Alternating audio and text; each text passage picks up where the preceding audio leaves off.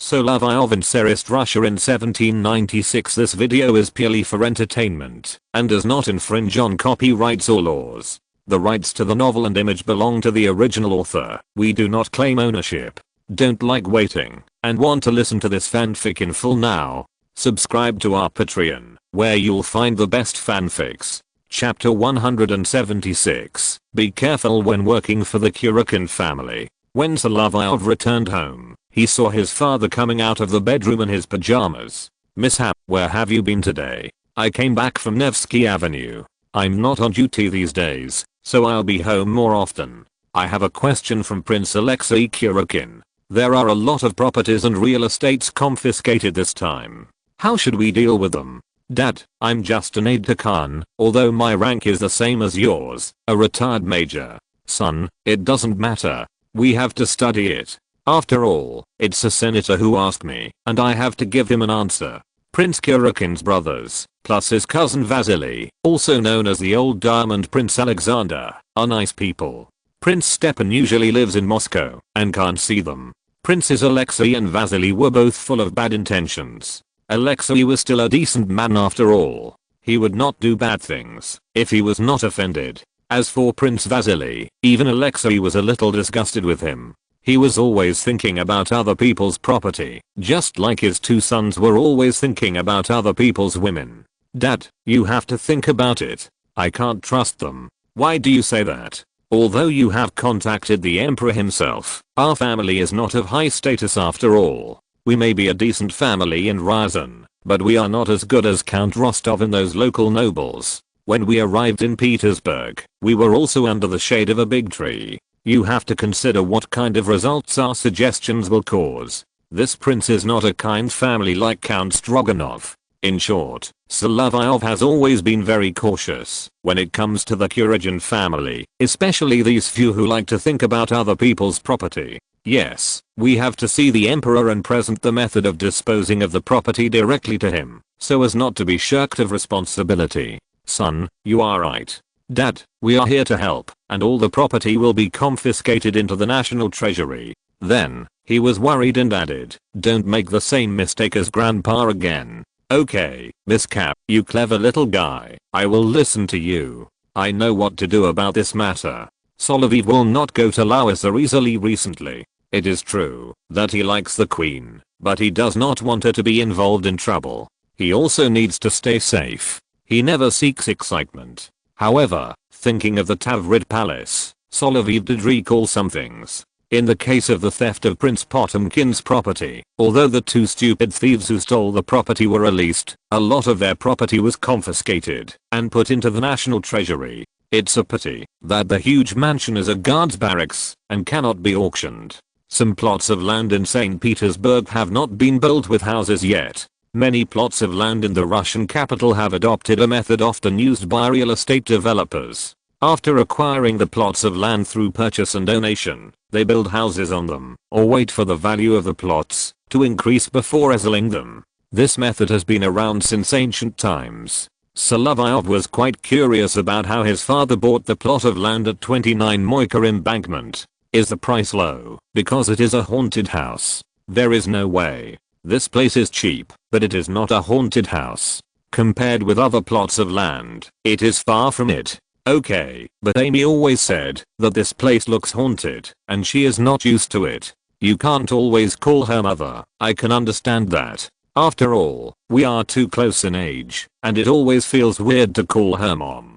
"Okay, son, go and rest. There are still many things to do tomorrow." Solovyov returned to his room. Yulia used to live next door. Now she goes to the girls' school in Smolny Palace, so she is usually empty. Compared with his home at number 4 Laundry Lane, his own room might be even bigger, so it would be convenient for him to put all his collections in it. There were also letters from friends. He also saw a letter on his desk. The color of the envelope was very familiar. It was the kind of envelope that the little fairy often used. She was about to give birth. Recently, without her in the palace, it was quieter. After all, she was also a lively girl that everyone from the Empress to Lausa liked. The letter was written by Prince Bagration. If you have time, you can visit his home. At number 25 Italian Street, Prince Bagration asked for leave and invited a doctor to his home. After fighting on the battlefield for a long time, he trusted doctors more than midwives. As for the relatives and friends of the couple, they should not invite too many people. After all, the more people knew, the more pain the mother might suffer. Therefore, the only people at home were Bagration's mother-in-law and younger brother. Maria married Count Pavel von Paran, so she was lucky not to be implicated. Because her relationship with her sister would be awkward, she did not come here. Solovyov came here because he was more familiar with the job. Mishap, I'm very grateful that you can come at this time. Don't be polite, Peter Ivanovich, you are still my senior after all. Katish has been taken inside. It's all done as you said. A clean room should be made for her. It's just, what's the matter? Katish doesn't think the disinfectant looks good. It's just some disinfectant. It's not for people to see. Besides, it's not like she hasn't seen Her Highness Alina before. Her figure shouldn't be in any trouble. Solovyov knew that when Alexandra and Alina were pushed onto the delivery table, Paul was more worried about Alina, who hadn't grown up yet. In the end, she was safe. At that time, alcohol and vodka were used for disinfection. Now, some extracts have finally been used to make iodine. Although the effect is different, the test done in the civilian hospital before still showed no major problems. While there is still some time, go and talk to Katish. As her husband, I have advised her many times. What a hypocritical girl. She has always been willful, and there is nothing we can do. Madam, you should come in with me. Let's persuade Katish not to let her have a childish temper. Well, after all, she is my daughter. I will feel uncomfortable if she screams in pain. The countess also looked at the little fairy covered with white cloth and a hat on her head. Seeing her like this, she was a little scared. Solovyov was more embarrassed. Normally, he should not be an outsider to persuade. But considering a series of extremely complicated relationships, he still had to help. Katya, you should listen to the doctor, and this iodine has been diluted. The color is not good, but it will heal soon after washing. She was probably worried that her flawless white skin would be stained. After listening to Solovyov's words that she didn't quite understand, she agreed to the doctor's advice. I can't help it, madam. Your daughter was spoiled by her relatives before she got married. I'm also responsible for this. Yes, mishap, but I have to thank you too. If you hadn't enlightened her, she wouldn't have lived so happily with me, her son-in-law. Bagration is a typical soldier. He doesn't know how to please women. He usually spends more time with his wife to make her happy. His base is also very close, so it is always convenient to go home. I'm a little scared, mishap. After all, don't worry, everyone is like this. I saw that when the emperor became a father for the first time, he was also very nervous outside. Speaking of which, Alexander is sometimes a little cowardly. When Larissa gave birth to her eldest daughter, the calmest person in the family was the current queen mother. After all, she has been through many battles and has seen a lot. She almost lost her life once. What if one day it's your turn? If I'm married, I'll definitely be scared when my wife is in the delivery room, but I can't share her pain, so I can only think of ways to make preparations. That's your style. You've always been calm. No wonder Alexander Vasilievich admires you. Another thing is that she loves to think. But too much worry is unnecessary. The little fairy went in and out very quickly, just shouted oh my god a few times, and it was over. There was some interval before and after, so the result was easier to guess. This girl is a trouble-free one, and the midwife also came out, muttering in her mouth. There are so many little girls giving birth to twins recently. Then she also saw Prince Bagration, turned around and said, congratulations, Prince, your wife gave birth to twins, both girls.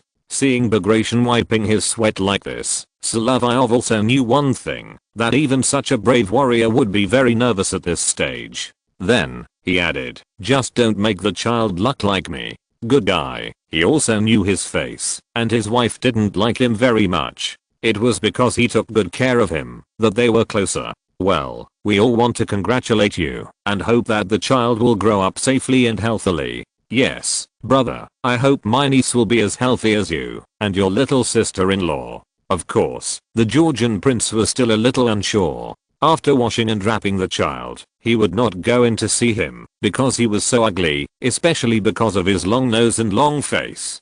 Fortunately, he was not bald and did not have the melancholy eyes of a horse, otherwise it would be even worse. For this reason, he thought about it and decided to ask the eldest daughter of Princess Yusupov, Miss Potemkina, who was also called Ekaterina, to hold the child. The girl was not very old, but very likable. As for the name, he was not in a hurry, but he had already thought about it. There is only one thing. When Solovyov saw the white shoulders of the little fairy, he thought of Helen. Although she had a good relationship with Alina, this name was really difficult to choose. However, during the heyday of the Bagration dynasty in Georgia, the queen in the 13th century was called Tamara. This name can actually be chosen. It is also a traditional name in the prince's family. Bagration must have considered this, because he mentioned it when he was chatting with Miloradovich before. Now it is a time of Alexander again. When Paul arranged the marriage, the prince from Georgia was always grateful, but he is no longer here.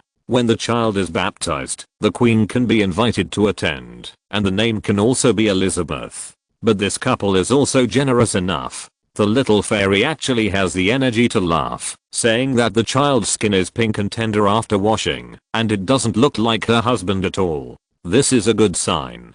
If it's a black girl, it's not easy to marry. She needs alabaster skin like mine. Okay, daughter, stop talking and have a good rest. Mom, have you forgotten the pain now? Not everyone is as healthy as you. If it were someone else, they would be at the gates of hell. Hearing this, the little fairy thought of her good sisters. When she was waiting outside, she was sweating. It was indeed not comparable to her situation. When Larissa heard the news, she was very calm in the palace, and she was still sewing.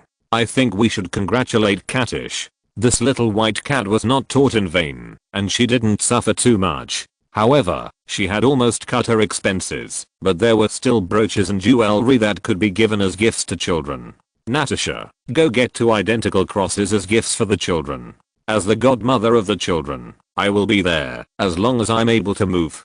God bless you. I was very worried about Katish at that time. She is not fully grown like Alina. If everything goes well, the child will be blessed in the future. However, Larissa was also worried that the girl would not be able to stay still and would forget about the family affairs by going out to play. With her personality, she might do such a thing. She herself was not like that. Except for the activities recommended by the doctor, she was like a hermit, quietly staying in the garden or the palace. Now as a queen, she had more things to worry about than before, including the new school building of the Order of Catherine for girls for civilians and the establishment of middle school in Tsarskoye Selo. These were all her concerns. Alexander also agreed with her idea of turning the Tafford Palace into a large nursery. This place was very suitable for raising children. This memorial, written by the Empress herself, was presented by Solovyov when he was on duty in the palace. Come to think of it, Larissa positioned herself as the principal of a kindergarten, and her image was very suitable. Alexander himself had thought about this problem, but if he opened a school, his determination to carry it out would definitely be much different from Paul's. Even if the charter of these imperial universities is to be established now, there is indeed a lack of funds. If he wants to auction those properties now, he must consider whether the Kurakin family has done anything in it. Chapter 177 Alexander's headache about school regulations. The only comprehensive university Russia had at that time was the Imperial Moscow University. It was officially established in 1755 under the order of Empress Elizabeth. Initially, it followed the model of classical European universities and had departments of philosophy, law, and medicine, which was a relatively basic structure. After 1767, universities developed colleges from faculties, but the scale was still relatively limited. Even the directly affiliated library was not officially established until 1770. Moreover, there was no seminary in Russian universities, but the seminary also taught scientific knowledge. Talents like Speransky were transferred from the seminary to the secular world. As for the Georgian seminary, it even cultivated the iron uncle. Alexander's idea was to copy some institutions according to the Imperial Moscow University, that is, Moscow University after 1917. and successively established 5 imperial universities in St. Petersburg, Kharkov, Tartu, Vilnius and Kazan. These schools are all comprehensive full-time universities. The idea is good, but it is not so easy to run the University of Moscow itself. In addition to the funding, it is also necessary to raise funds from the society. Russia is so big that the nobles cannot afford to spend a penny. Military expenditure accounts for the vast majority. It is not possible to rely on state funding alone. In the early days of the school in 1755, although there was an edict from Queen Elizabeth at that time, it was not so easy to run. The local Russian professors were extremely limited. When learning Russian, the teaching content was often in Latin. It was not until 1767 during the Queen's period that it began to be gradually standardized. By 1801, a new university charter had not been passed, and Alexander wanted to establish such a system at this time. He himself did not study well, but the Queen ate walnuts while reading when it was inconvenient to exercise. It is said that Larissa heard from somewhere that children in the belly also have cognition. Considering that she would be punched and kicked by the child from the belly at any time, this seems to make some sense. So this kind of prenatal education began. Reading was only one of the links. Larissa also loved cleanliness. She insisted on taking a bath every day and asked the female officer to read her etiquette norms. Even Solovyov, who quietly proposed this concept, felt a little embarrassed. It was true that Larissa was quiet and loved reading, but she also had a problem of being too serious. In particular, she loved children very much, not only her own children, but also other people's children. Even when Narishkina's eldest daughter came, she liked it. Her maternal love was a bit overflowing. Alexander also felt that his brain was not enough for the school's regulations. He just looked at a lot of memorials in the tax and judicial fields, and Speransky's suggestion to liberate the serfs, which gave him a headache. If he wanted to seek happiness, he knew that he had to go to Maria Narishkina, but if he wanted to seek some advice, he certainly couldn't count on the Queen Mother. The Queen Mother's pomp and circumstance could not be less than a rubble. He knew that among the children, Larissa could help him at this time. The Queen Mother's way of managing the girls' school was just that. When she was still the Queen, she set up a department to manage relief, welfare, schools and other departments in a unified manner. The department itself was relatively extensive. However, during the time when Larissa moved to the Tsarist Palace Forest, she held many activities for the girls from the 2 girls' schools by the pond in the palace. Since they were boarding schools, it was always okay for them to participate in the activities together. Although the Queen was quiet, she was still very caring for the girls. She probably had some experience in managing girls' schools. She always listened to the reports of the 2 principals of the girls' schools. If it weren't for the children coming and going frequently, it would be very deserted in the summer. The nobles of Petersburg went to Gatchina to pay their respects to the Queen Mother every month, but only the Tsar himself and his guards, as well as the teachers and students of the girls' school, came to the Queen's place on a daily basis. When Alexander arrived at the Tsarist Palace, he found that Larissa was not in the palace. She was really suffocated and uncomfortable, so she asked the servants to carry her to the shade of the trees by the pond to cool off. "Your Majesty, do we need to report again?" "No need, Sonia. You and Peter go and relax. I'll go to the pond by myself." He was still very good at assisting. Knowing that his attendant general and the Queen's maid were distant cousins and had a close relationship, he gave them a holiday as well. Only 2 of his attendants went to the pond. The beautiful sight of Larissa was this kind of lazy and confused look leaning on the recliner. Alexander saw her like this, with his wavering mentality, his mind turned back, sitting in front of Larissa, looking at her, wanting to kiss her, but afraid of waking Larissa up. When the young queen opened her eyes, she saw Alexander sitting in front of her, still smiling. "Lisa, you are finally awake." "Your Majesty, why are you here at the Tsarist Palace at this time?" "To see you, Sleeping Beauty, and..." Alexander took Larissa in his arms and began to explore. "You look the best you have in over 2 years, just like when we visited Tsarskoye Selo. It sounds like it's been a long time." "Your Majesty, I look like this now, and I haven't dressed up carefully. But I just like you like this, poor little kitten, and the kittens in your belly." His purpose was still the same as before. to make Lauisa blush, and her heart beat fast. But although Lauisa was more polite to him recently, she was also very bland. What he wanted to seek from Narishkina, he often couldn't get here. Your Majesty, let's put aside those frivolous words. You must have something to do when you come here. Yes, you have always said that you want to manage the girls' school. Although it is under the jurisdiction of the Queen Mother's department, she is in Gachina every day. You can come and do this until our child is born again.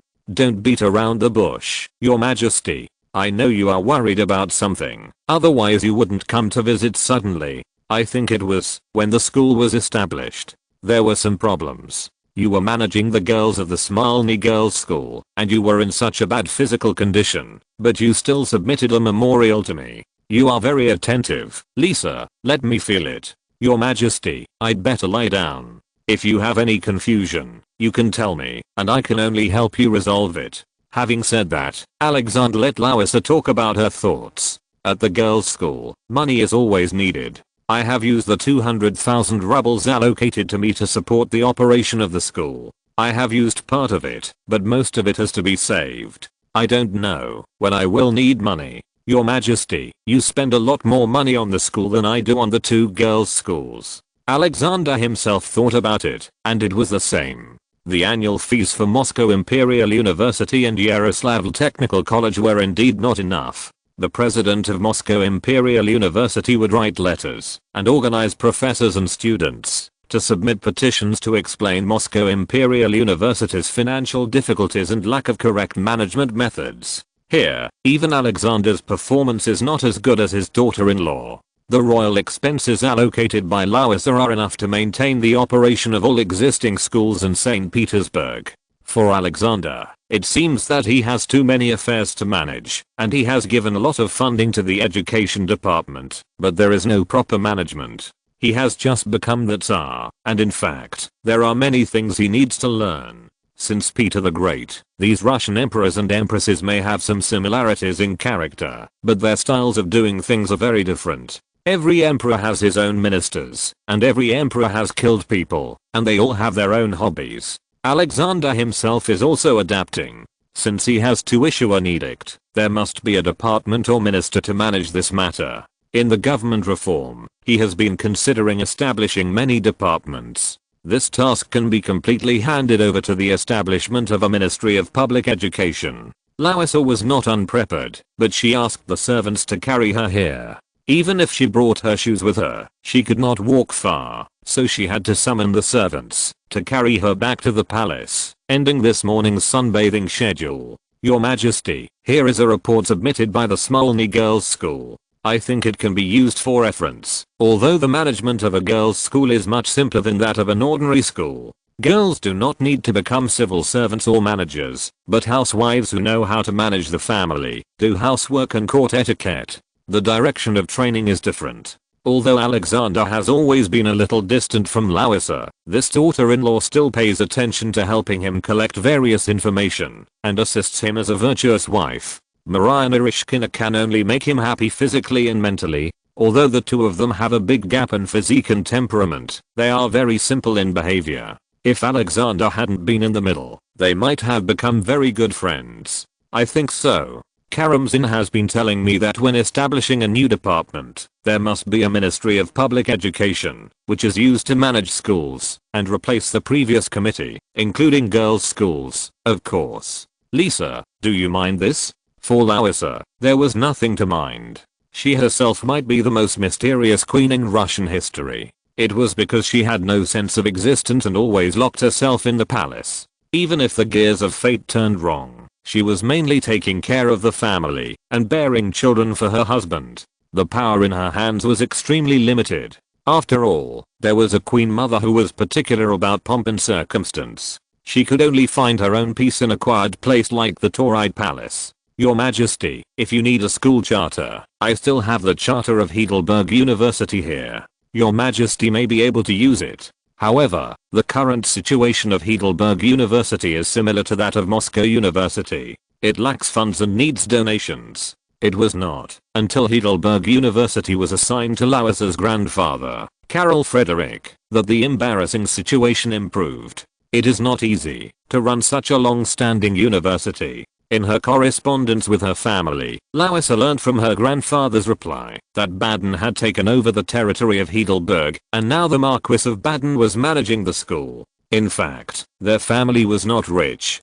Larissa described her family life. Although she was nominally a princess before she got married, her living environment was the part with higher quality of life among the third class. This school was still supported by the money that Larissa and Frederica got from marrying far away. Of course, the situation in Baden was better than that in Württemberg, at least because of Karl Frederick's neutral attitude of not helping either side. The French could not find any fault with him. Is this attached to Grandpa's letter? Yes, I think it has something to do with the territorial changes on the Rhine River, maybe. Letters from relatives are also useful. The Marquis of Baden can write at this time, which is also the fact that France and Russia have made peace. After the peace, it will remind the grandson-in-law in Petersburg and help improve the status of the granddaughter in the palace. Larissa often wrote letters to her family. Grandpa and mother knew that she had been wronged in Petersburg, but there were limited ways to help her, so they could only include these contents in the correspondence.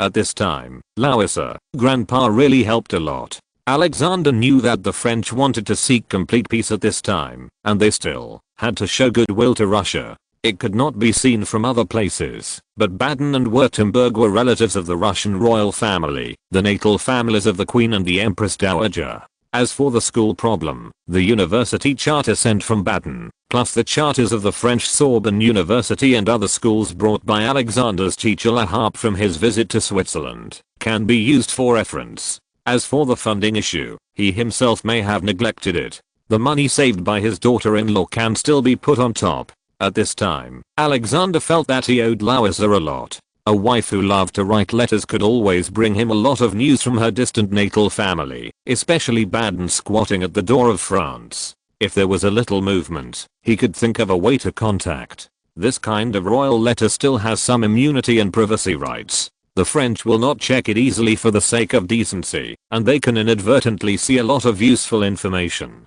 It also includes Alexandra finally arrived in Stuttgart, the capital of Württemberg after untold hardships. This female poet who grew up in the court also mentioned in the letter to her mother and brother that she could not return to St. Petersburg to attend the coronation ceremony of her brother and sister-in-law. William loved her very much, but the quack doctors in Stuttgart were not very reliable. She hoped that her brother could send a reliable doctor to Württemberg. The following also included the story of Arkady Suvorov's original fiancée Wilhelmina, who was tortured to death by the doctor, but nothing serious happened. Chapter 178 Larissa's parents are coming to Petersburg. Solovyov received a new mission, that is, Alexander's father-in-law and mother-in-law, that is, Larissa's parents, Baden Margrave Karol Ludwig and his wife Amalia of Hesse, are coming to visit St. Petersburg. This trip was arranged not long ago. Paul's death was very sudden, and many things still need to be dealt with. Among the guests invited to the coronation ceremony, most of them are relatives of the Queen Mother and the Queen.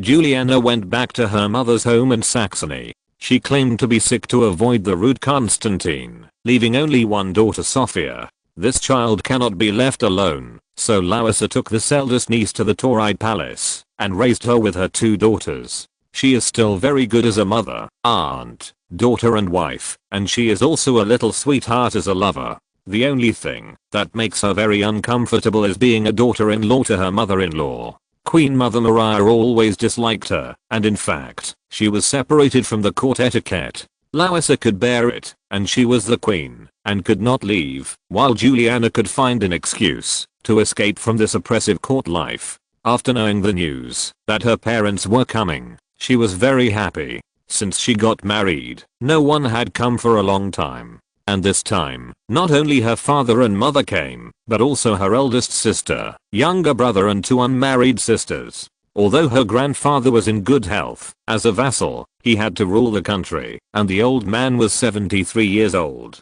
It was very tiring to walk such a long distance, so it was not convenient for him to attend. She was very happy to have relatives come to St. Petersburg, not to mention that it was a rare family reunion. Larissa also made special arrangements. Even if she was very low cost and did not care about ostentation, she had to arrange rooms for her family. And although her brother was young, he was not engaged yet. If possible, she could also arrange for Carol to come to St. Petersburg to see the world, and perhaps there would be some unexpected gains. However, given the temper of Queen Mother Maria, Louis's little brother, the weak power of Baden, and the old neighbor of Württemberg, she would not give a good face. Of course, Prince Peter, Dolgorukov and Solovyov, who went to receive the guests, did not know that they had received Alexander's order to go to Lithuania to welcome them and arrange for them to stay temporarily in the Jelgava Palace. Karol Ludwig's figure easily reminds people of Mayer, and his face is also relatively fat, which is indeed the case. He has a nickname, which is Europe's good father-in-law. After all, his 3 married daughters have 1 queen and 2 queens, and the 2 younger daughters are also discussing marriages with Brunswick and Hesse respectively. The quality of the girls in this family is extremely high. Only the eldest daughter has difficulty getting married, probably because she is not good looking. When Frederick William III of Prussia chose a wife, she was completely defeated by Queen Louise, but the nobles and royal families who proposed the marriage were also of high quality, and she also received a good education. Karol Ludwig was troubled that he could raise 6 daughters, but only 1 son. Fortunately, his son was about to get engaged, and he didn't want the inheritance to be transferred to his father and his 3rd wife's son. Look over there, it should be the carriage of the Duchy of Baden. Their logo is quite obvious. Mishap, you really have eagle eyes. You can see it from such a distance. Who told us to observe on a small hill? Prince Peter asked the guards, cavalry and the officers who came with them to line up and play music to welcome the Queen's family. This etiquette was frugal at the request of the Queen herself. Louisa really didn't like pomp and circumstance. Your Highness Karol Ludwig, I'm Peter Petrovich Dolgorukov. I'm here to welcome your family on the orders of His Majesty and His Royal Highness the Queen. Thank you, Prince Peter. How is my son-in-law, Emperor Alexander? His Majesty is fine, of course, and His Royal Highness the Queen is also fine. She is recuperating in the Tavrid Palace recently. That's good, of course. I also want to see my granddaughters. Thank you for your hard work in escorting me all the way to St. Petersburg this time. Our Baden is a small country, and we still have some economic difficulties. We don't have much to give to our brothers. Your Highness, it doesn't matter. The Emperor knows the difficulties of His Royal Highness the Marquis of Baden and His Royal Highness the Crown Prince, and our guards have always been disciplined. Ah, that's good. We've been to many places along the way. Even with our status, we have to go through many checkpoints. It's better to be in Russia. It feels like returning home here. St. Petersburg always welcomes the Emperor's relatives, Your Highness. When Karol Ludwig and Prince Peter were chatting there, 2 hooded girls poked their heads out of a carriage and looked at the Russian officers curiously. Die Uniform and der Russischen Guard signed so SCHN. The uniforms of the Russian guards are so beautiful.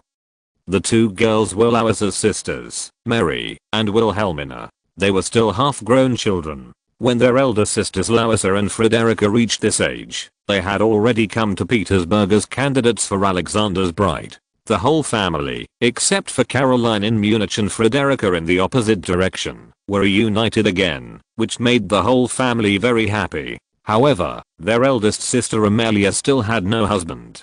Solovyov also noticed this when he rode to the princess's carriage to escort them. Solovyov had seen the portraits of Louisa's sisters in Petersburg. It was hard to imagine that this eldest sister and her 5 younger sisters were born to the same mother. Louisa, who was blonde, blue-eyed, and pure as a deer, looked like a fairy. She had a sister with thick eyebrows and black hair. She looked very strong, which was in sharp contrast to the slender figures of her 5 younger sisters. She looked more like her father, but she was different from her sisters in one respect. Since she was born so strong, her body was indeed much fuller than Louisa's, which was in sharp contrast to her face. This time Louisa specifically asked her elder sister to come over, hoping to find a husband for Amelia. After all, there were still many single young nobles in Russia, and Alexander was also happy to arrange blind dates for the unmarried elder and younger sisters-in-law. Amelia's vision was not bad. She kept looking at the cavalry officer Peter Davidov, who was the cousin of the hussars. This young cavalry lieutenant looked very energetic and was also a court eunuch. In addition, she also looked at Prince Peter and Solovyov, which made the two serious people embarrassed.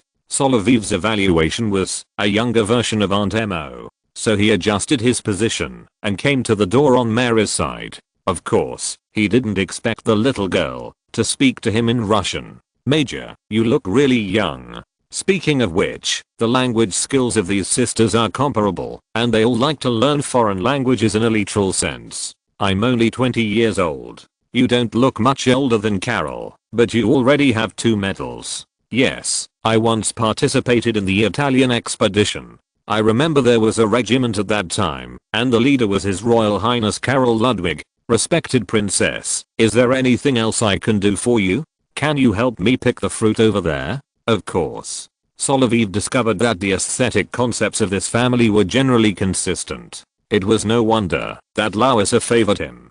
Although the 19-year-old princess's eyebrows and eyes were a little worse than her sister's, she was very gentle. Solovyov went to pick the fruit without even getting off the horse. "This fruit is not ripe yet. It may be a little sour. Your Highness, I don't know your name yet. Mary Elizabeth, your queen, is my sister Larissa. But your Highness, the Queen is Elizabeth Alexeyevna here. You sisters actually share the same name. We are all Lutherans in Baden. If we were in Vienna, I don't know how many Marias there would be." "That's true. Think about Austria. Their faith is quite pious, and the girls' names always start with Maria, and they are distinguished by other names at the end." Mary took the 3 fruits picked by Solovyov and went to tease the eldest and youngest sisters. Her prank was very successful. The fruit was really sour, even when it was ripe. A girl raised in a family cannot be copied from the same mold.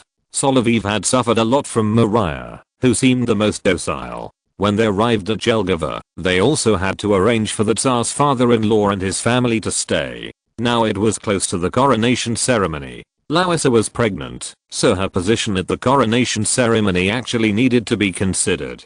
Her movements should be reduced as much as possible. However, there was also a clause in the ceremony, which was the specific details of the coronation, when the patriarch blessed Alexander and Larissa, and Carol Ludwig, because Solovyov had participated in the battle in Italy, called him over. "You look like a good guy, Baron, who has been trained on the battlefield, but it's different." "Thank you for your compliments, Your Highness. If Petersburg is not far from your legion, I think I could go and see it." "That's good, of course. Although I'm the head of the legion, I'm in Baden, which is too far away, and I can't see it on weekdays." This is true. Some of Paul's arrangements were indeed very strange. This issue is now undergoing technical adjustments. The Prince of Baden had a very easygoing temper. It was also conceivable that the atmosphere in Karlsruhe was also very relaxed. No wonder Larissa had all kinds of discomfort when she came to Petersburg. It was like 2 completely different worlds.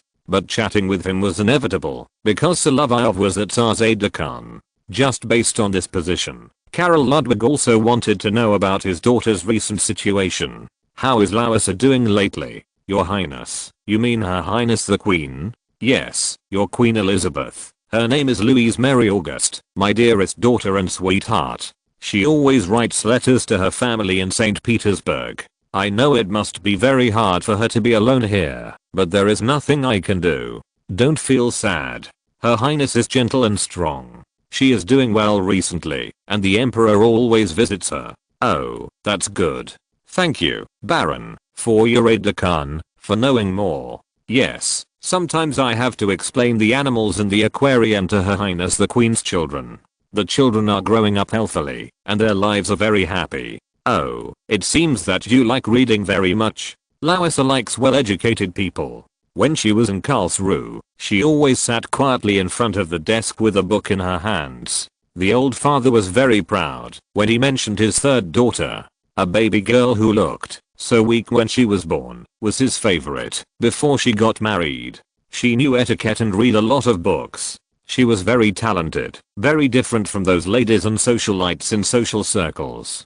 That's why I'm worried about her. The more lively the place, the harder it is for her to adapt to this kind of life, especially in St. Petersburg. No wonder when Her Highness was in Peterhof Palace and Tafford Palace, She always liked to go to the garden with her maids. Only there could she find true peace. It seems that you are often in the palace? I used to be the commander of the guard battalion of Emperor Paul, and now I'm the adjutant of the Emperor's chamberlain. Naturally, I can see him often.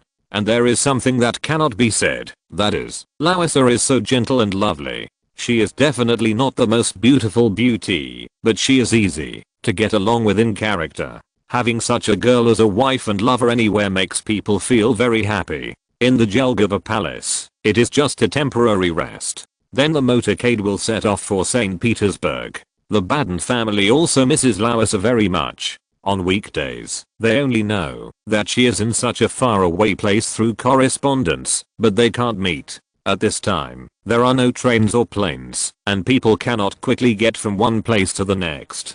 Carl Ludwig was going to visit his fourth daughter in Stockholm during this trip, so his schedule was very full. Continuing along the Baltic coast, passing through the Estonian area, it was not too far from Petersburg. They were to stay in a villa near Peterhof Palace, and after a period of rest, they would go to Petersburg to see Larissa, who was recuperating there. The young queen was also arranging the furnishings of the Tavrid Palace during this period, and asked several sisters who got along well with her to come and live with them with their children, and also to simply decorate the furnishings in the palace. Chapter 179, Baden Family Reunion. The Tavrid Palace, except for some artworks placed here, is very plain. This is not surprising. After Potemkin's death, his manager was confiscated for stealing the property of the Tavrid Palace. After that, Paul moved many of the furnishings and jewelry here to the Winter Palace and Mikhailovsky Palace. Many of the luxurious decorations during Prince Potemkin's time were also scraped off. When Larissa moved in, the cavalry regiment moved out and moved in old furniture from the Winter Palace. Even after Larissa settled down here in the summer, it looked a bit deserted. But for such a palace, for Karol Ludwig, who was known as the good father-in-law of Europe, the small court of Baden could not expect these. Their courts might not have the style of the bishop's courts in some places. Even though Larissa didn't like luxury, as the new owner of the Tavrid Palace, she made it very simple, which made the Baden family feel that, even if the Russian court didn't consider the top-level palaces like the Winter Palace, such a seemingly inconspicuous palace was very spectacular.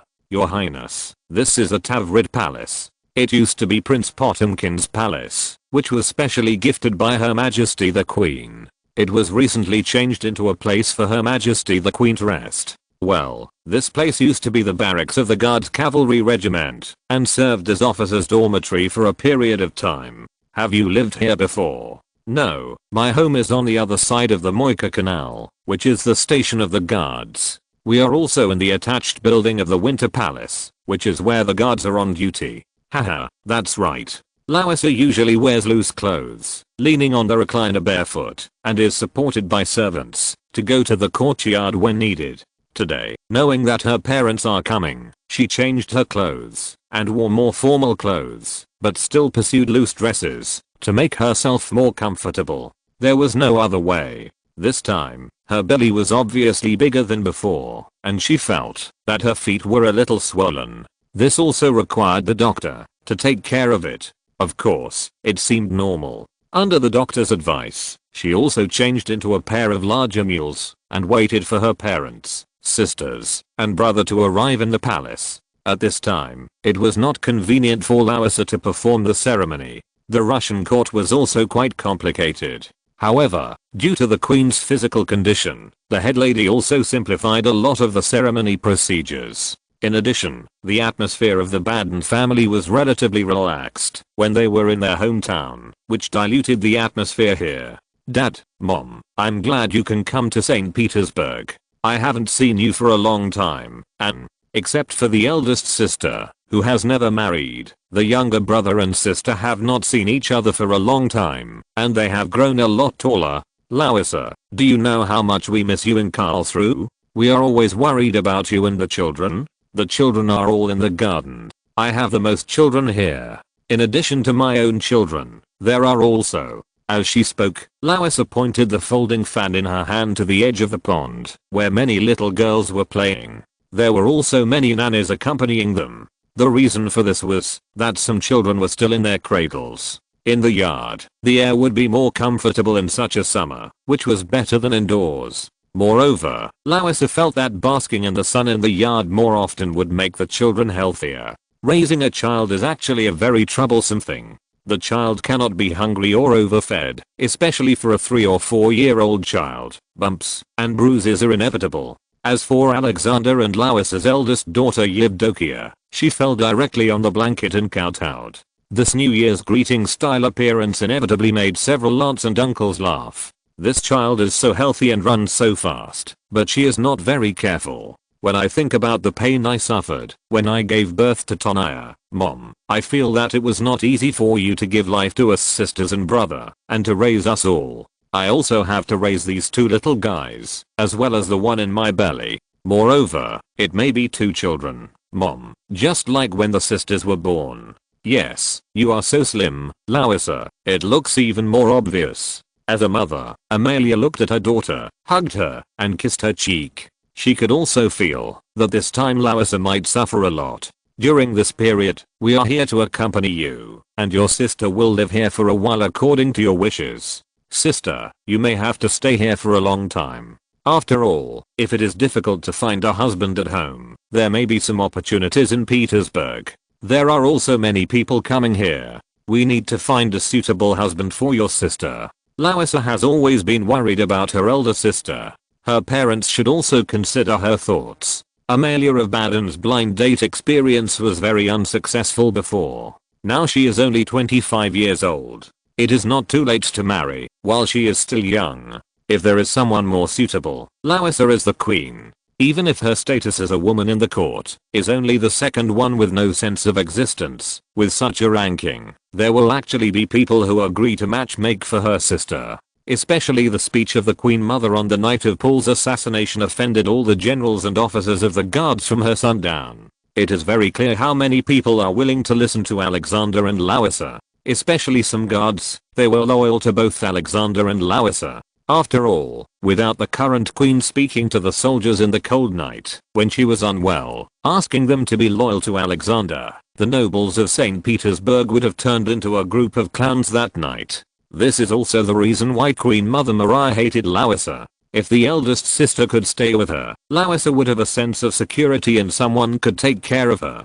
After all, people from Baden's family could not be controlled by many local court rules. Larissa's maids and sisters were still afraid of the Queen Mother because of etiquette and identity issues. If Amelia stayed, it would be better. Moreover, she was relatively free to come and go, and could go to Stockholm to take care of her 4th sister Frederica. Although the Queen of Sweden is in favor now, her husband is like a teddy bear and always needs a powerful person to deal with him. Think about where Amelia, who is relatively strong among the sisters, would go. Although her punch may not be as powerful as Maria Narishkina, it is enough to make Gustav IV drink a pot. This eldest aunt still protects her sisters. However, more importantly, find a husband for Amelia. Although she can't marry the emperor's sister, some people may still be willing to be the emperor's brother-in-law. For example, the stupid Swedish King Teddy. As long as he doesn't commit suicide, Alexander will protect him. The children's views are actually very consistent. The 2 little nieces are around their Uncle Carl. This is not surprising. Although the 2 children are still very young, they will still make choices when they see relatives of the opposite sex in a place like St. Petersburg. They both like to play with their uncle. It's the first time they have seen their grandfather. He is also tall and a little fat. The old man himself knows this situation, and he still mainly takes care of his daughters. Dad, don't worry too much. There are still many fun places in Petersburg. You can ask Major Solovyov to take you for a walk on the street. Uncle Alexei is Count Bogulinsky. The chain of restaurants he runs here serves the latest local cuisine. Larissa asked Solovyov to take her father for a walk on the street, also in the Tauride Palace, and mainly with the women. So Solovyov took the Russian father-in-law and the little uncle to the street, and he also had to consider one issue. When Alexandra and Alina got married, Württemberg was still under the control of the French. Mecklenburg was not so bad. Therefore, when Alina got married, she even brought a branch of Count Bogulinsky to her. Although donkey meat restaurants are taboo in some churches, they are still popular in Germany. It's not surprising. There are still people eating cats and dogs in our place. If we eat donkey meat, it must be better than horse meat, right? The father and son went out for a walk today. Although the fat Carol Ludwig would feel tired after walking for a while, it was more convenient to move with a carriage here. As for what he said about people eating cats and dogs in southern Germany, Juliana confirmed this. There are indeed dog butchers in Saxony, but Constantine's wife actually ran away from marriage and returned to her parents' home. There are no people with the same hobbies here. I heard from Larissa that you have glue blocks made from donkey skin here, which is a tonic. Yes, this is also sold exclusively in Count Bobulensky's chain store, and there are really some exquisitely packaged gift boxes, which can be used to nourish the body. And there is already a branch in Stockholm, but it is all operated in the name of the Queen of Sweden.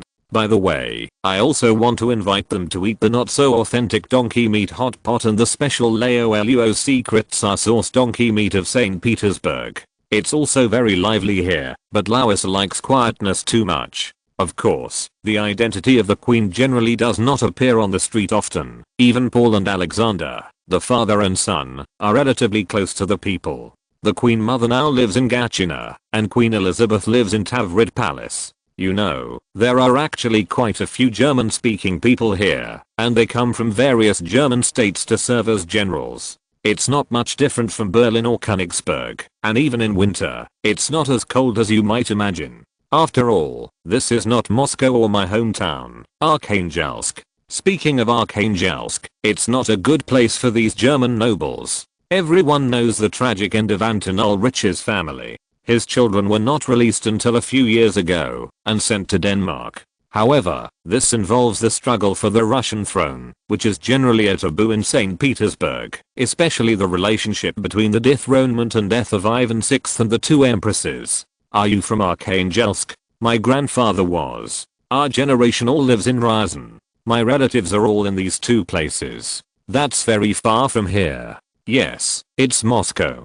Her Royal Highness the Queen wants to invite back Madame Lebrun, the famous painter, but it will take some time. After all the horses on the road have been requisitioned, and the roads are very muddy during this period. She has painted portraits of many of us here, including me, but people always say that I look like a Frenchman, especially her brother, but I don't have green eyes. You can tell. I heard that many people in the Caucasus have green eyes. Maybe my relationship has something to do with the Caucasus, but our family is very far away from there. It may also come from my mother, but she died very early. She was gone after giving birth to my sister Yulia. However, how a child grows up depends not only on the parents who gave them life, but also on God's will. My two granddaughters look a lot like Larissa when she was little, especially their bright eyes. Among my daughters, Larissa's eyes are the brightest, like two gems. This is my most precious sweetheart.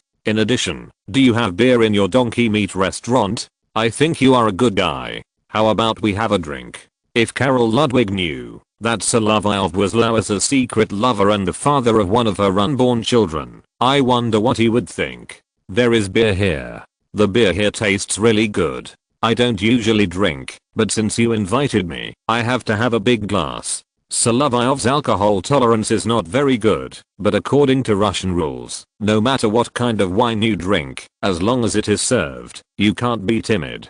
After all, drinking it also means that you respect the other person. Of course, a large glass of beer would not make him talk nonsense, but Carol Ludwig saw that he drank too fast, and the young man's alcohol tolerance was not good.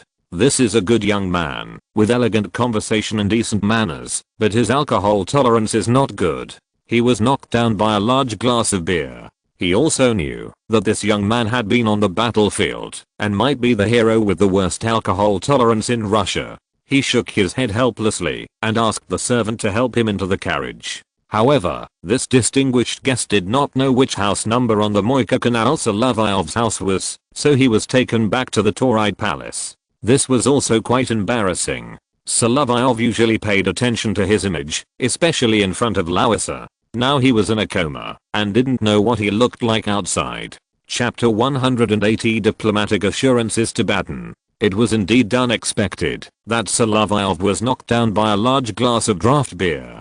After all, he almost never drinks, and his personality is always switching back and forth between lively and serious. This kind of thing that happens when entertaining guests is too rare. It was Karl Ludwig who personally carried him to the carriage. When they returned to the Tauride Palace, everyone laughed when they saw this. After all, if the tour guide in St. Petersburg was knocked down, they could not continue to play. Find a room for Mr. Major and wait until he wakes up. Larissa was chatting happily with her sisters in the courtyard. She didn't expect Solovyov to be carried back like this. According to the tacit understanding between the two, she would not show any special emotions in front of others. What a young man who can't hold his liquor. Does your brother-in-law often ask him to protect your safety? Indeed, he is very safe, Mary.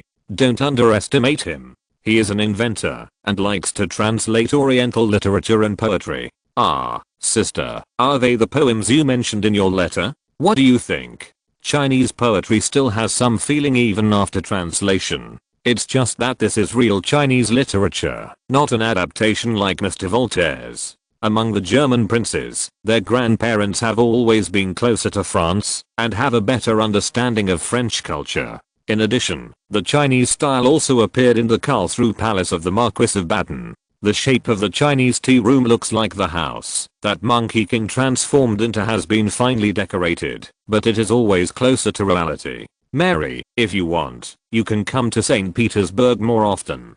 I'm alone here, and I always feel lonely. It's the same with Sister Frederica. You are so close to each other, but you can't see each other. This is our fate. If you get married, it's better to find a duke of ordinary status. At least you can go out for a walk. Others think that I will live a happy life if I marry here, but that's only what the outside world sees. Whether it's St. Petersburg or Stockholm, they are like bird cages for canaries. I love Alexander, but I'm always worried that if he flies to other places for a long time, he will cool down, like he does now, and I will feel scared. She hoped that her two sisters would not be constrained by the royal family. If they were from similar duke or marquis families, it didn't matter, even if the expenses were tighter than their Baden-Margrave family. At least they still had some freedom. Alexander gave his father-in-law a medal.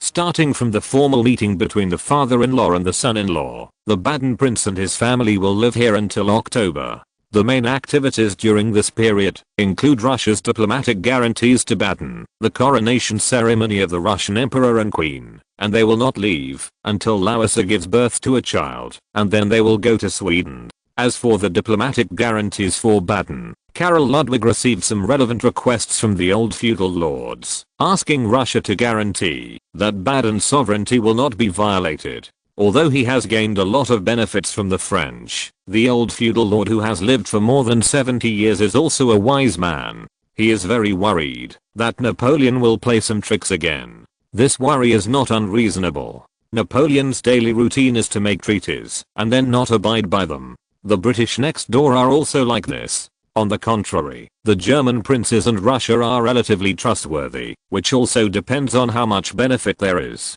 Alexander is also very clear about this. Since his father-in-law has come, he must receive him. Especially the prince, Larissa's grandfather. You should know that this family actually has a close relationship with the Russian royal family. They have often dealt with each other since the Empress's era. In addition, Alexander's mother-in-law was Paul's candidate for fiancé at that time, and he even liked her more. If you look closely at the European circle of relatives, you can connect all the surrounding areas from these German states. It can be said that it is a network of relatives connected by princesses. It is precisely because of this that we are willing to guarantee the sovereignty and territorial integrity of Baden and prevent it from being infringed by neighboring countries. If such a thing happens, Russia will warn and diplomatically condemn the country that infringes on the hereditary prince's territory of Baden. When more serious incidents occur, Petersburg will not sit idly by. This kind of guarantee is still quite trustworthy in Russia.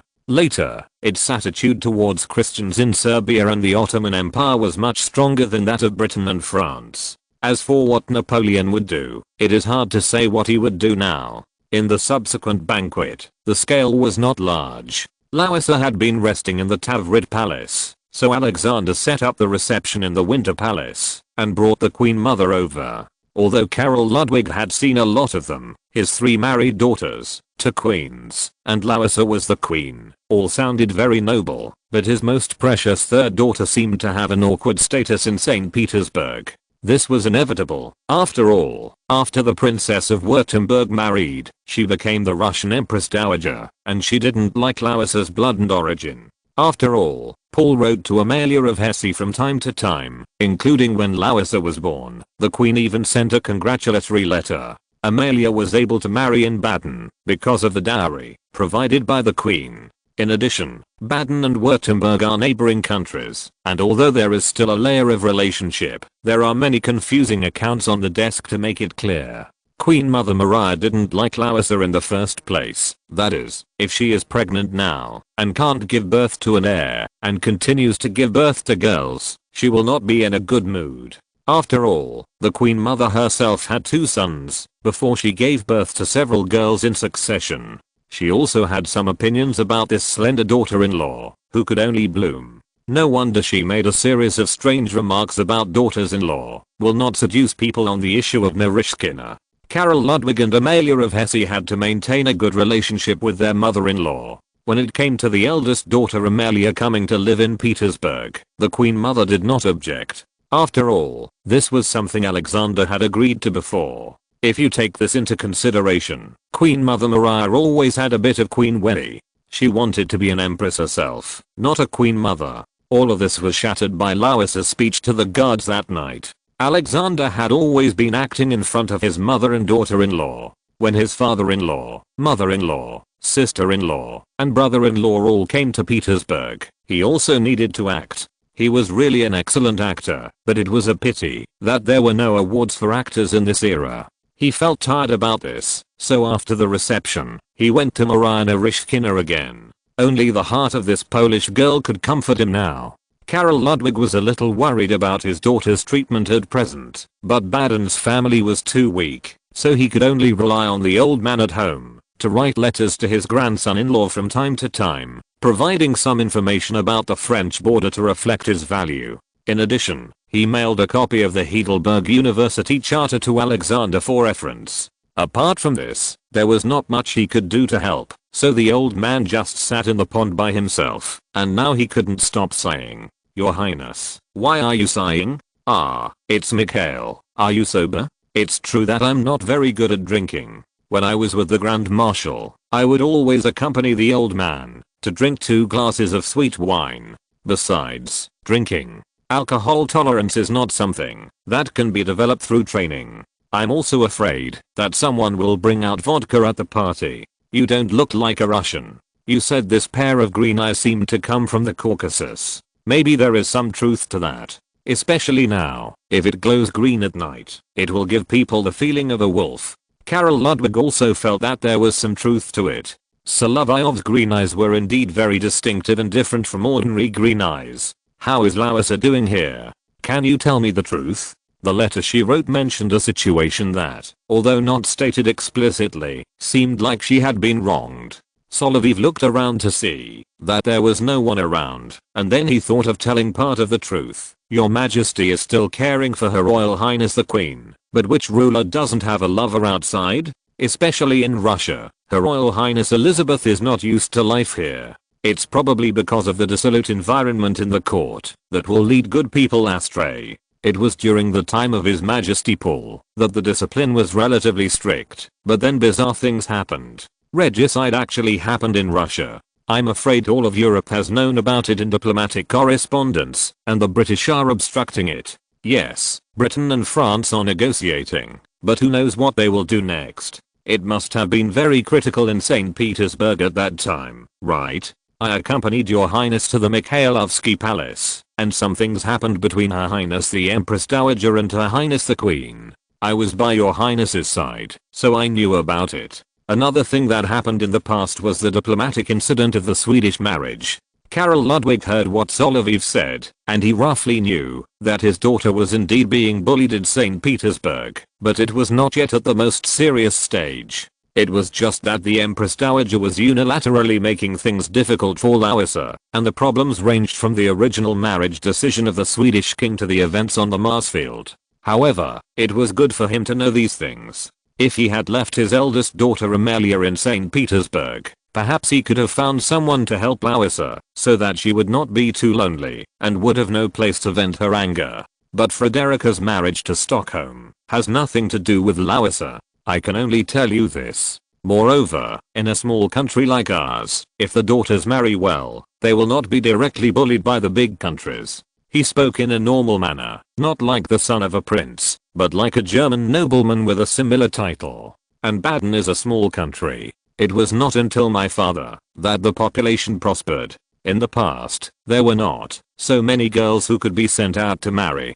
Solovyov did not deliberately learn about the situation in Baden and Württemberg. He only heard the Queen Mother mention her brothers and sisters, and Alina mentioned her grandfather and uncles, as well as some things he knew in Vienna. If these small countries have many girls, they often send them to the surrounding big and small countries for blind dates. If they are unsuccessful, they can get some dowry in return. When giving birth, big countries like Russia also give red envelopes to the in-laws. If the heir in the girl can be raised, it can be regarded as a support and reliance. Baden was often passed down from one son to another before Karl Frederick, but he had more sons, which solved the problem of few offspring. Then came the marriages of granddaughters, and the old Marquis, a farmer's friend, promoted agrarianism, which allowed a very fragile small country to barely survive, but it was still very difficult. Even the marriage of his daughters would be interfered with. The old Marquis had always been in contact with Mirabeau, Nemours and others, and had a closer relationship with France.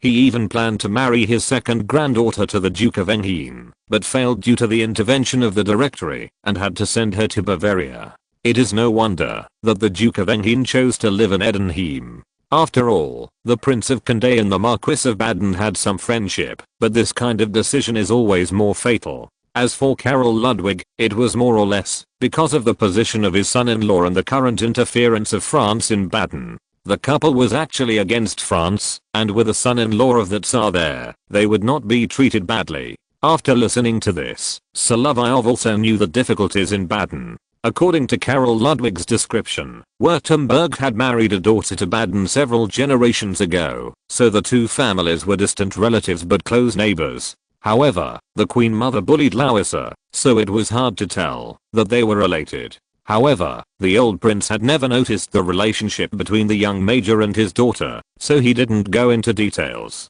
A German prince at the doorstep of France may not live better than a Pole at the doorstep of Russia, and he has always been dependent on others, which is very uncomfortable. Although the son-in-law made a promise, once the French take action in the future, St. Petersburg will know about it later, and will have to rely on the huge neighbor at the doorstep. Of course, these two don't know what will happen to Baden between France and Russia in the future. Moreover, Solovyov did not know that Napoleon was asking around in Paris recently about where Josephine's relatives were. He even knew that Josephine's ex-husband's cousin had a daughter who was being raised in a city in southern France, and was going to bring her to Paris. Judging from the actions of the first consul at this time, he still intended to gather his own family, Josephine's in-laws and her family, and establish a new dynasty when he became the monarch in the future. This idea of becoming an emperor was probably already planned. Mr. Talleyrand, who looked like he had two legs, was just trying to figure out what his boss meant. Chapter 181, The Coronation of Alexander and Larissa, Part 1. According to tradition, the coronation ceremony of the Russian royal family was held in the Kremlin. However, after half a year of preparation, everyone found that Larissa's health condition and her belly, which was bigger than her previous two pregnancies, meant that she would definitely not be able to go to Moscow. By September, she had difficulty walking for a long distance. Although she was still healthy overall, she would definitely not be able to go to Moscow. Even for the rehearsal of the coronation ceremony, she needed someone to carry her sedan chair to the church and place her there, rather than walking anywhere by herself. The coronation ceremony has been held in the Kremlin in Moscow since the first coronation of Grand Duke Ivan III of Moscow and his grandson Dmitry Ivanovich in 1498. At first, it was only the coronation ceremony of the ruler himself. When Tsar Paul officially ascended the throne, this was the first time that the reigning monarch and his wife were coronated together, which was the coronation ceremony in 1797. For Russia, since Tsar Paul himself was assassinated by his confidants, stability is indeed needed at present. Alexander himself had considered holding 2 coronation ceremonies in St. Petersburg and Moscow. The coronation in St. Petersburg was to stabilize people's hearts, and the first ceremony was held with the support of the Patriarch and the Metropolitan of St. Petersburg. As for the later ceremony, he would wait until Larissa gave birth and recovered, and then go to Moscow, but it would take some time to complete. This plan was also agreed by the Patriarch and the Metropolitans on both sides. In addition, there were some details to be solved during the coronation ceremony. Your Highness the Queen needs a maid here to support her, and she must be the type who is good at taking care of people, to prepare for possible unexpected situations. Let my favorite Natalia serve me, she is very good at taking care of people, Your Highness, but Miss Shakovskaya is still a pure girl who has never been in love. She should not have any experience in dealing with this kind of thing. But most of the maids are like this. If you say, Lisa, I think at this time, for your safety, we should find someone with medical knowledge. The maids had no experience in this area, and the midwives with nursing experience were not in a very good position. Then Alexander looked at Solovyov. Mishap, can I entrust you with a favor? Your Majesty, you know that I see that you have a slim figure. Why don't you put on a maid's clothes and come to support Lisa? Your Majesty, I'm also a soldier. I don't mind if you ask me to go through fire and water, but if I dress up as a girl. Solovyov's face turned red with embarrassment. It was no problem for him to dress up as a woman in Alina's studio, but if he did it in public, he would be doomed. Although he had the courage to be intimate with Larissa, and he knew that Alexander would not suspect him at all, it was a bit too exciting to play like this. Stop talking. Let me see your shoe size, your height, and it's amazing that you only need to dress up a little to look like a girl. And I know that when you were at home, you helped your stepmother with childbirth. Although you didn't deliver babies directly, you must have no problem in this regard. Your Majesty, this is indeed not suitable. Do you dare to disobey the order? I see that you have slender hands and feet, fair skin, and a pretty face. Lisa, I think she is the most suitable. If you give it a try, maybe it will work. She has nursing experience. Even the name in Alexander's mouth has changed. It was to let this kid see the beautiful body of his wife. Alexander always felt a little awkward, as if he was taken advantage of. However, since he still had some skills in battlefield first aid and home care, he always needed someone on the stage to be on standby at any time, and the situation of girls was not suitable. Larissa wanted Natalia to be by her side, so it was a bit awkward for Miss Cat to be here, especially to let this cute brother dress like a girl. It was more or less Alexander's mischievous psychology. Napoleon said, if Alexander was Alexandra, I would fall madly in love with her. Solovyov had to go to the dressing room, change into the clothes of a maid, and find Natalia and several girls to help him dress up. You know what, if you put on makeup like this, you'd really be a beauty. Resemble Achilles? Indeed, you're a warrior, not a girl, but you look so gentle, which is really likable. It would be great if you were really our sister. Natasha, this was done by Princess Alina as a prank on me. She dressed me up once. I was only 17 years old at that time, so dressing up was not a problem, but can I do it now? I see that you always wash yourself very clean, so there shouldn't be a problem. As for the brooch and the name, we also have a way. If you use your own last name, you will definitely be exposed. I'll give you a name. Natasha, how will you name yourself? Otherwise, my name will be Svetlana. Are you trying to shine? You actually use the word. You're really interesting. The girl who didn't exist was an illusion that appeared for this ceremony. I think this name is very good and unique. He himself didn't know that the name Svetlana first appeared in 1802, and it didn't spread until 1813, and it was even used as a name. It was thanks to the Iron Uncle who appeared in the Red Square with his daughter that it became a standard Russian name. You are really interesting, Miss Cap. I think you have the potential to become a great poet, and you may be able to win the hearts of many girls in the future. But look at me now, Natasha. I think boys should like me, right? This is too. His words made Natalia blush and ran out, and then came back. I have known you for a few years. Your family background is too low, otherwise my father would consider it. This confession was a bit unexpected, but Natalia was the same age as Larissa, and Solovyov thought he needed to find someone younger to get married. Of course, the relationship between them was originally friends, and Natalia herself had difficulty in choosing. After all, the little Prince Golitsyn had been pursuing her for a while, and Solovyov had never thought of a blind date. I'm worried that I might hurt you, Natasha. After all, I'm a soldier, and my family was granted official status with the Emperor's grace. Yes, we were good friends, and I'm afraid of gossip.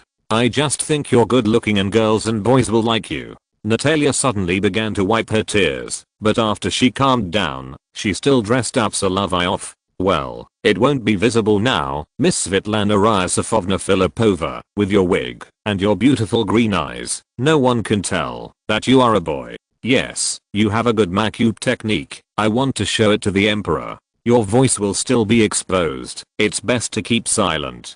But keep silent always reminds Solovyov of Larissa's tragic ending. Whether it was her death in a foreign land or her seclusion as an unsilent Vera, her life was still very unfortunate. This was the final ending mentioned in the biography of Alexander that Solovyov had read before he was hit by a brick. There are always people who like to read the last story when reading a book. Now when Miss Filipova appeared in front of Alexander, he was also stunned. Your Majesty, can I speak? Ha, Solovyov, except for the green eyes, I can't tell that it's you. The corners of your eyes have been modified. Your Majesty, of course you can't tell. After seeing this, Larissa covered her mouth with a handkerchief and laughed. What name do you want, Mikhail? Svetlana Filipova, which can be interpreted as light and shadow. After all, this girl Filipova does not exist at all. She is just an illusion. It really looks like her. I think you should dress like this when the time comes. But you should not speak. If someone asks about you, let Natasha speak for you. Your Majesty, this is really awkward. If someone else were to ask about you, it might be more appropriate. But there is no one, so I have to trouble you. After all, you are Michael. My father sent you to me, and I can understand his thoughts. Alexander still bears a lot of psychological pressure. After all, it was his father's blood that stained his throne red. He and Constantine both felt very guilty. Larissa privately believed that Solovyov was her Gabriel guardian angel, from the guard in the palace to the Mars Square. This kind of makeup effect is too explosive. It was the first time that Solovyov's makeup reconnaissance walked through the Winter Palace in girls' clothes. He would imitate the gait of the maids, and his feet were not too big, so he could pass the test by wearing the larger shoes among the maids. Anyway, when he walked in front of the soldiers of the 1st Battalion of the Putin Regiment, they could not imagine that this pretty little girl was the little battalion commander who had always been very prestigious in the regiment. Solovyov found that he could actually get away with it. He also felt that Alexander was very excessive, but this man was a Tsar, and he could only bear it. After all, his little property is now in St. Petersburg, and it is not easy to go out with his identity. Even if you tell him now that the relatives you have been looking for are in Paris, it is not too appropriate. What's more, Larissa is still here, and Solovyov is unwilling to leave. When the coronation ceremony was held in the Cathedral of the Winter Palace, there were also many people gathered here, and the dignitaries had already filled the hall, just like the previous wedding ceremony. Before the ceremony began, there was still a long preparation process, and there were many ceremonies on this day. Just considering the previous drama, we always had to see what kind of comedy would be staged in this magnificent palace today. In terms of pomp and circumstance, the coronation of the Russian royal family was no worse than those in Western Europe, and after the Eastern Roman ceremony was introduced by the Orthodox Church, it was even more magnificent, but the marketing was not as good as that of the man from Corsica. Such a magnificent palace, plus the ceremony, actually had to take into account that in the past, if Europe wanted an emperor, they often had to go to Rome to receive the blessing of the Roman melon-shaped hat old man, and the Orthodox Church itself had more needs to obey the ruler. More and more people came up the steps of the Winter Palace, including senior generals and senior officials who participated in the ceremony, their wives, members of the Russian royal family, representatives of various countries who came to participate in the ceremony, and relatives of the in-laws who came here as family representatives. Filipova had been properly adapted to this identity for a week, so there was no problem. Solovyov's height was not too tall. According to Natalia's estimation, his height was about the same as that of the Empress Dowager, which was enough. After all, the family members of the Empress Dowager Maria were generally German strongmen with a height of 2 meters and a weight of 200 kilograms, so there would be no exposure. What else do you need to prepare? If possible, Natasha, put 2 revolvers under the hem of your skirt, and a special first aid kit, and disinfectant iodine prepared for Her Highness, and I will carry them in my hands. Her Highness has a strong heart, but her body is so fragile. You must look for my signals at that time. If there is anything, the doctor will be in the back room. I know, don't worry. The most nervous person at this time was Solovyov, the senator. He was an atheist, and he began to pray for God's blessing. After all, except for the place where the comics lived, even the Buddha could not control this place, and the current officials were more important. God bless, don't let anything happen to Larissa. If God knows everything. Even Larissa couldn't help laughing when she saw him like this. Miss Filipova, don't worry. Just like your name, you should treat it as light and illusion. The doctor just checked, and there is nothing wrong with my body. Filipova can't speak in public. His voice will be exposed as soon as he speaks. Solovyov didn't know what Alexander was thinking. After all, it was on the field of Mars. He saw Solovyov supporting the weak Larissa with his arms, not really being discovered. If he was discovered, and he was touching her, he might have gone to the Caucasus to compete in unlimited fighting with the Chechens. This kind of thing happened to Alexander more than once. Even before, even his good friend Tsarist would make him jealous, because the relationship between him and Larissa was more than ordinary. After all, she was still his wife, the Queen of Russia, and could only belong to him. And on this day, September 15th, 1801, she would accompany him to the altar of the church during the coronation ceremony, to complete the entire ceremony. Chapter 180 to the coronation of Alexander and Larissa, Part 2. There were also representatives from all over the country in the church.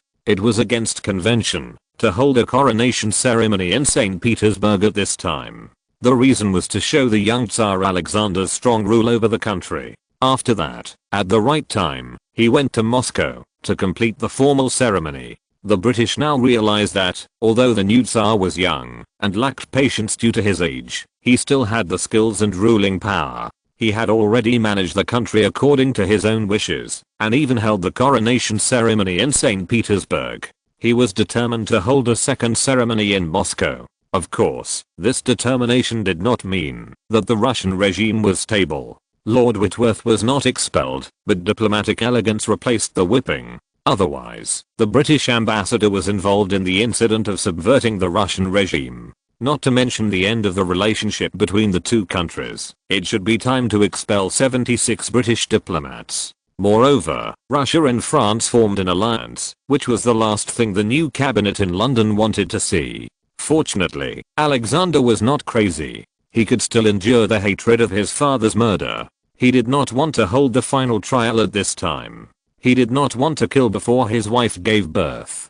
The secret trial of the court was in progress, and the final verdict was also planned to be held in November. After all, the investigation and evidence collection and court hearing of these things also took time. What the British saw was that all kinds of people came from the steps of the Winter Palace to the porch and hall. The ceremony in the church was also in the final preparation. The envoys of various countries were in front, and they had to consider that this was a coronation ceremony, so there were no monarchs who had already ascended the throne to congratulate. This is why Alexander's father-in-law, Larissa's father, was able to come here. He had previously received the Order of St. Andrew the Apostle, which is the highest honor in Russia. If Tsar Paul was still alive, there would be the Grand Master level cross of the Order of Malta. Although this medal is still valid, it is no longer issued, and is considered an out-of-print medal.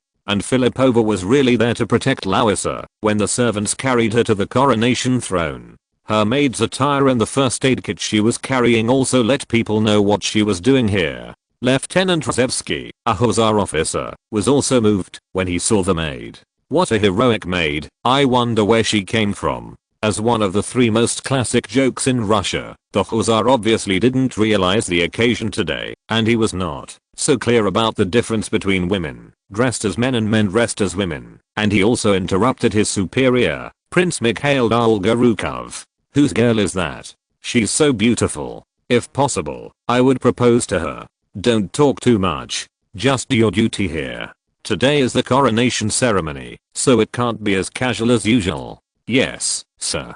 Rozevsky actually saw the letters on the brooch, which meant that she should be the queen's personal maid, possibly a newly elected noble lady. After all, the queen was very young, and the people around her also had to come in and out, so everything had to be arranged. Rozevsky, I do have a source of information. I wonder if you want to hear it. I'm on duty now. If you don't want to hear it, forget it. We are at the very outside for the emperor's coronation ceremony and we are not allowed to go in to watch. Then tell me about it. Who is Svetlana Filipova? I heard that this girl has been here since Her Majesty the Queen lived in the Alexander Palace in Tsarskoye Selo. I learned about her from the head lady-in-chief. She just got the qualification of a maid, which happened recently in the Tavrid Palace. What an interesting name. I've never heard of it before. Indeed, Her Majesty the Queen is quite mysterious and always hides in the deep palace. She is so young and is not the first lady in the palace. This position belongs to Her Majesty the Empress Dowager. Such a poor person, it would be too unfair if she didn't have a few caring girls to serve her. Of course, Her Majesty the Queen is such a pretty poor person, and the girls around her are all first class. Not to mention the new one, the Shakovsky family are all pretty beauties. In general, public opinion was very sympathetic to Larissa, including the hussars on duty in the palace. Although they were bold and reckless, they all understood the truth. On the coronation throne, Larissa was still able to walk. She held her belly with her hands, and was very careful at this time. The doctor checked her again before coming up and there should be no problem. However, after the coronation ceremony, she had to return to the Tauride Palace. In addition to the ceremony, there was also a reception at the Winter Palace, which would be noisy and not suitable for her. The queen was in this state now, and it would not be too long before she was due to give birth. She also looked very good, which was always a good sign. In addition, the young Queen Elizabeth was always considered to be in a delicate state. At this time, she appeared in public, which could indeed crush the rumors spread by the British. Even the Empress Dowager, who always made trouble for her daughter-in-law, has restrained herself now. Juliana's return to her parents' home will attract the attention of the royal families of various countries. She can't do anything that is not conducive to the peaceful atmosphere in the court, such as taking sides and making things difficult for her. Only at the coronation ceremony of the Russian royal family, the unity of the royal family must be shown.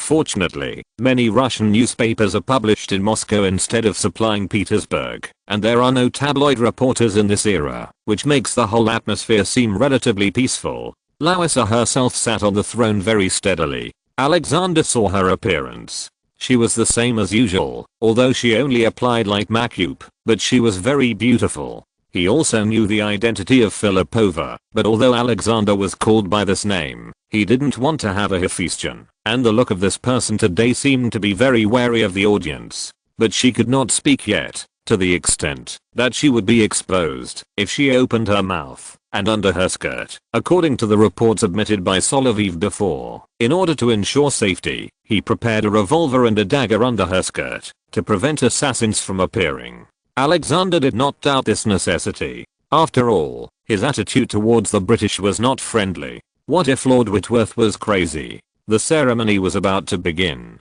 In the glorious ceremony, surrounded by Byzantine hymns, the Metropolitan of St. Petersburg would hand the orb scepter representing the imperial power to Alexander and bless him. First, the emperor and the queen came to the gate of the holy image, bowed 3 times, kissed the holy image, and accepted the blessing. The coronation ceremony in Moscow would be like this. At present Larissa's body really needs someone to support her all the time.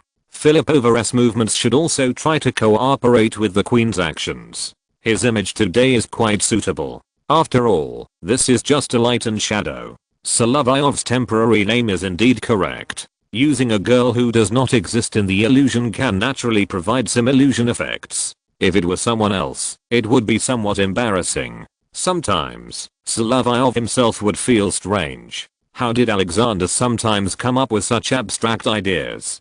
He had to show his dominance and ensure the smooth progress of the ceremony. He had to sacrifice the morality of his loyal subordinates and expose his wife to risks. The church choir was singing hymns, and this time the Metropolitan of St. Petersburg was on the pulpit in the church, presiding over the coronation ceremony. Great God-fearing monarch, our emperor and ruler of all Russians. Because according to the goodwill of God, according to the cooperation of the Holy Spirit, according to the consultation with you, the coronation and holy anointing of your Imperial Majesty should now be performed in this Orthodox coronation church. According to the ancient customs of Christian monarchs and your coronation ancestors and your Majesty, the Orthodox faith will spread to your loyal subjects. Alexander will also recite the Orthodox Creed. After finishing, he will also accept the blessing of the Metropolitan and the clergy. When they recite the biblical passages, he will take the shield representing the imperial power and pretend to hold the shield. The Metropolitan will put on the coronation clothes for the Tsar himself at this time, and then wear the Order of St. Andrew the Apostle as a symbol of the supreme power of the head of state. After that, the huge and heavily jeweled Tsar's crown will be handed to Alexander. The young Tsar needs to take the crown, bow his head, and then put it on himself. Speaking of which, the rituals of the Eastern Orthodox Church are very different from those of the Western Church. After all, the Orthodox Church still has greater imperial power than religious power. Even the founding monarch of the Romanov dynasty, Mikhail, whose father was an archbishop, was the same.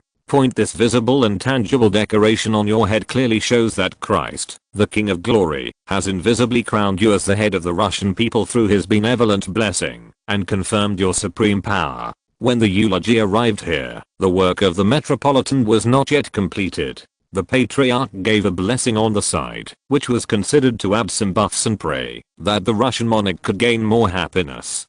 Finally, the Metropolitan presented the imperial jewel in his left hand and the scepter in his right hand to the monarch. Take the scepter and the jewel, which are the visible images of the sole power given to you by the Most High over his people, to rule them and provide them with all the ideal welfare. At this point, the coronation ceremony for the emperor came to an end, and the Tsar himself had to take the small crown from the empress. Since the late Emperor Paul and the current Empress Dowager Maria, the empresses have participated in the coronation ceremony. In the period of the Empress Dowager, the empress knelt to receive the coronation. But when it came to Larissa, the young Empress Elizabeth, when discussing the coronation ceremony, whether it was the Moscow ceremony or the Petersburg ceremony, she stood up to receive the small crown, took it from Alexander with both hands during the congratulations, and then put it on her head. At this time, Tsar Alexander had to touch the hair of Empress Elizabeth during the coronation process, and received a medal necklace of the Order of St. Andrew the Apostle and the coronation cloak.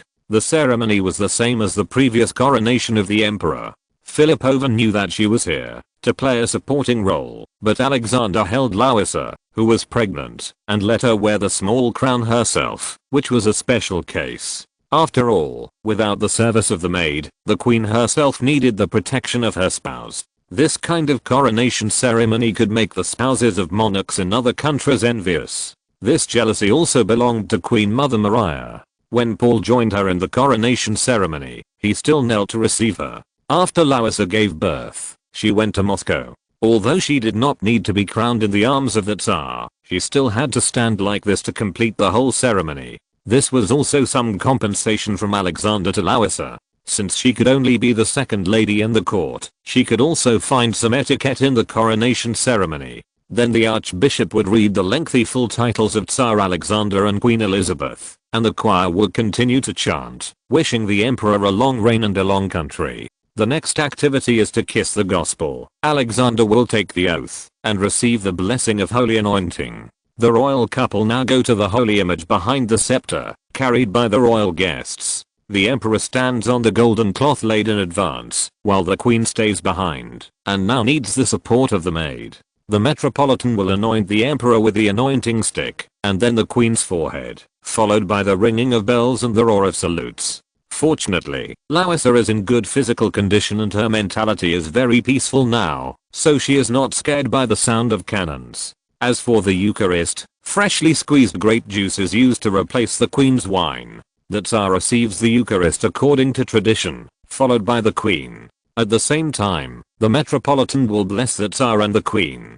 Lord, grant us a happy and quiet life, health, salvation and all blessings, as well as defense and victory over the enemies of our Orthodox and devout Christians, great monarchs, crowned by God, noble and anointed emperors, rulers of all Russians, and his wife, Orthodox and pious, crowned, honored, and anointed queen. We bless their long reign. Then the choir sang the hymn Long Reign 3 times, and the secular officials and clergy present bowed 3 times. At this time, Alexander kissed the cross, which meant that the coronation ceremony was over. At this time, the Tsar and his wife were going to return to their official residence. Since the ceremony in Petersburg was different from that in Moscow, this time it was held in the Church of the Winter Palace, and the banquet was relatively short. The pregnant queen was carried back to her queen's bedroom to rest. Anyway, Alexander knew that the Vatican's envoys were coming during the ceremony. If the other party protested, he would just leave it alone.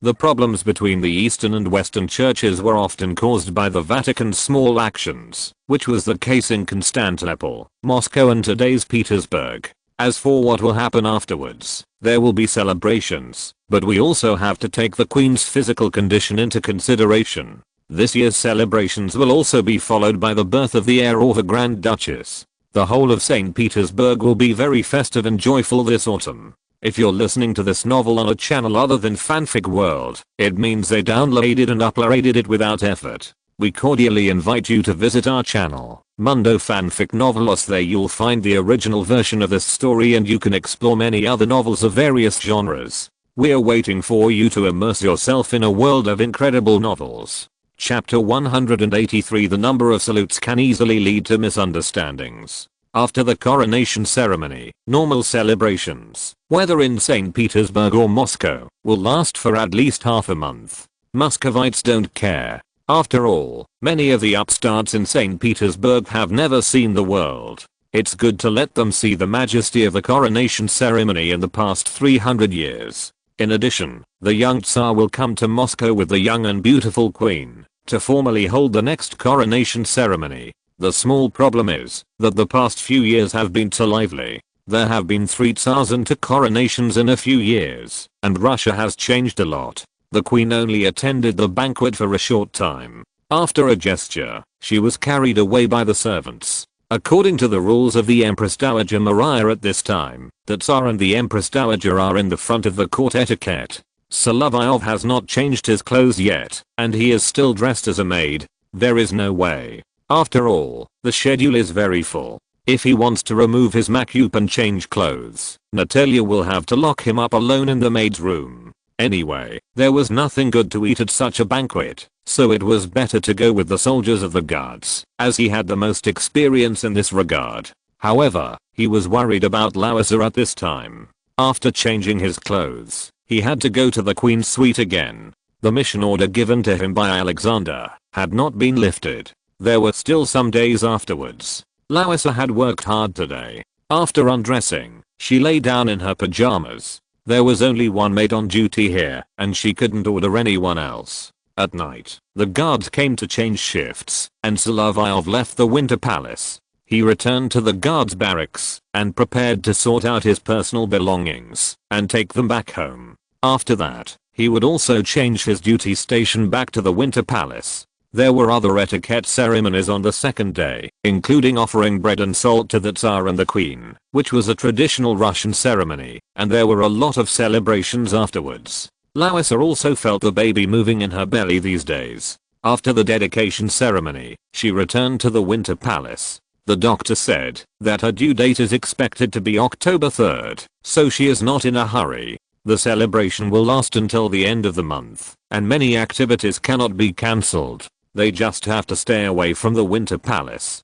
However, citizens often say one thing, that is, the queen did not attend, probably because she is about to give birth, which is a good thing. After all, the royal family is prosperous, no matter whether it is a boy or a girl. It is a happy event for the citizens of St. Petersburg. In this case, the celebration in St. Petersburg will also be extended. There are also many guards on duty in the palace, but because Alexander has to attend the event, these adjutants have gone with him.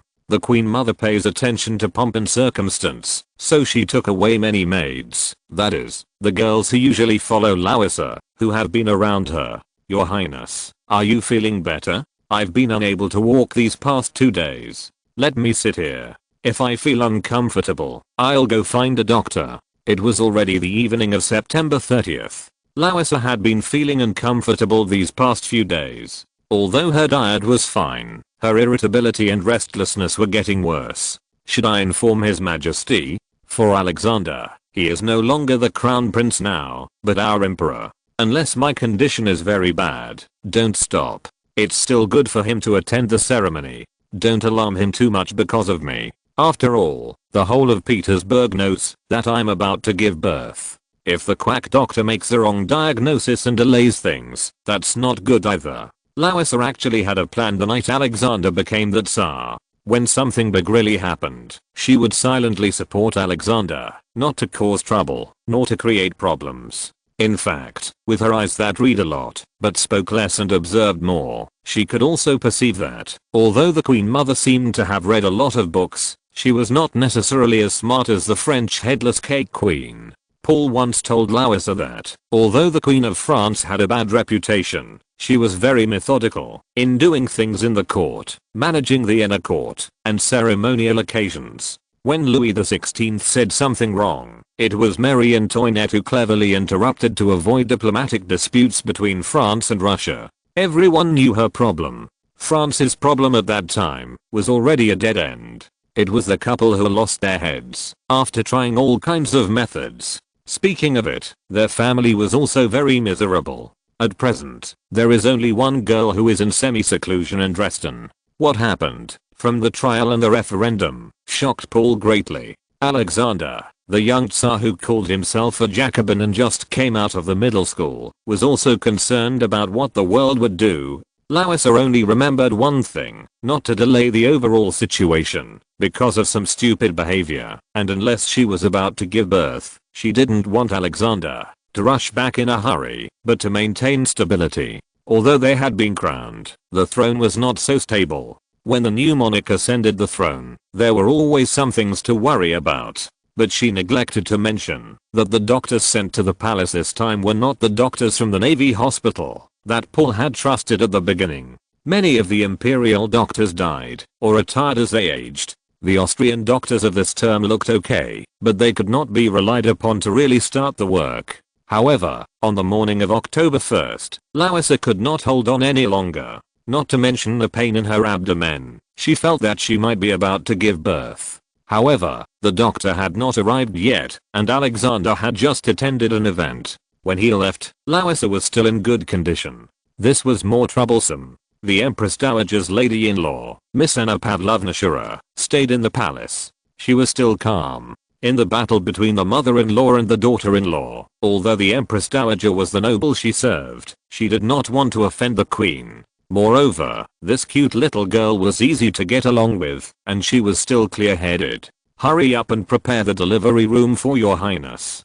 Get all the things ready. Is the delivery table ready? Anna Pavlovna, we have already made arrangements last night, but the emperor has just gone to the theater to watch a performance. Her Royal Highness the Empress Dowager is also there. There are also performances in the square and on the street. I'm afraid it's too late to call those doctors. Forget about those Austrian quacks. If it doesn't work, we'll find a midwife to help your highness get through this. What's even more terrible is that Miss Shura is not young anymore and is a famous beauty, but she has never been married, let alone had the experience of giving birth. The maids in the palace, these girls were just selected and had hardly even touched the hands of the boys they liked. Doctors and midwives, whether famous or mediocre, experienced or inexperienced, were all stuck on the road. The Empress Dowager also liked to show off. She used a 6-horse carriage, which was more magnificent than that of the Tsar and his wife. Fortunately, her carriage was not on the small road of Million Street, otherwise it would be even more troublesome. Miss Shura was still very calm. After analyzing the situation, she decided to ask the military doctor to come. The doctor of the General Corps was not bad. When the Empress was still the crown princess and gave birth to her second child, he had been on standby next door. But at this moment, there was also a problem, that is, he was short of an assistant. He could call a pharmacist at number 4 Million Street, but there were limited qualified doctors and nurses. If it really doesn't work, I knew these quacks would delay things. They swore that Her Royal Highness the Queen's due date is the 3rd.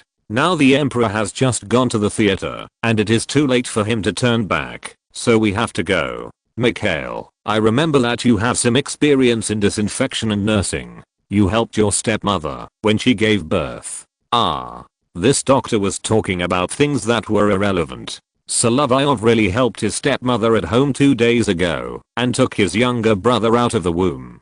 The reason was that the doctor's assistant knocked over something just after the disinfection, so Solovyov, who had just washed his hands, had to go to help. This matter is really famous in Vasily Island and the Admiralty.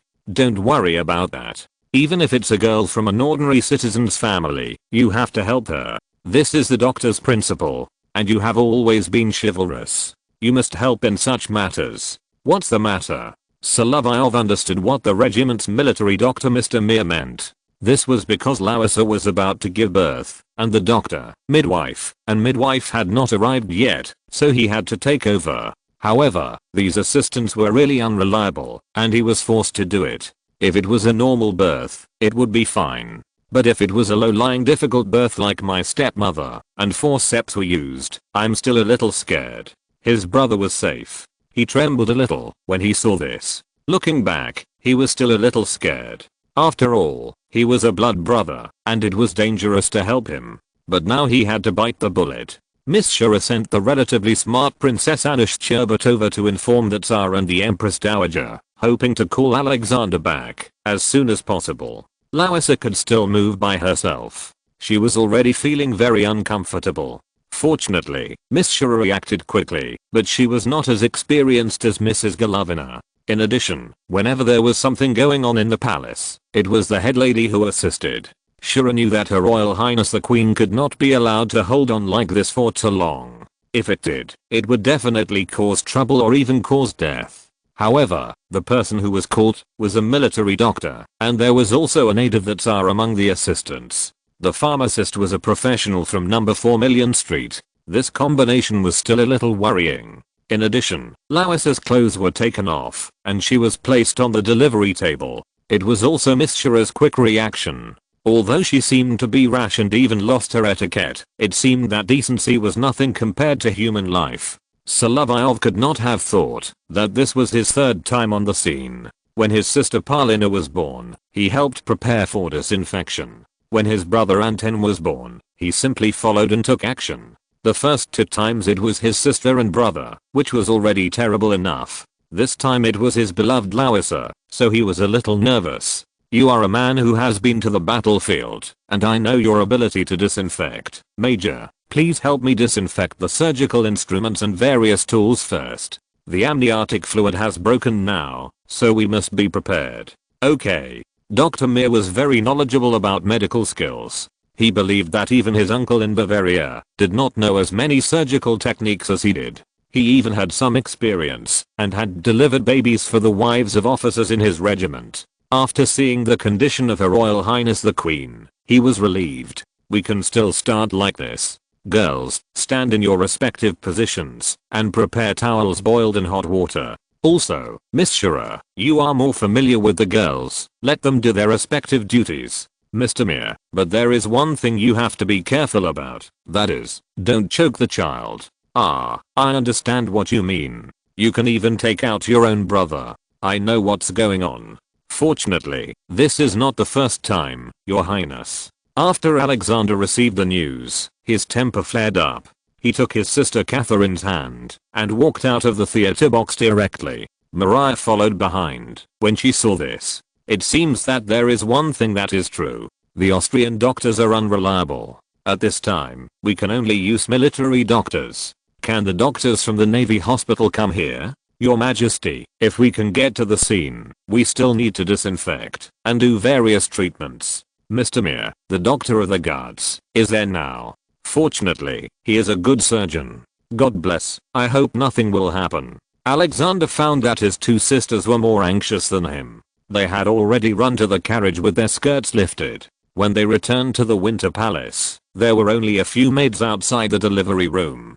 Too many people would cause trouble. They were also waiting for the arrival of the Tsar and the Queen Mother. Sonia, how is Lisa now? Miss Volkonskaya was the one who was patient. She reported everything to the Tsar himself. Your Highness has successfully given birth to a Grand Duchess, but there is a second child. Your Highness doesn't have much strength now. Mr. Mir and Major Mishal are working hard now. Alexander usually goes to his lover, but he is also very worried when his wife is about to give birth. Especially although Louisa's body has been well taken care of, it may be more painful for the mother to give birth if everyone in St. Petersburg knows about it. But his adjutant helped with the birth, and although he had heard about his family, it was also worrying at this time.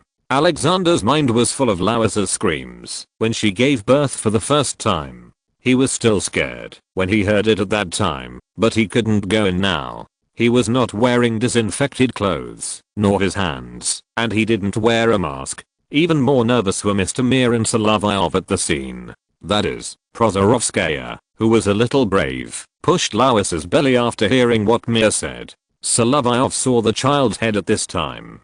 Finally, this new big girl has done a great deed. If she hadn't pushed, it would have been troublesome. Mir asked Solovyov to take over. What he saw was another girl. Anyway, this is a good thing. When Alexander heard that they were all girls again, he shook his head helplessly. Although Louisa had a normal birth this time, and it was still a bit dangerous, it was the military doctor, the adjutant and the group of girls who handled it quickly. He wanted to send the two Austrian quacks back to Vienna. Then, it was the firing of cannons. However, this time, because two children were born one after another, this caused a small problem. The people of St. Petersburg mistakenly thought that an heir was born. The number of salutes fired by the two girls together was almost the same as that of a prince. When the notice was posted, they knew the real situation. Chapter 184. The Queen Mother finally sent away the little adjutant whom she disliked. The Baden family, when they arrived at Alexander's side, also came to the door of the delivery room. Karol, Ludwig and Amelia were both worried about their daughter, especially Alexander, the son-in-law. His expression was distressing, which led the people around him to feel uncomfortable. Although Louisa's body couldn't help to toss, she still survived this time without any danger. Family members are not allowed to enter now. They are washing the child's body and scrubbing the sweaty young queen. After the on-site treatment was completed, Dr. Mir allowed the Tsar himself to come in, and he had to wash his hands first, put on a mask, and put on an apron for surgery and a doctor's white hat. It's true that this Tsar is really a beautiful clothes hanger. He can look very stylish even in the style of the White Tsar. No wonder he is a darling of the social scene. Your Majesty, at present, both mother and child are safe. After confirming that Her Highness is in good health, she can be sent to the ward inside. However, as in the previous times, the patient must be turned over every day, and the body must be washed. After all, Her Highness is a young lady who loves beauty and cleanliness and takes a bath twice a day. And okay, Dr. Mir, thank you too. I really didn't expect that this time we would need a doctor from the guards, as well as an adjutant and a maid.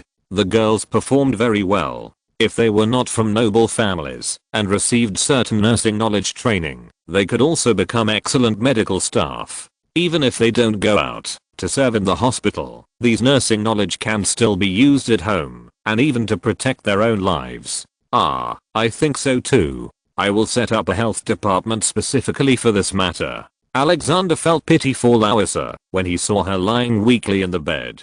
Sometimes he was just acting, sometimes he was really emotional. At this time, Louisa looked at him with a confused look in her eyes. However, it was common for couples to be seen in the flesh. Mir also used the flash to leave the delivery room. After all, it was not appropriate for him to be there at this moment. Solovyov and Natalia were helping Larissa take care of the children. Both children had not opened their eyes yet. If the children were slow to open their eyes, it might take a few days. The better ones would open their eyes in 24 hours. Mishap, your movements are really skillful. After all, our family is not a wealthy one, Natasha. My father doesn't even have many servants. As for Anaya, how can you be so bold? You may not believe it when I tell you. When my sister died young, the family thought their mother was dead. But when she was sent to the church, she came back to life. We thought it was a miracle at the time. Unfortunately, no miracle happened to my sister.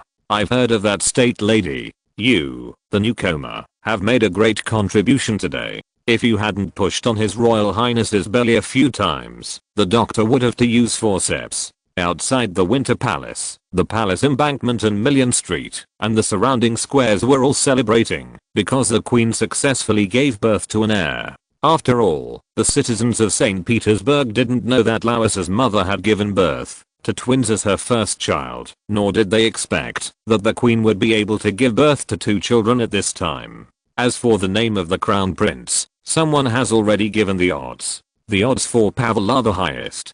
Paul II may appear in the future. Many people are still grateful to the old emperor who unfortunately passed away. The poorer the citizens are, the more so. After all, Paul really improved their lives. Especially the day the child was born, was the old emperor's birthday, which seemed to give people the feeling of God's will. When Alexander saw the birth of the girl, he also thought of this. However, the arrival of 2 children at once always brought some omens to the Russian royal family, who have always been superstitious. Naming the child is also a problem. Alexander is now mixed with mixed feelings. He feels like an illusion, and he also saw Solovyov. Liza, I think that, when we name our children, the first one should be named Paulina to commemorate their father, and the next one should be named Paulina. What do you think we should do?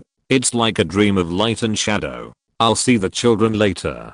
The doctor wrapped me in sterilized cotton like this. I thought it was like when Tona was born. It was really painful. You just need to rest for a while. Next year, if the time is right, we will go to Moscow, where there will be a second coronation. As for the name, I think Natasha read me a recent poem written by Zhukovsky last night. You mean, there is a young civil servant whose name seems to be Vasily Zhukovsky. He improvised a short poem called Svetlana. The words are beautiful, Sashka. Although I was born in Karlsruhe, and I'm a girl from the Margrave of Baden, I learned Russian very quickly. Vasily's poem is beautiful, and can be completed as a long poem. This is just the beginning of a poem. I heard the poem.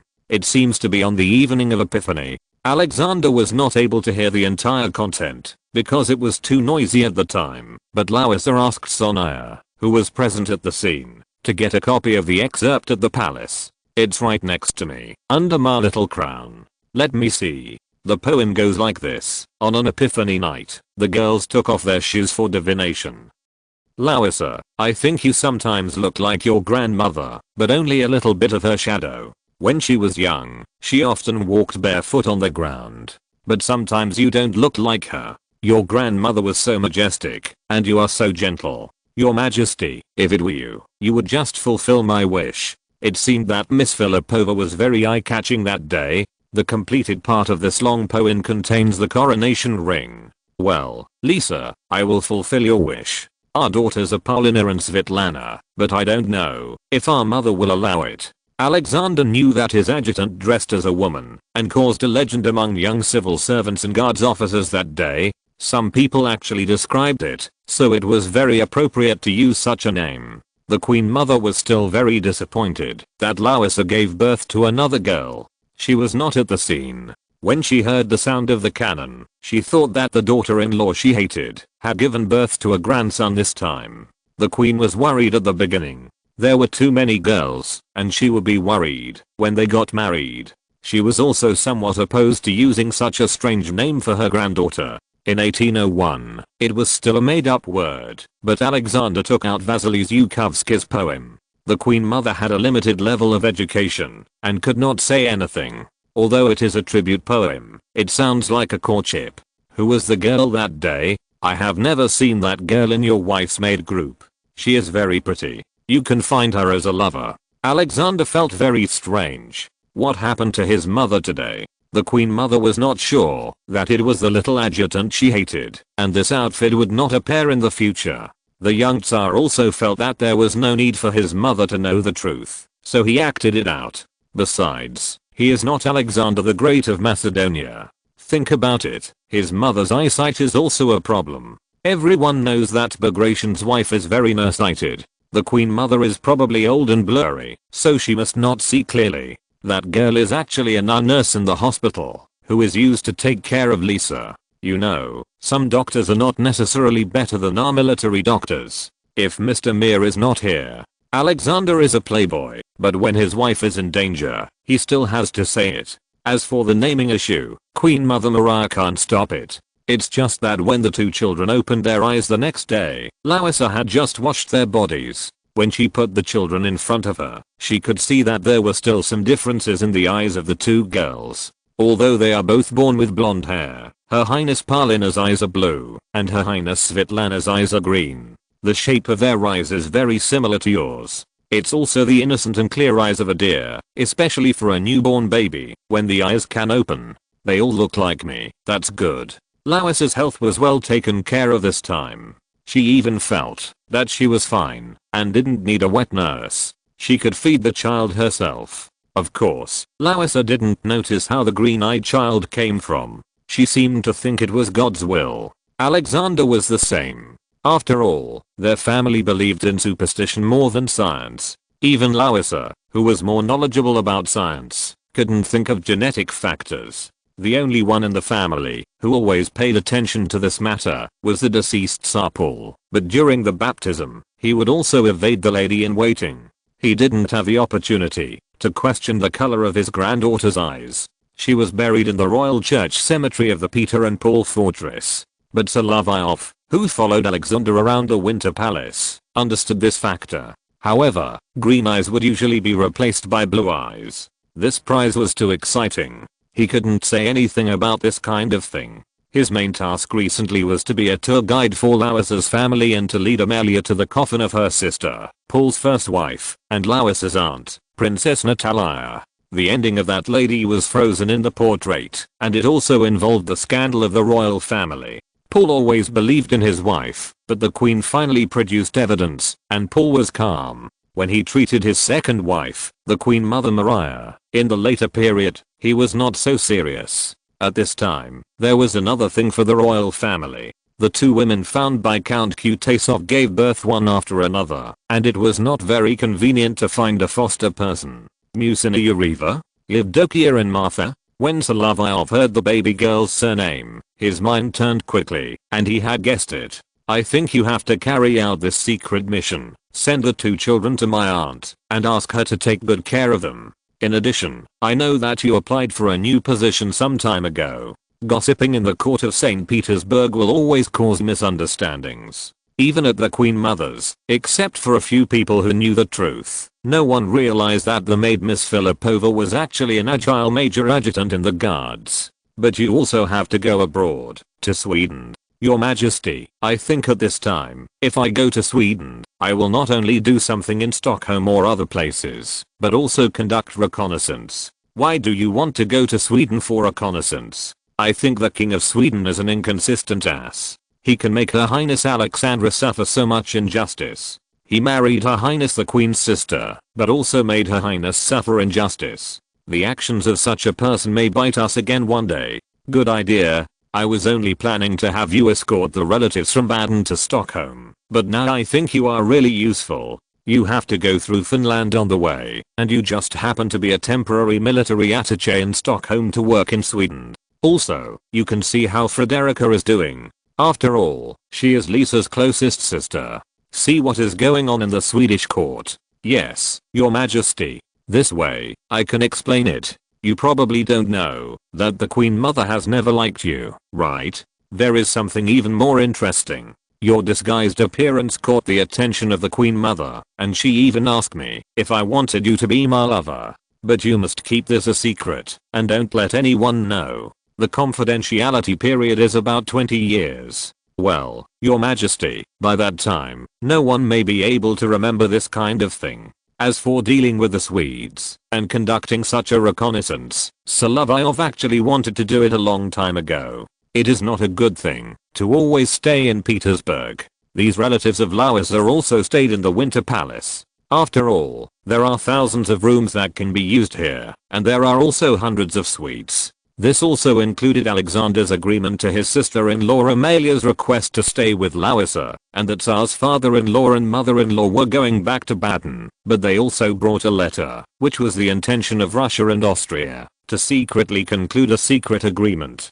Alexander was very smart. This kind of thing must be concealed. If you go directly from Petersburg to Vienna, you will be discovered at the gate of Schönbrunn Palace. If you go through Baden when visiting relatives, maybe it can play a miraculous role. Although the Tsar was not good at fighting, except for the artillery, he was not necessarily better than his wife, but his diplomatic ability and personal beauty were still there.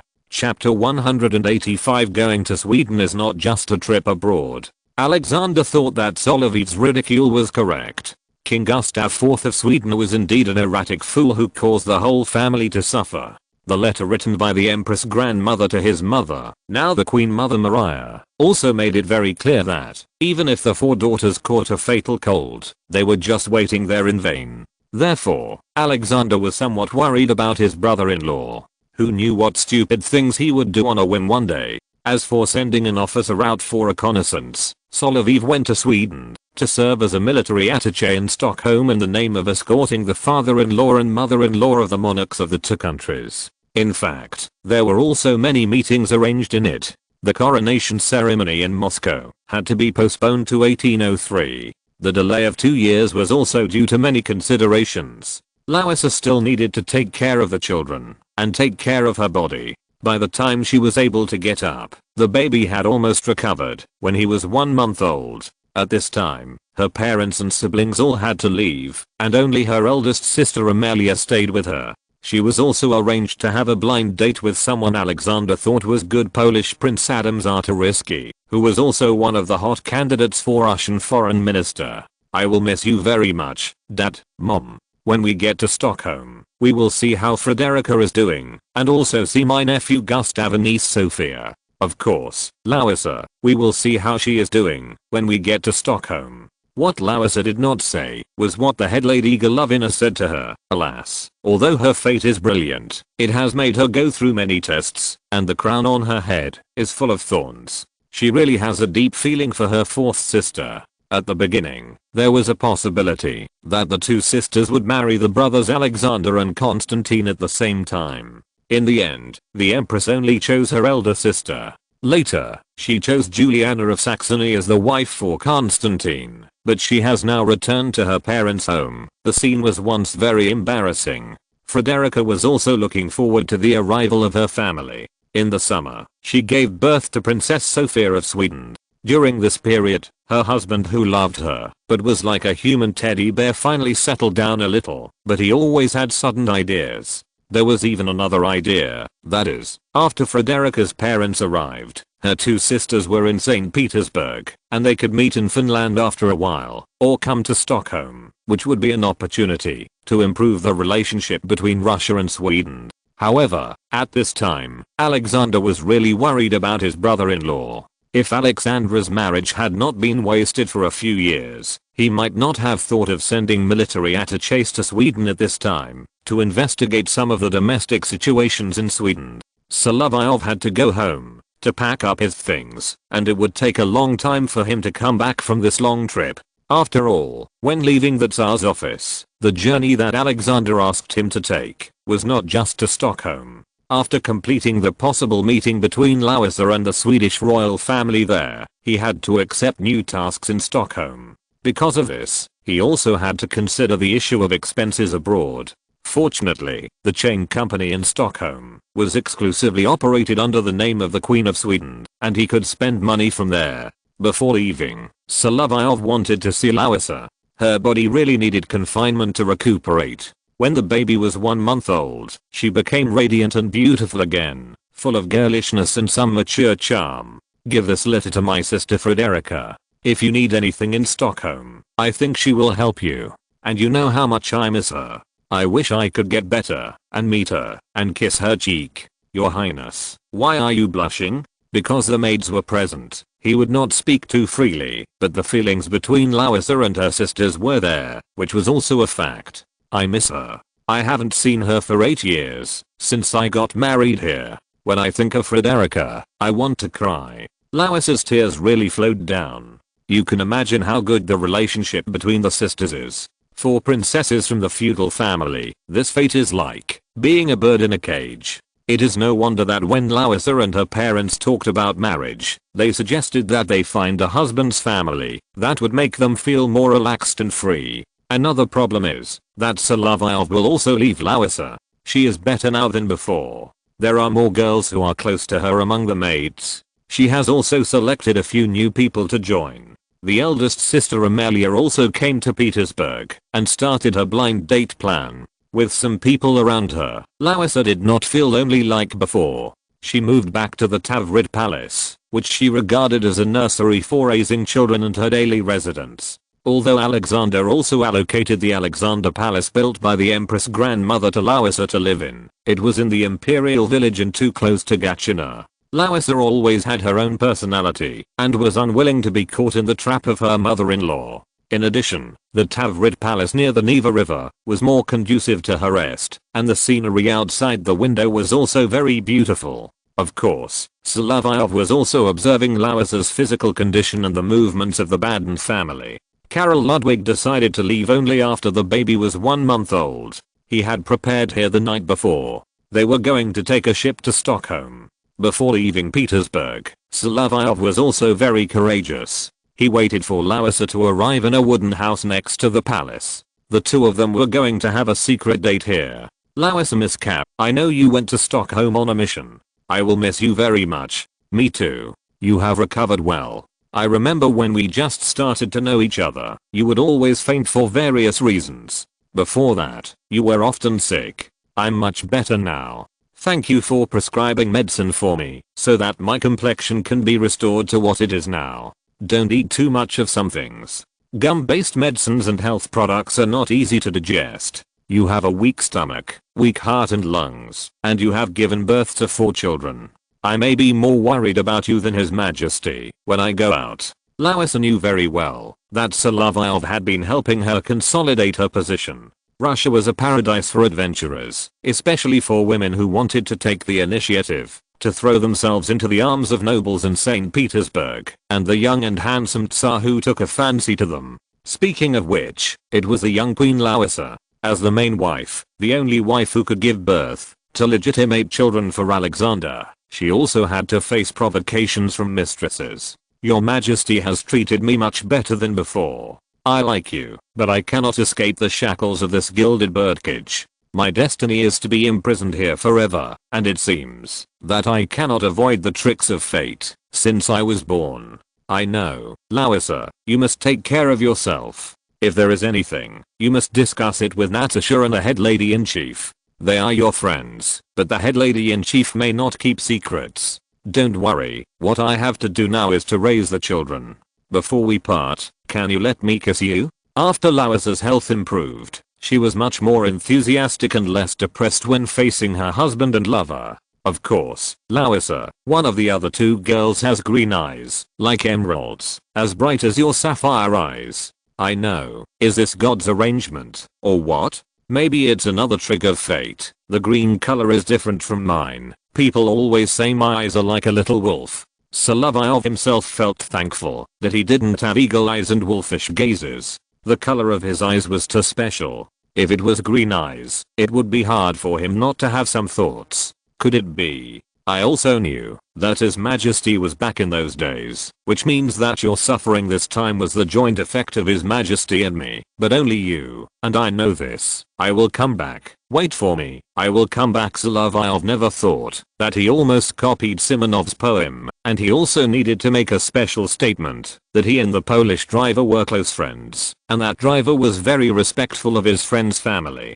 Compared with the nephew of the Moscow lethal worker, he was already very loyal. You have never composed a poem yourself. I think you can give this to me. Lowesser was so proactive that he had to activate his copycat skills. But you have to keep it secret. This is a secret between us. I will always protect you. If there is any danger, as long as it is not an incurable disease, I will do my best when you are in danger. As for kissing, the healthier Lowesser was more charming. Solovyov could only maintain his rationality at this time, that is, the body of his beloved young queen still needed to recover.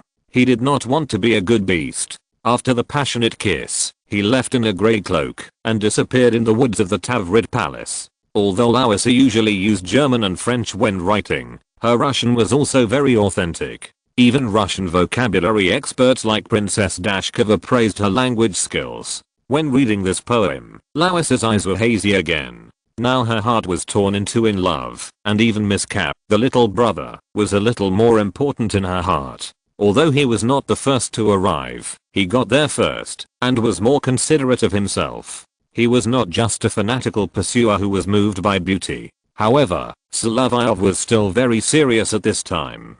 He also reminded Lowesser that excessive sadness was very detrimental to her breastfeeding plan for the child, so she should ask for more wet nurses in the future. Thinking that he could be so serious in the midst of love was indeed interesting, and made people laugh again. This made her feel much better, and the next morning, while the Baltic Sea had not yet frozen, a large Russian sailing ship set sail from St. Petersburg, passed Kotlin Island, and entered the Gulf of Finland, and then headed for the capital of Sweden. For Solovyov, he did not know Swedish, and French and German might be used more frequently when he got there. These days he is always with Lowesser's only brother Karol, and they get along very well. This young man has active thoughts, and has received some education from the Margrave of Baden. The old Margrave himself is an economist and abolitionist. He had already thrown feudal serfdom into the garbage dump before the United States came to power. The education his grandson and granddaughter received is indeed extraordinary. Karol always pesters Solovyov, his bodyguard, who is also a translator and pseudo-poet, to talk about everything. I didn't expect you to know so much. I thought you were just an ordinary attendant of my emperor brother-in-law, who was brave in battle. You are a treasure trove with endless orange juice, although it's not very polite to say so. But King Frederick is very loyal to his friends, and doesn't hide anything. But I'm also interested in what kind of person your queen sister, the one in Sweden, is. When I was 10 years old, my sister was still discussing marriage with my brother-in-law in Stockholm. I didn't expect that Sister Lowesser had suffered such a great grievance. Frederica is very good.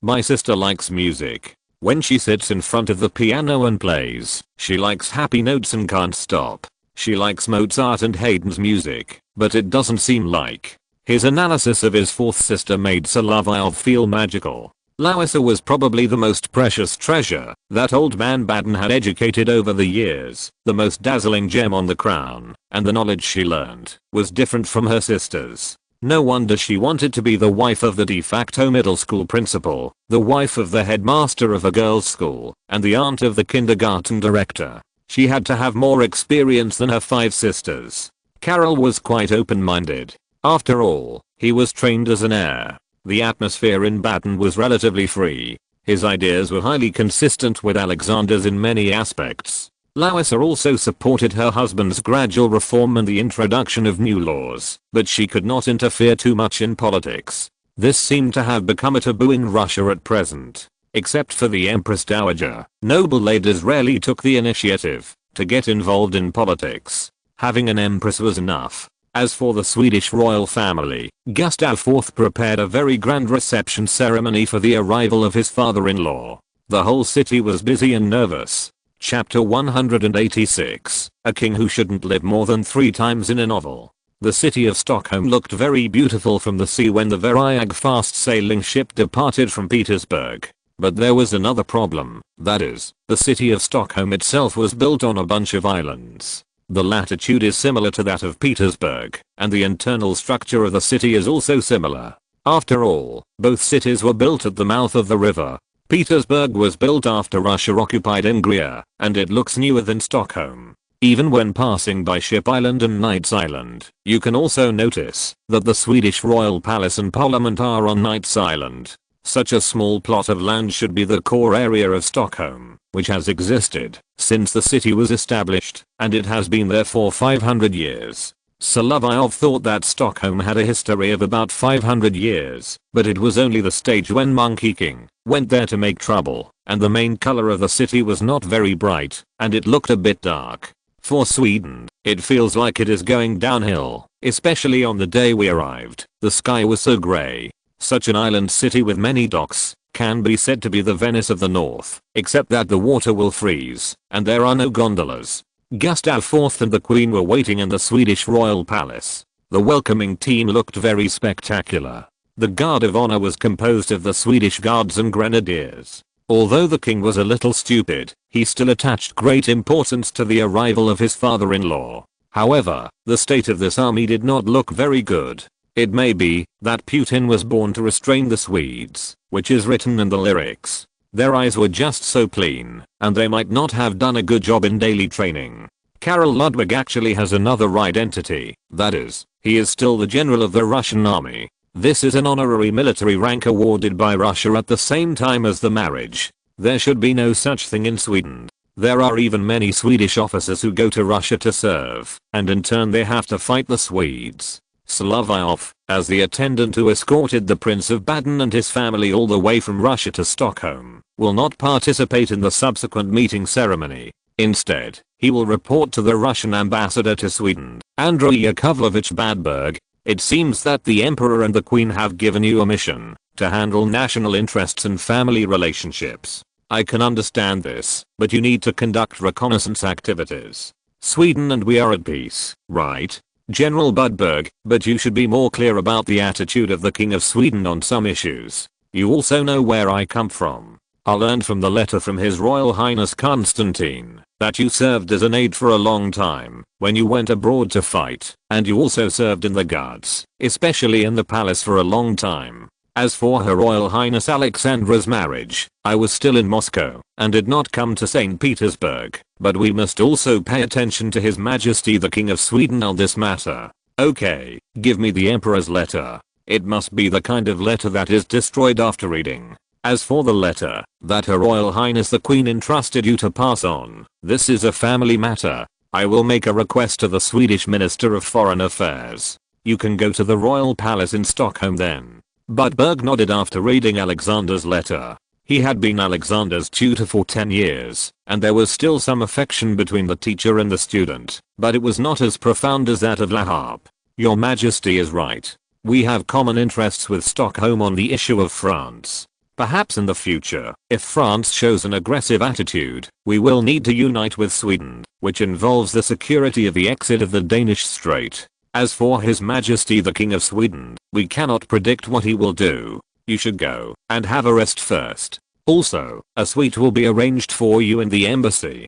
Thank you, General. I have another question. Why don't you even have an entourage? Although my family has a baron title and a good income, I don't have the habit of hiring servants or followers. What's even more strange is that Badberg was born into an ancient noble family, but he did not have any personal title, especially since their family was certified by the baron title. Is that so? You are such an independent young man. If you live in a suite by yourself, it may be a little too big. You can hire a servant in the future. There are some diligent maids in Stockholm, and the wages are cheap. This ambassador is still interesting, but Solovyov has no intention of hiring anyone to do things now. It is more hidden and safer for him to act alone. His suite is not big. In front is the servant's gatehouse, and inside is the bedroom and study, as well as the dressing room. To be honest, the conditions here are really good, and they are all clean. As for the Swedish royal couple in the palace, they are receiving relatives. At this time, it is not appropriate for a Russian officer to deliver the Queen's handwritten letter. However, it is not appropriate for this family to forward it, so it becomes a third party. As for Solovyov himself, he began to collect maps and hydrological data, which is actually related to the relationship between Russia and Sweden. It involves Finland, Gotland Island and Åland Islands. These are several important directions of Russia's actions against Sweden. Another point to note is that in the Baltic Sea, when it freezes in winter, some combat troops can pass through.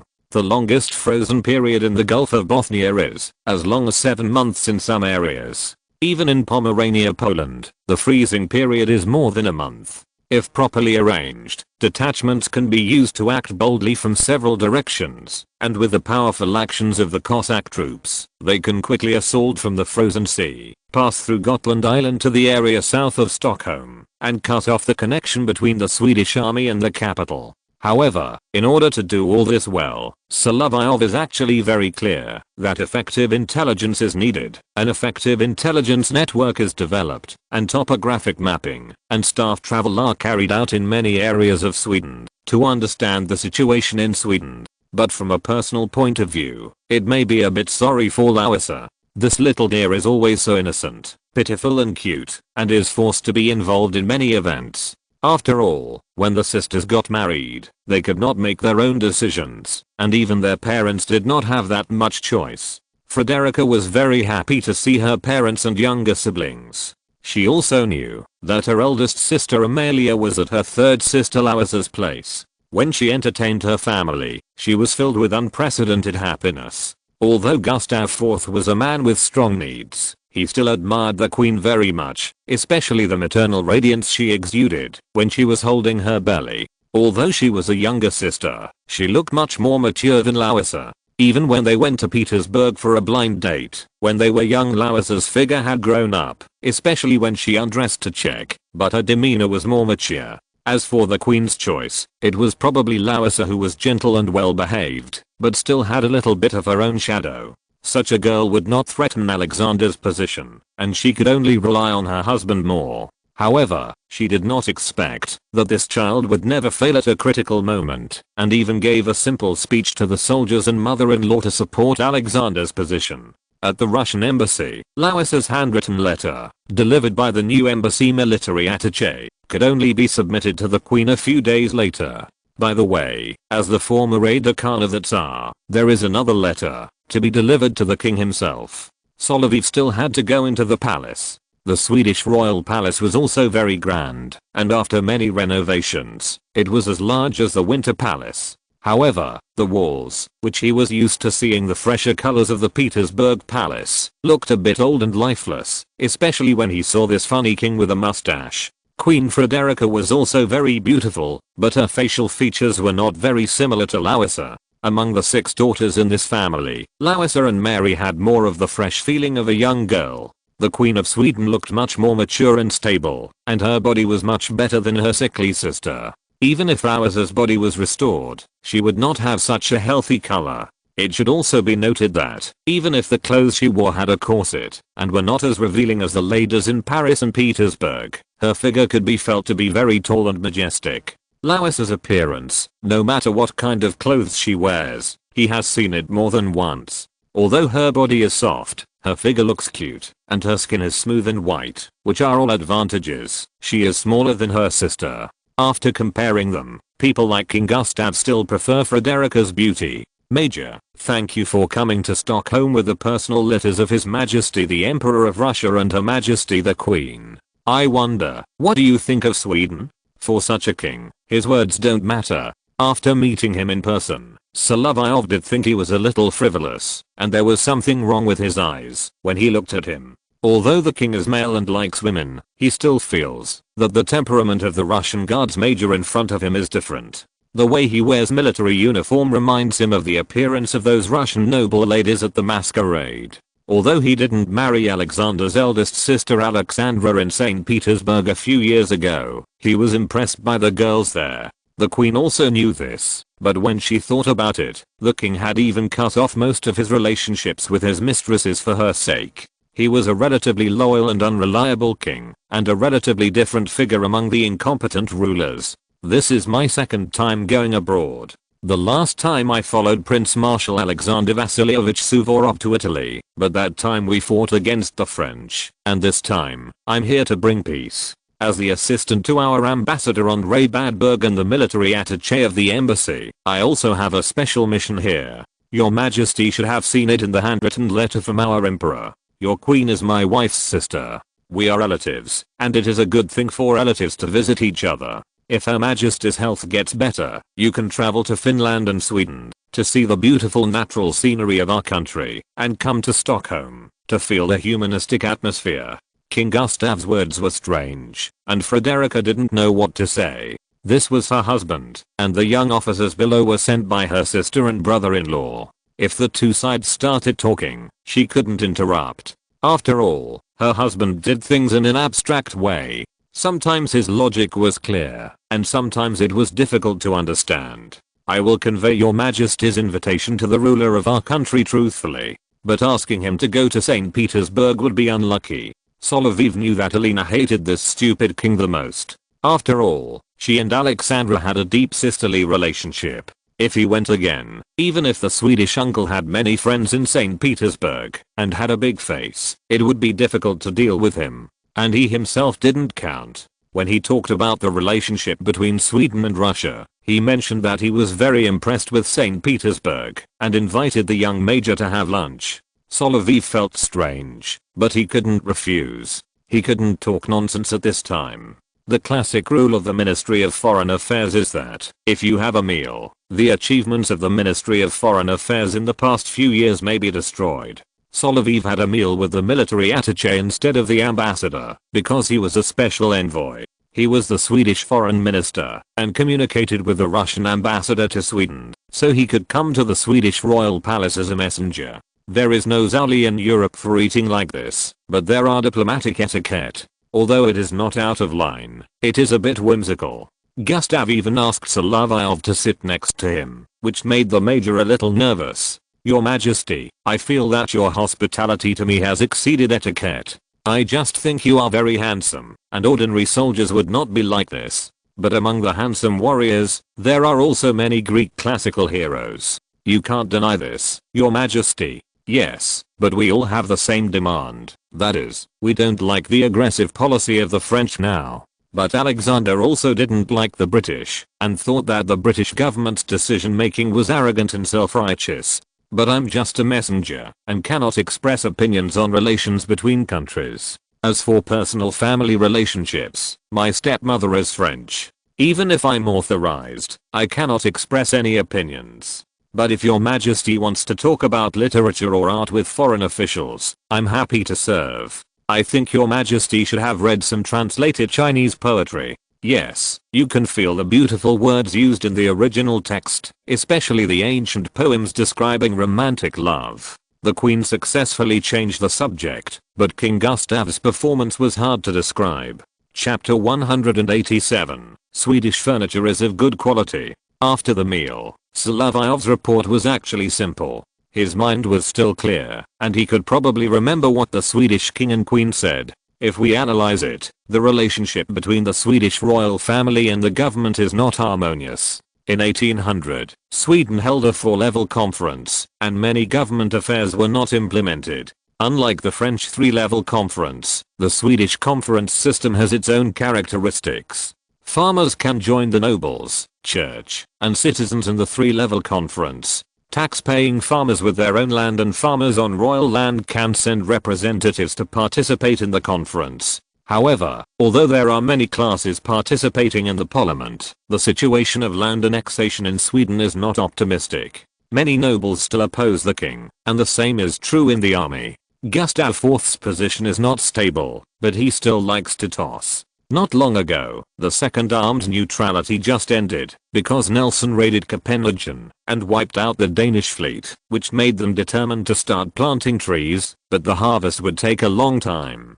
Gustav IV was a little panicked now. Although Sweden had always had a good relationship with Britain, and had never been beaten by Britain in history, the Danes were beaten and Alexander was negotiating with Britain. Sweden naturally could not withstand the pressure, not to mention that the country's financial difficulties were getting worse. It was also because of this that when Frederica was pregnant with Crown Prince Gustav, her sister Larissa wrote to her sister and told her what she had used in St. Petersburg, which was really effective. Her weak body had improved. She knew that her unreliable husband had a lot of expenses, and at least she couldn't bring more burdens to him. So she suggested introducing Count Bobulensky's chain store from St. Petersburg, and even the donkey meat restaurant and the store selling various goods had been moved here. Since it was a store in which the royal family had invested, the two sums of money from taxes and directly entering the royal family's pockets could now be regarded as allowing the royal family to reduce some expenses and use them where necessary. At least Sweden was not like Russia, where more than 70% of the expenses were military expenses, and the expenses that were allocated could finally ease some of the financial tension. However, the Swedish market is still a little small, and Queen Frederica's idea can only see a little return on Swedish territory. She did not go with the king at night, but refused on the pretext of feeding her child. There have always been rumors that this king is not the son of Gustav III, but from his absurd behavior, he does look a bit like the other side of the enlightened king. This problem is the same as Paul's. However, he has too many problems. Solovyov doesn't want to go to the palace again, but accompanies Karl to visit Stockholm. The Baden family came to St. Petersburg and Stockholm, and the two sons-in-law did their best to entertain them. Therefore, if they want to play, the Swedish royal family will send a tour guide to accompany them. However, Carl Ludwig's interest is to amuse his grandson. The old couple are in the palace, and Wilhelmina also went to amuse Sophia. Only Mary and Carl came to the street to play. Stockholm is also a city built on an island, a bit like Petersburg. It's really beautiful here. Carol, compared to Petersburg, this place has a longer history, at least more than 500 years. Petersburg has only 100 years of history after Peter the Great founded the city, and it looks much newer than here. I also like the city, where Sister Larissa lives. It's more fresh and comfortable. Mikhail, I remember you have shares in this chain store? Solovyov hadn't reacted yet. After all, he had just arrived in Stockholm, and was not familiar with it. Moreover, his understanding of Sweden was mainly Saab, Volvo, Ericsson, Sven Hedin, Electrolux and Ike. None of these things were available at present, and the infamous canned pickled herring was also fortunately not seen. Instead, he saw the Bobulensky chain store, which was called the Queen store here. After all, it was the correspondence between sisters Larissa and Frederica that finally decided to open the Bobulensky store here. There were goods imported from Russia, and in addition, there was the donkey meat restaurant next to it, which was still very popular locally. Carol, you want to eat, right? I don't have many Swedish krona, but I do have silver coins. Mr. Person, if we want to eat, how should we pay? Mr. Major brought Swedish krona, but I only have thalers. It doesn't matter, your highnesses, and Mr. Major, you are all guests, and you can put your bill on the bill when you eat here. It sounds a bit awkward to put it on the king's account, but it's also more fun. What's more, Solovyov privately called the king of Sweden stupid ass, which is somewhat black humor. He is also a shareholder, but only in Russia. In Stockholm, he just has a little reputation. That's not a good idea, Mr. Person. No problem, the court has already told me before I came out. It seems that the king and queen have given an explanation, so Mary and Carol are relieved. However, the two siblings have a good appetite. Carol is growing up, and many of the men in the German princes are tall. They must have pork elbows and sauerkraut in their daily tastes. It is not surprising that they eat so much. But Princess Mary, she can eat so much, which is really unexpected. Although the eating posture is a standard posture of the sisters, and there is a bit of princess's reserve and elegance, but this amount of food. Solovyov thought that, if Larissa had half of this amount of food, she might not be so delicate. Recently, her stomach has not been feeling well, and she has to be prescribed some laxative such as senna to adjust it. Mary's face is also that kind of girlish and cute. Seeing her makes me miss Larissa a little. Although I haven't been away for a long time, I really miss her when I can't see her. After all, Mary is just her sister. If he wanted to see it, he had to secretly open his pocket watch in a place where no one was around. Solovyov had two such pocket watches. One of them had a miniature bust of a woman in a red dress, and the other had a girl with a garland, painted by Mrs. Lebrun, when Larissa was 16 years old. Both were made secretly with Julie's help.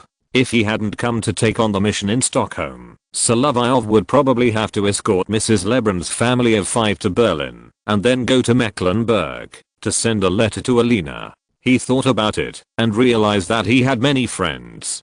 but there seemed to be more girls of the same age, no matter if they were girls waiting to be married or young ladies who were married. He actually knew quite a few soldiers, but maybe it was because he had been in the palace for too long. The advantage of being a guards officer was that when you were on duty in the palace, you could get to know girls who were at least in the 3 digits. When he returned his attention to the table, he noticed that the quality of the tables in this branch in Stockholm was good. "Waiter, this table is of good quality. Where is it made?" "The materials seem average, but the craftsmanship is good."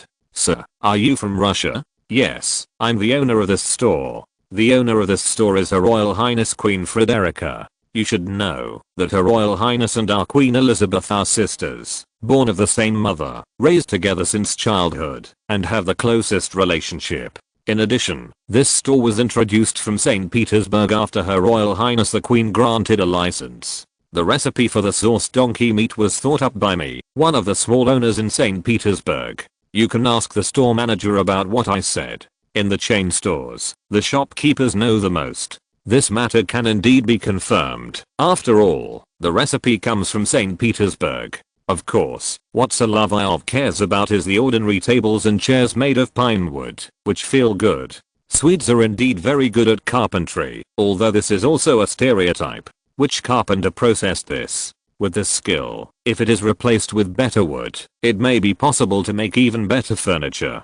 After all, he was born in a family of profiteers. What Solovyov thought of now was the Chinese style of the European court, which was somewhat unable to grasp the essence. If he could find a carpenter with online skills and explain to them what Chinese furniture is, perhaps he could make a good set of furniture. The only palace building during the Empress's period that was not completely strangled by pool was probably the Chinese courtyard that had been planned but not started. The Chinese courtyard that Solovyov had told Count Bobulinski did have this factor. As for where to find the carpenter, he really found this furniture workshop near Ecker Island. "Your pine furniture is well made. I'm a diplomat from Russia. In addition to my diplomatic mission, I also have to look for some business opportunities here to provide wooden furniture for nobles in St. Petersburg and other places. In addition, compared to a tennis court as large as a tennis court, playing on a table may be more interesting. You know what? Sweden is the country that has left the biggest psychological shadow on China in the sport of table tennis.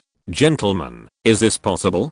Solovyov was thankful that many of these carpenters knew German, so it was at least easier to communicate with them, and he didn't speak Swedish. "For a sport like this, I want to order 20 tables from you. If it's promoted well, I'll have to place additional orders in the future." These carpenters couldn't refuse the order, and they knew that at this time, there were only so many pre-orders, and if they were successful, there would be a steady stream of processing orders in the future. As for the Chinese-style garden palace, the construction near the imperial village was somewhat outrageous for Solovyov. He directly recalled some gardens he knew in his mind, and then he had a strange idea. He wanted to copy the Grand View garden. If he came up with a plan for the garden plot that Alexander had only marked out, but had not started construction, it would naturally be usable. Although there is a bad thing, it is easy to come true, and there are some things that can be seen in the 80 chapters of Kyozukin. Moreover, he really has no confidence in his translation of the story of the stone. Thinking about the French translation, he even got rid of the original artistic conception. His literary level is sometimes not perfect. When he looks back at the previous book, there are still some flaws. But the plan has been decided. As for signing the check, he still has to write to his father. The family can still take out the money. Moreover, Baron Sergei, a more powerful profiteer, will definitely understand him when doing business. As for Gustav, he is also a good person. Although he is famous for being stingy, he is still very concerned about where he can make money. The private money that Frederica gave him can already make up a small part of the royal expenses. If he can make money by assembling furniture, it is naturally a good thing. Moreover, he thinks that when the weather is bad or the tennis court is cleaned, he can't play tennis, which is really boring. This kind of king is really hard to describe. Of course, he agreed to Lois's visit to Sweden next year. She would come to Finland and Stockholm, and there were many places to travel. Gustav IV himself did not realize, nor did the Swedish generals, that the military attaché of the Russian embassy intended to use this trip to familiarize himself with the routes of many places in Sweden. Larissa would go from St. Petersburg to Viborg, where she would be escorted by the guards and her entourage, to cross the whole of Finland to Turku, and from the Åland Islands to Stockholm, and then there would be a grand celebration there. If Gustav IV thought about the fact that he and Alexander were brothers-in-law, and there were other relatives involved, and did not commit suicide, Russia would not touch him. But if he did not recognize the situation and took risks, taking Finland would be a light punishment. If it was serious, his old nest in Stockholm would be directly destroyed. After the matter was settled, Gustav IV also wrote to Badberg to notify the Russian royal family and finally confirm the Russian queen's visit to her relatives. He even promised that, if he had time in the future, he would visit Karlsruhe in Baden on behalf of Larissa, who was too far away from home. Although this man was incompetent and always did things poorly, but there was one thing he was good about, which was that he attached great importance to family relationships. Alexander smiled after seeing this. Gustav was indeed a frivolous guy. This would allow the Russians to enter Sweden, and he could even go further and see the nearest route very clearly. At the same time, Solovyov had to accompany the Baden family and send them to Malmö to embark on the road home. Chapter 188. The roads are slippery in snowy weather. Please pay attention to traffic safety. There are many royal palaces in Stockholm. In addition to the castle in the city, there are also castles and palaces built over the years by the lake west of the capital. Gustav IV also arranged for his father-in-law and mother-in-law to meet his mother. After the meeting, the in-laws had a good chat and many activities were held during this period. The Palace of Gripsholm Castle has also become a place where both the host and the guests can enjoy themselves. Gustav IV handed over many affairs to the ministers and lived in the castle by the lake. He looked really funny, but as a son-in-law and son, he was quite filial and arranged things very well. It's just that he has always been unreliable. Although he was kind, when preparing the carriage for his father-in-law, he specially ordered to choose the best carriage from the royal carriage. Solovyov happened to come to the castle. In such a snowy day, he saw that the Swedes prepared a carriage. It was just that the climate here was not as cold as Russia, so it was a bit abstract to prepare it this way. Especially on the way here, he also saw a lot of Swedish farmers who used sleds in winter. It seemed that there were only some differences in details from the Russian ones. The snowfall here in winter was not so terrible and exaggerated, and it looked very flexible to use. Before his father-in-law was going back to Karlsruhe, Gustav, the son-in-law, held a grand banquet and invited envoys from various countries to come. Although he was unreliable, he also knew that Sweden, with its strength, could not be provoked by anyone without a backer, even its neighbor Denmark. He was still very careful about the friendship with Britain, and he had to take into account that the domestic situation in Russia was gradually stabilizing, and Alexander's focus was not on the Baltic Sea, but on the front of Europe and the Black Sea. He still needed to show his goodwill here, as ambassadors from various countries were here. Badberg also brought Solovyov here, and heard the report about the carriage. I understand that you are here to take responsibility for Karl Ludwig's safety, but we cannot deny the King of Sweden's face. This will worsen the relationship between our country and Sweden. What's more, you and I only have one baron title. Although General Badberg is the emperor's teacher, La Harpe is the one most trusted by Alexander.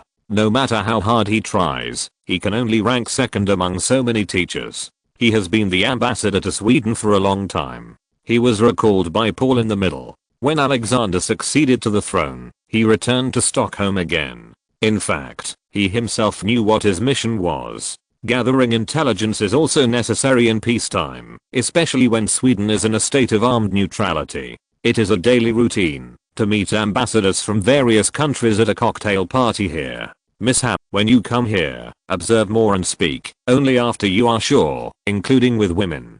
I can feel that the girls here like you very much. After all, you are good looking. It was not like this in Russia. He was familiar with the girls, and the boys there were very lively, unlike here, where he felt a little depressed. But I still have mission. You can go dancing. This is a social occasion. Even if you don't like it, you still need to show yourself there. You might gain something. The ambassador was very understanding, but Solovyov kept circling around the Baden family and saw Carol go down to the dance floor. Your Highness Mary, aren't you going to the dance floor? I think it's not necessary. Today, apart from my brother-in-law, His Majesty the King of Sweden, it's hard to see young officers here. What's more, I have an engagement and will get married next year. She is indeed as girlish as her sister Larissa, but Larissa is a big white rabbit and she should be considered a little white rabbit.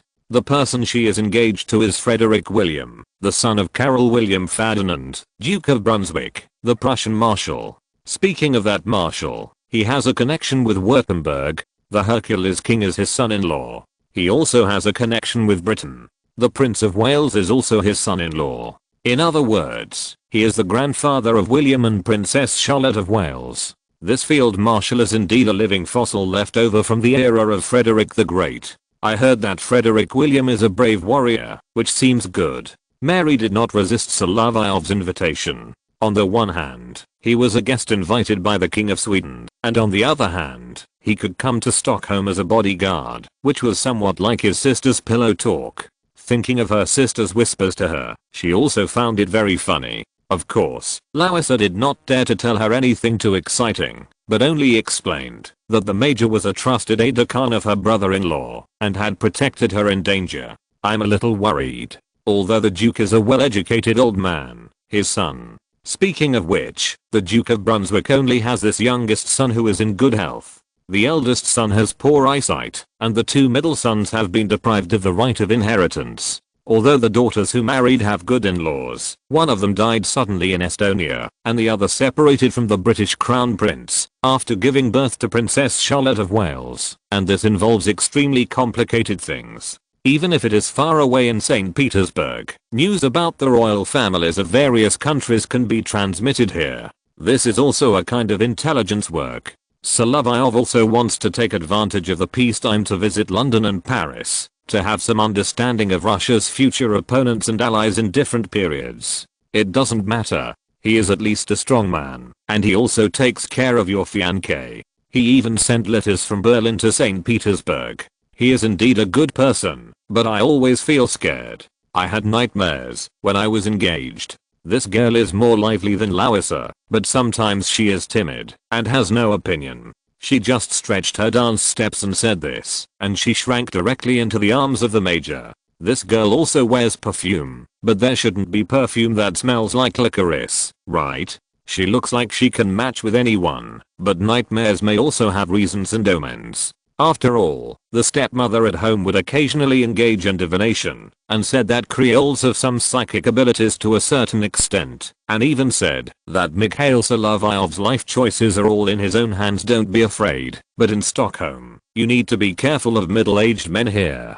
They like girls with noble status, simple and lovely girls the most. Have you heard about the Duchess Sagan? The person involved is said to have returned to Sweden, and Mary was even more scared when she heard this. Solovyov didn't fall in love with this girl. He was just very vigilant when he was in Stockholm, because he had a private affair with Larissa and was entrusted by her. I see. At least my fiancé is a very reliable person. Thank you, Mikhail. After this dance, the Baden family will leave the next day, passing through many Swedish cities along the way to Malmö, and then to Denmark. Many places in the Baltic Sea are frozen, and it is also convenient to go home from there. However, Mary had a nightmare again at night. She ran out of her suite, stepped on the carpet barefoot, and was scared in the corridor. I hope this is not true. There are sisters and fathers in the dream. What's going on? The interpretation of dreams has not yet been done. Sometimes psychological hints will appear. She is very scared. But this is just a dream. Mary and Wilhelmina are in the same suite. She went back to sleep, but she didn't sleep well all night. When they got up the next morning, the group still took the Swedish royal carriage to leave the castle. This trip seemed to be a vast expanse of white. If there were not many trees in Sweden, it would be a bit clean. Karol Ludwig and his son were sitting in a carriage. Solovyov was also here, and Amalia and the two daughters were in another carriage. The scenery here is really nice, isn't it, Major? Yes, you are right, and it is not as cold as Moscow. When I served in the Grenadiers, I was stationed in Kaluga, which is the heart of Russia. To be honest, it is still very cold. If possible, don't come to Moscow when it is so cold. It is even colder than my more remote hometown of Rouen. There in winter, you don't take a carriage, you should take a sleigh. That must be very interesting. Sleighs seem to be more stable. Solovyov reminded the father and son. After all, Baden and Württemberg are Napoleon's loyal henchmen, and they are the maiden homes of the Queen and the Queen Mother respectively, and they are also the homes of his friends Carol and William. This always needs to be reminded, that Russia is very cold. As for whether they can listen to it, that is another question. When the carriage travels to the Arboga area, there will always be some accidents. The roads here are not all cleared, and the sections where carriages and sleds pass may become extremely slippery due to the passing of vehicles and the light during the day, and then freeze at night. The carriage that Carol Ludwig was riding was in front, and Amalia's carriage was behind. When they passed a road, the carriage suddenly lost control. As a guard, Solovyov immediately thought of who to protect, and the huge inertia of the carriage's rollover caused the fat Carol Ludwig to fall on him. Fortunately, he reacted quickly and had a large momentum. If the contact time was short, his bones would be broken. Fortunately, when the fat man crashed into his arms, there was some buffer, otherwise it would be really fatal. But he also heard the sound of bones breaking, which was not good. At the same time, there was another problem, that is, everyone should not hit their heads in traffic accidents. Fortunately, this place is not too far from the Algard City Hall, so the city will send out sleds driven by farmers to pick people up. How are you now, Your Highness? My leg seems to be broken. Major, how are you? My arm seems to be broken. You are not in good condition, Major. As for Carol, he fell on his father, and his big belly bounced back, so he was not seriously injured. In a traffic accident, pay attention to your head, Your Highness. Did you hit your head? No. And Amalia and her daughters got off the carriage behind them, and saw the carriage in front of her husband and son, and the horse kicking its legs next to it, and began to worry. But when Carol got out of the top of the carriage, Amalia was relieved, at least her son was fine. You know, in addition to the heir of the Margrave of Baden, there is also the illegitimate son of the old man's next marriage. Amalia didn't want her husband and children to get into trouble, no matter from which angle. It's just that her husband broke his leg, and the adjutant sent by Russia was hit by her husband, and broke his arm. Fortunately, Solovyov is good at first aid. He fixed his arm first, and then confirmed the condition of Carol Ludwig, especially the appearance observation. In order to avoid the risk of stroke, I think at this time, after the sled arrives, we will send him to the city for clinical observation first, and he must keep warm. The servants have already gone to the city of Arboga. Fortunately, this was the former king's residence during the Vasa dynasty, and soon the city's councillors came to meet him. After observation, Carol Ludwig was fine, but he had a broken leg and needed to recuperate here. After hearing about it, the Swedish king and queen came here 2 days later. They did not expect that the royal carriage would have an accident on the road. But you don't need to worry about me. This prevents me from exercising or hunting. I may have to trouble you, Your Majesty, to stay with you for a long time. As for Solovyov's situation, Gustav did not take care of him, but Mary brought her younger brother and sister here. Thank you so much. I hope you can get well soon. With a broken arm, you may not be able to serve in the army in the future. It's better than having a lame leg. My father retired as a major. He had a lame leg from a Turkish bullet during the war. You have to get well soon too. I don't want my sister and brother-in-law to send you out just to protect my father and brother. Sorry, Mary, it doesn't matter. In Russia, there are generals with broken legs and blind eyes. As long as they are not brain damaged, it's fine. Indeed, if the brain is damaged, you can't do anything. Mary and Wilhelmina both gave him a kiss on the cheek. This kind of thing is actually quite profitable. Lois's sisters are also pretty. Fortunately, you don't like lipstick like Her Majesty the Queen. You just use ordinary lipstick. Otherwise, I can't explain it clearly. It's good that nothing serious happened. They still have to go back to Stockholm later. End of part 1. Chapter 189. You can't rest, even if you recover from your injuries. The news soon reached St. Petersburg, arriving here in January 1802. When Louisa saw the letter, tears welled up in her eyes because she was worried about her father's injury. Her lover Miss K was the same. Due to the huge emotional fluctuations, she couldn't breastfeed her child for several days. No one could suffer but the child, so she called the wet nurse. What should we do, Alexander? Dad had an accident in Sweden and broke his leg. Lisa, but we can't go to Stockholm now, especially since you are not in good health. Although you have recovered a little, the doctor said that you can't travel far. We will still live here in winter. If you are really worried, you can go to Finland with Amelia in the spring to reunite with your family. Louisa, you smell so good now.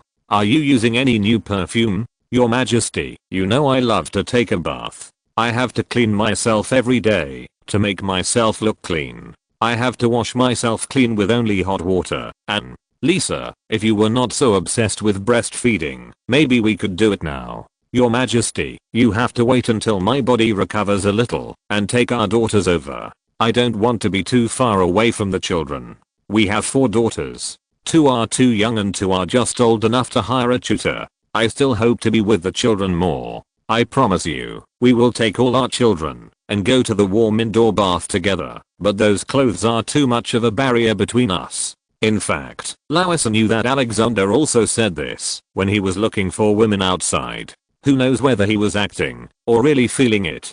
Alexander looked at his wife and found her cute, but she only gave him gentleness and obedience without the enthusiasm and stimulation he needed. On the other hand, Solovyov liked Louisa's immaturity and gentleness. He always kept a sense of distance and knew a lot of knowledge. When he touched her conscience, he must be sincere to her and she would double the return. When Louisa put her daughters in the bathtub, she also hoped to have a closer relationship with the children.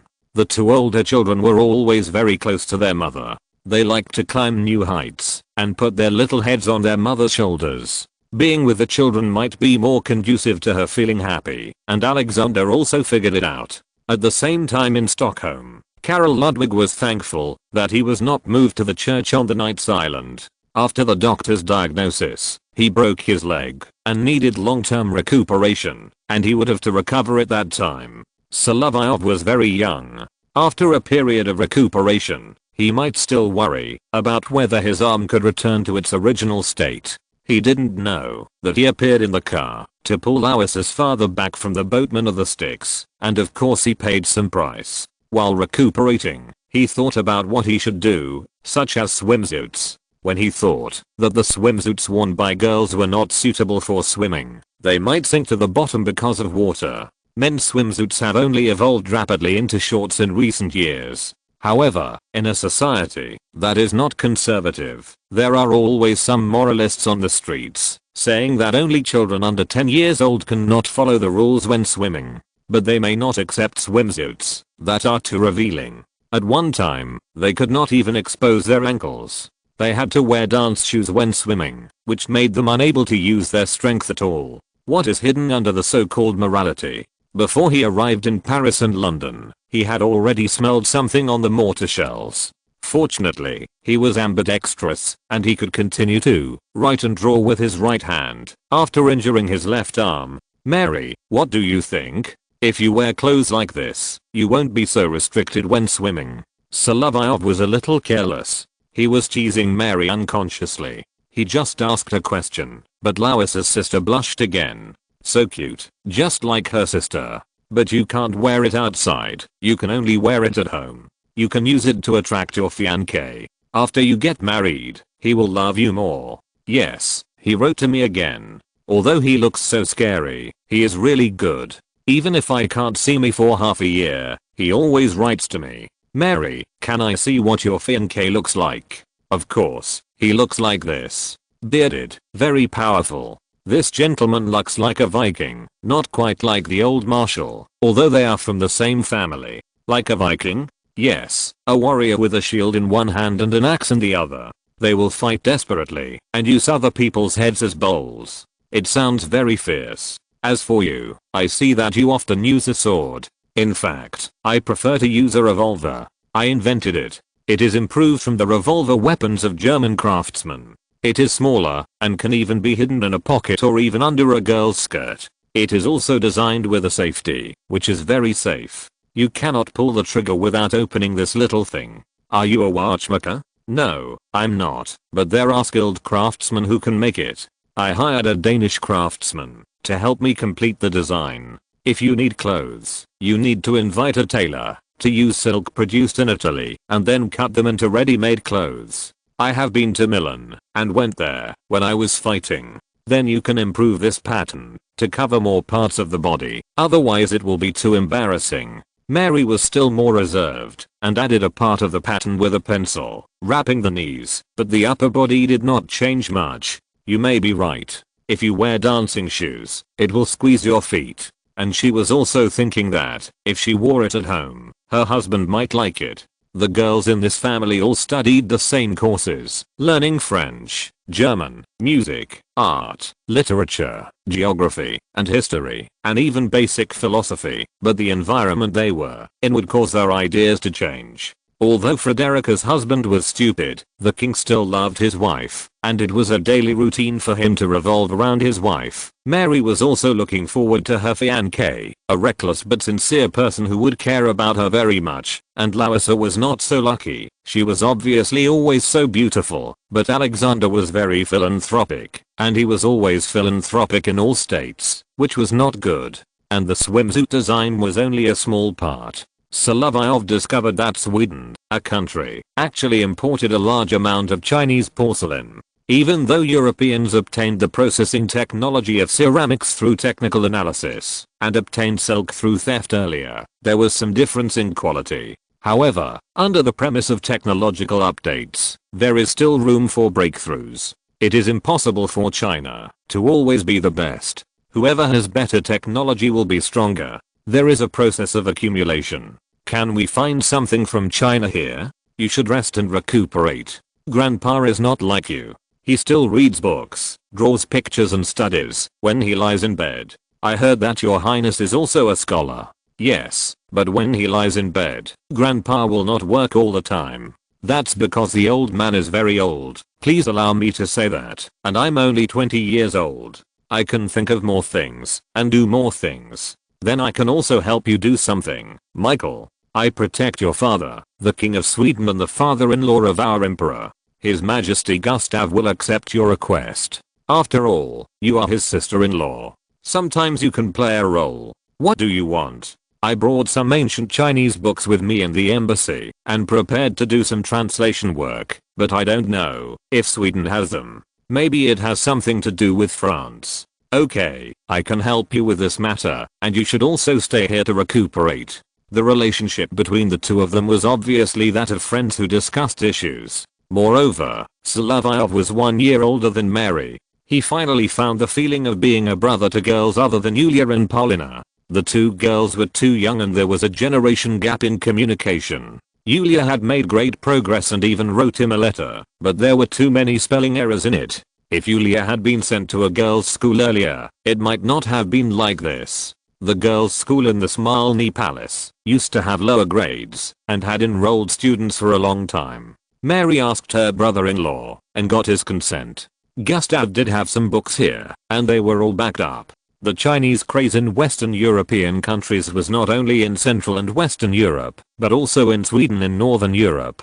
This is very good. It's a chronicle, and I happen to understand all the contents inside. Thank you, Mary.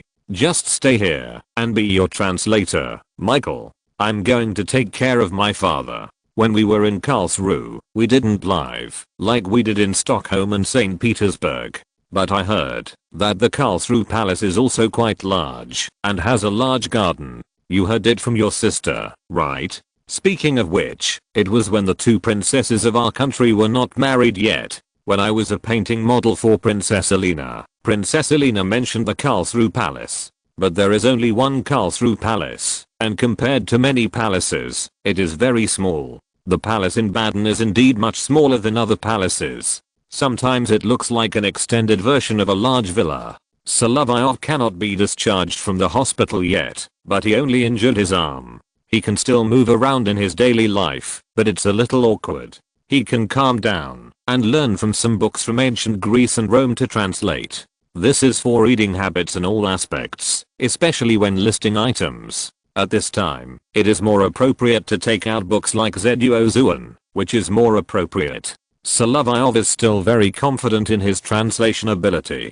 His level of classical Chinese has never been eaten with bread and sausage, and he can still translate many books, especially those involving classic content. Looking at Europe, although it cannot be unified, some content can still be used as a reference. He tried his arm. There is no problem writing on the table, but hanging his arm, writing anything is very slow, but this is also good. He needs to proofread the manuscript, and does not need to rush to publish it. This is also very good.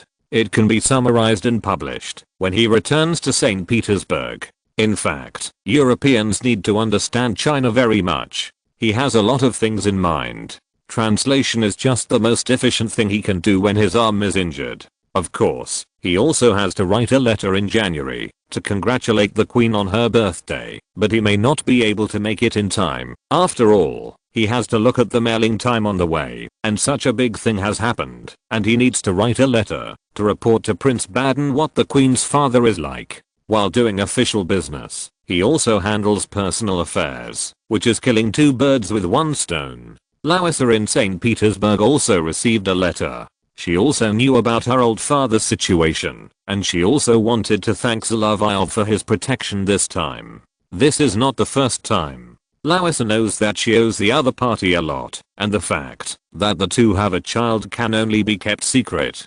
But the strange thing is that Alexander's favorite is the youngest daughter. Although she has green eyes, she looks more like Larissa, and the child is only a few months old. But when her sister pinches her, she has learned to complain. What a smart child. I know now that such a young child already knows. Yes, both children are very smart. If you do the same thing to Paulina, she will tell me too. Well, the children are all good, but it's a pity that they are all girls. Your Majesty, if God blesses us, we will always have a son. But Alexander was also quite strange. Narishkina had no signs of pregnancy yet. She was obviously in better health. The other mistresses who were pregnant were all girls. He felt strange, but there was nothing he could do. The land in Russia was very fertile, but there were too many girls born, even his father Paul's last illegitimate son. Maybe he should wait and see. Maybe there will be changes in a few years. He thought so. Alexander also knew Solovyov's reply letter.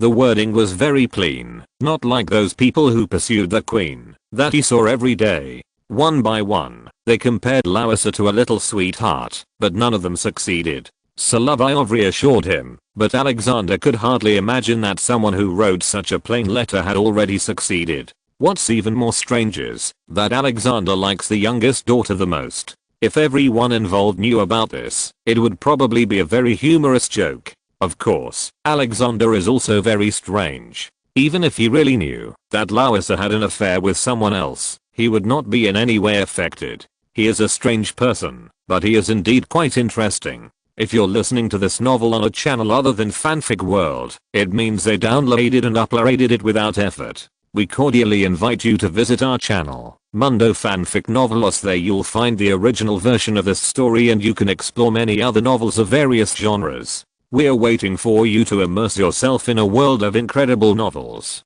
Chapter 190. Alexander convenes a ministerial meeting. When Solovyov got out of bed and started to work as a translator and collect intelligence from all sides, Alexander issued an edict in St. Petersburg to thoroughly reform the committees of the Empress's period.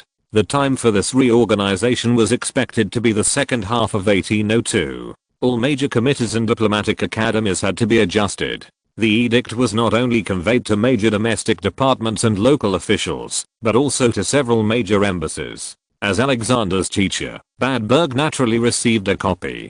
The understanding of the content was also limited to senior officials of the embassy. It was necessary to understand what route the new policy of His Majesty the Emperor would take. According to the edict issued by Alexander, after he ascended the throne in March 1801 after the coup, he expressed his willingness to rule Russia according to his grandmother's wishes. This was obviously to overturn Paul's policies in recent years. The young Tsar was always afraid that the great nobles would rise up to oppose his rule, and it was hard to say what would happen. The wrangling with the British continued. Von Palen was stripped of his noble status and sentenced to hanging, publicly executed in the Peter and Paul fortress. Count Platon Zubov was sentenced to exile to Arkhangelsk. Lieutenant General Terezin of the Guards committed suicide in prison. Count Nikolai Zubov participated in the beating of Paul and caused his death, but because he was the son-in-law of Marshal Suvorov, he was pardoned and was only placed under house arrest in a manor in Novgorod. Officers directly involved in the murder were sentenced to be shot. Generals and officers who directly participated in the coup that night were demoted to serve in the Caucasus, including Bennigsen. These judgments also show that Alexander needs an explanation from the British government. His principle of enlightened despotism also needs to be passed on to the embassy in London through Gothenburg, Sweden. The reinstated Count Vorontsov will convey the Tsar's opinions to the British royal family and cabinet. Let's not talk about London's attitude first. We have to study the imperial edict sent to the embassy in Sweden. Solovyov didn't need to stay in the hospital all the time. He returned to his own small suite in the embassy, although it was inconvenient to work with his arms hanging, considering that he had a lot of tasks to do this time. He really needed to participate more. Badberg called him aside because he was an aide-de-camp before, and he always heard something about what Alexander was doing. Solovyov, I heard that the emperor has established 2 committees in St. Petersburg. One is public and the other is secret. I think the reforms of these committees described in the edict should be modeled after the British 2 established departments.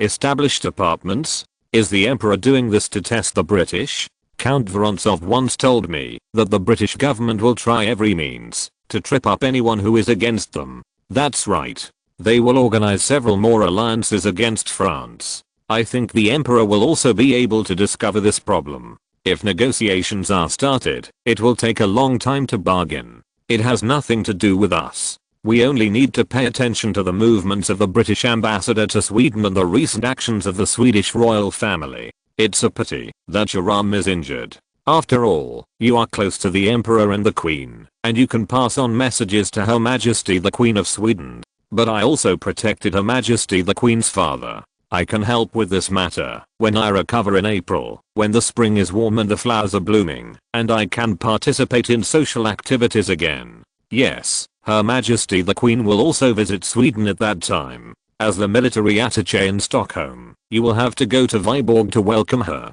He liked the job of picking up Lowissa. We will also take a look at the situation in Finland along the way.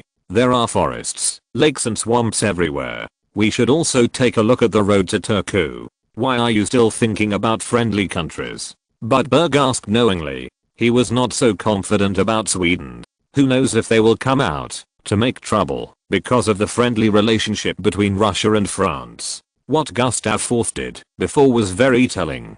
Who knows when and for what problem, what action will be launched. It may be a special military action. Of course, we have to find out the situation. And what I'm worried about is that, if something happens in Stockholm, the British will transport a troop through Gothenburg. Sweden is originally pro-British. If there is any disturbance, it will indeed be very swaying. And St. Petersburg is not far from the border. Who knows what some people will do. This is not a problem to be faced at this stage. It doesn't matter if you go and have a look. Budberg looked out the window. It was still some distance from the Knight's Island. During the Queen's period, Sweden and Russia had a war.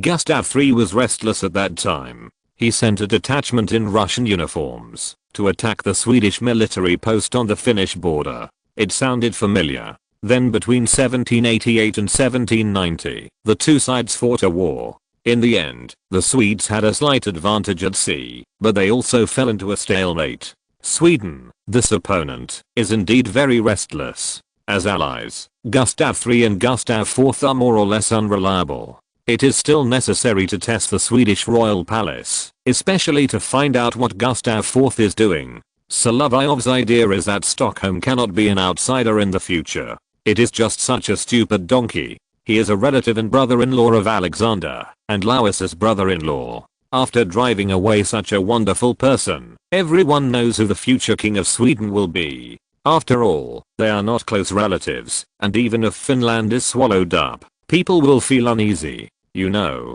Gustav III wanted to use the navy to directly raid St. Petersburg, to overthrow the Empress's rule. The edict on the reform of the Council of Ministers was issued, followed by soliciting opinions. The embassies abroad were only responsible for notifying them, and all countries should pay attention to the changes in Russia's future diplomatic writings. Looking back at Alexander in St. Petersburg, when he convened the secret committee for the first discussion on the reform of the Council of Ministers, the four giants of the committee still agreed with his opinion. And today, since it involves military reform, Constantine was also called to attend the meeting. I think it is still appropriate to do so at this time. You should also listen to my idea. The Diplomatic Academy will be reorganized into the Ministry of Foreign Affairs, which will be directly responsible by the Minister of Foreign Affairs, instead of the collegial system of the previous academy. At the same time, the situation of each committee is the same. Constantine knows the joke of the Grand Marshal. What did he say? Royal brother, I remember telling the Austrian generals at that time that Carthage must have a military committee, and Hannibal did not go straight to Rome in the end. Although it was just a joke told by the Grand Marshal at that time, the collegial system of the Army Military Committee and the Navy Committee does have big problems, and Russian civil servants did not have many ways to stop the Tsar's decision. Alexander wanted to organize the reform from top to bottom. These bureaucrats in St. Petersburg had to bear it, and local officials were still relatively free. Speransky was responsible for drafting the bill. He just listened to the speeches of Alexander and the Big Four. The Ministry of Foreign Affairs, the Ministry of War and the Ministry of Navy had confirmed that they would be established, and the remaining major departments were currently tentatively designated as the Ministry of Internal Affairs, the Ministry of Finance, the Ministry of Justice, the Ministry of Commerce and the Ministry of Public Education. Ministers were to be appointed for the 8 major departments. In addition, there are the National Treasury and the National Taxation Bureau, which have treasurers and directors respectively. Their status is slightly lower than that of ministers, but they can attend meetings. Above this, according to later statements, there is actually a chairman of the Council of Ministers. When there is an imperial prime minister, this position is concurrently held by the imperial prime minister. If there is no administrative civil servant of this level, the foreign minister must hold the concurrent position. No matter how you look at it, the little Poland will have some advantages, but this one is still unwilling to give up. When he came back, he saw Larissa, who was pregnant. In addition, her body has become plump recently, and he has some ideas. However, Alexander felt that he could not treat his good brother badly, not to mention that he has been single, so he introduced Larissa's sister Amelia to Czarist.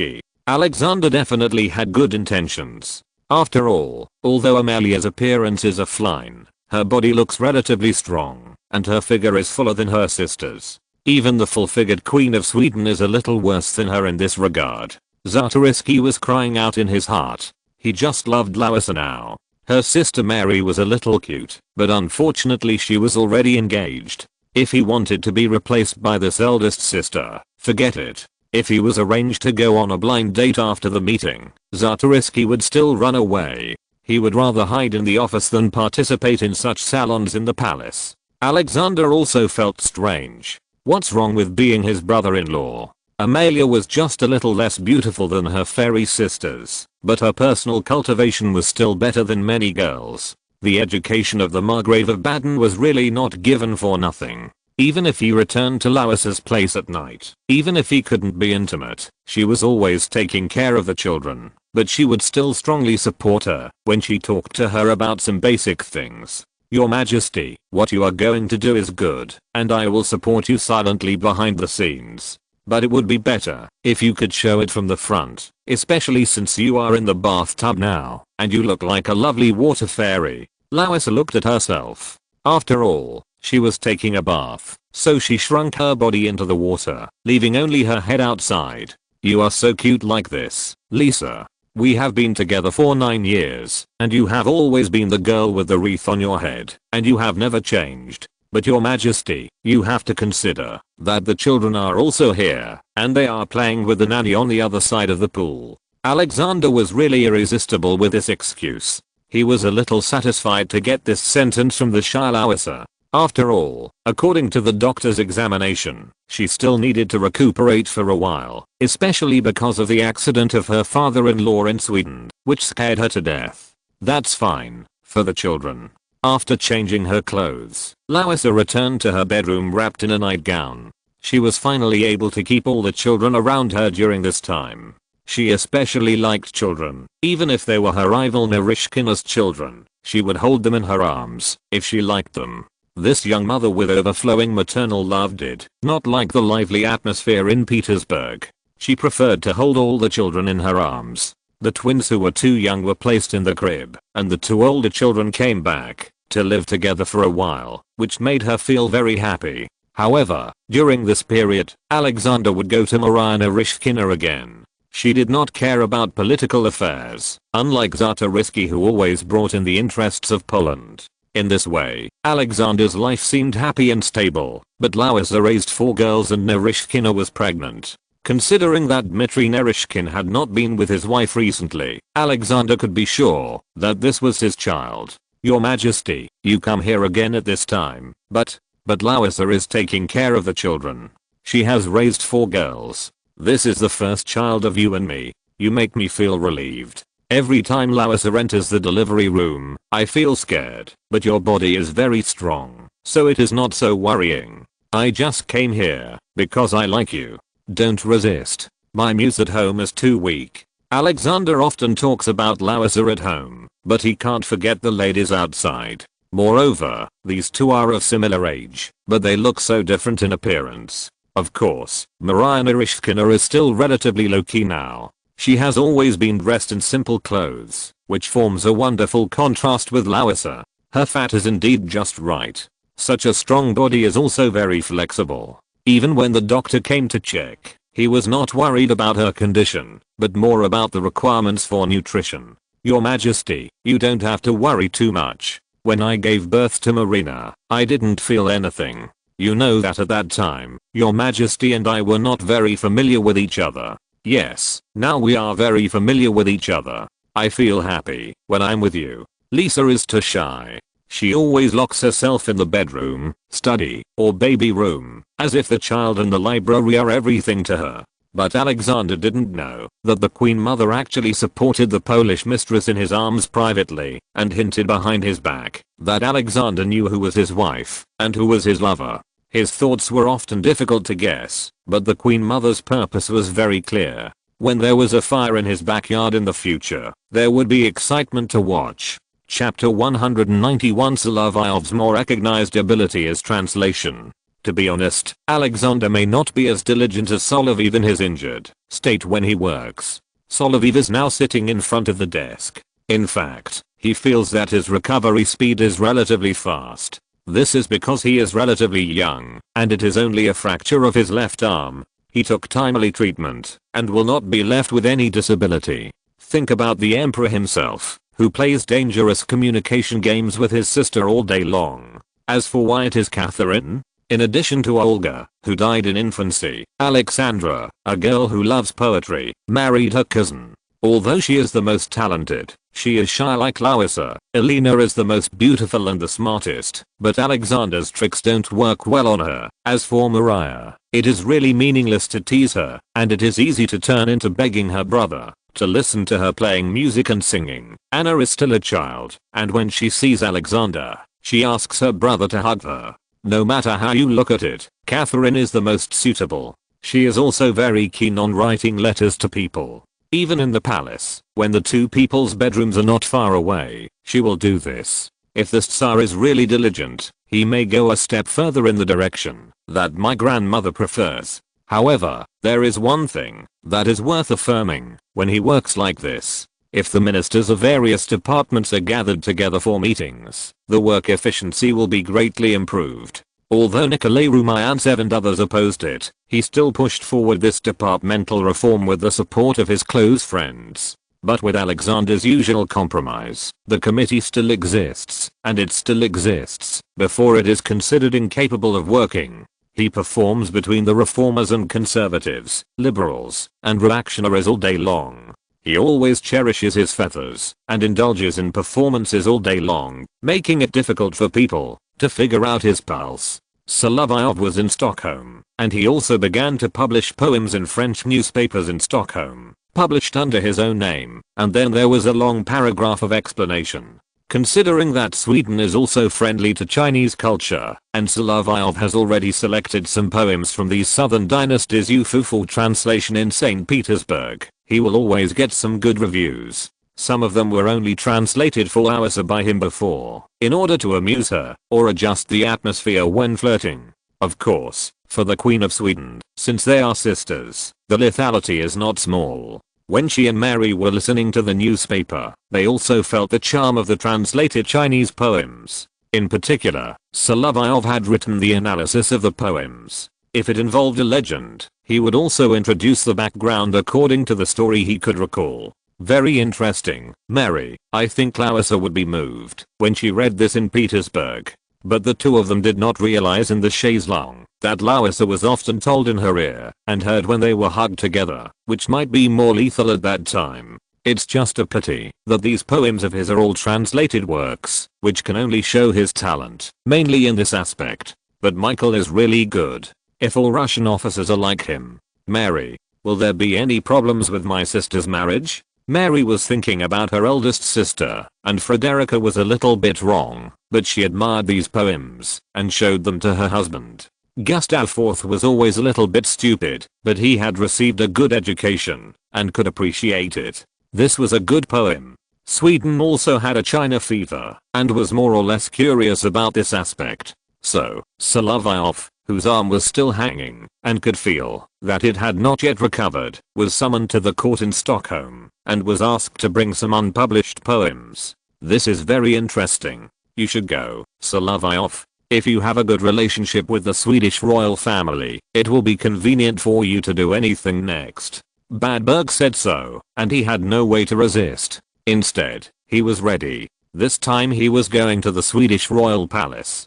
Gustav IV's summons were still more interested in the novels, stories, and poems he translated. He said so when he spoke, but it seemed that the queen wanted to summon him. Of course, people like Solovyov who have been with Paul for a long time have a bit of chivalry and unquixote-like stubbornness. Moreover, Frederica came to meet with Crown Prince Gustav in her arms, and Gustav wanted him to show his poems, which had been discussed before. The short and long poems were selected, their background and meaning, and the historical stories contained in them. After listening, Gustav IV also said that it was good. You are an outstanding young scholar. Why don't you go to work in an academy? I was a member of the Russian army when I was a child, and I don't have a suitable reason to retire at present. Your Majesty, my emperor sent me here, and I also hope that the two countries can have long-term friendship from the perspective of blood and marriage. On the word in-law, Solovyov deliberately emphasized the tone, which made Gustav a little uncomfortable.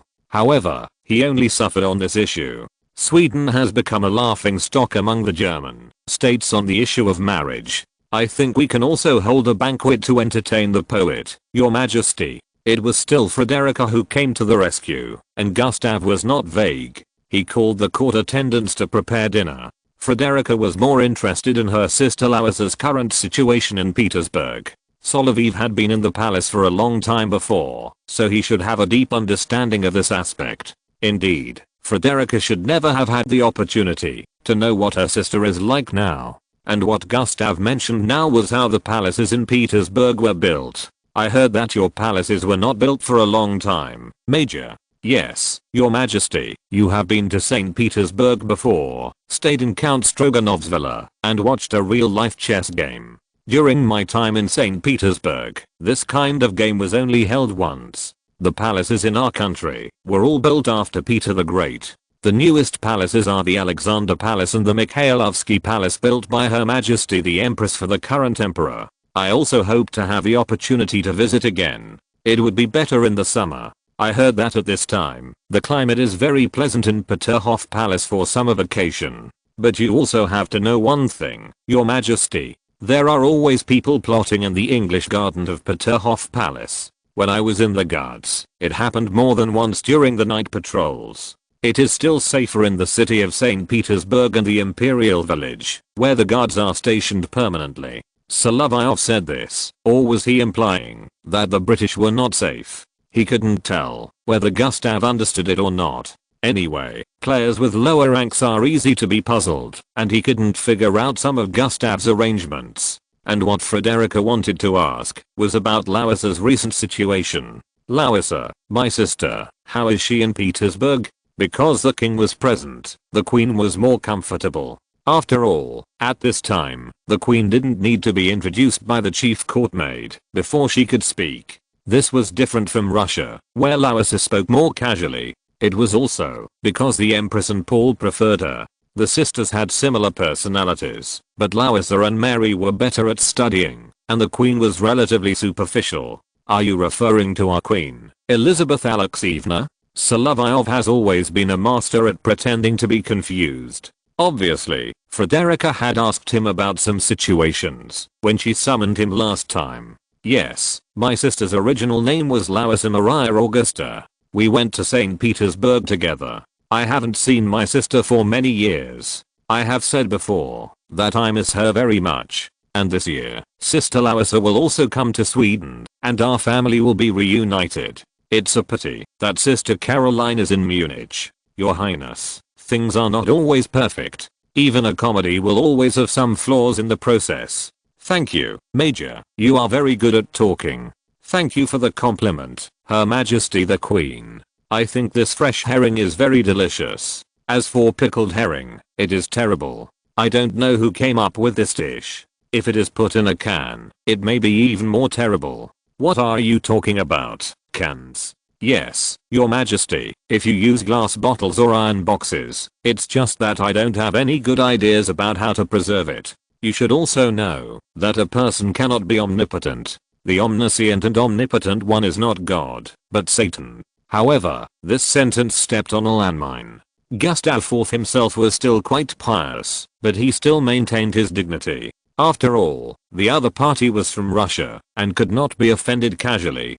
Gustav IV was so capricious and arrogant on the issue of engagement, probably because the war between Russia and Sweden ended in a stalemate, so he did not listen to his uncle's advice, and was still very strict with Alexandra's conversion. But now it is different. The Russian army did not start a war in any direction. In terms of absolute strength, the Swedes are not good, unlike the last war when Sweden and the Ottoman Empire formed an alliance, and could support each other.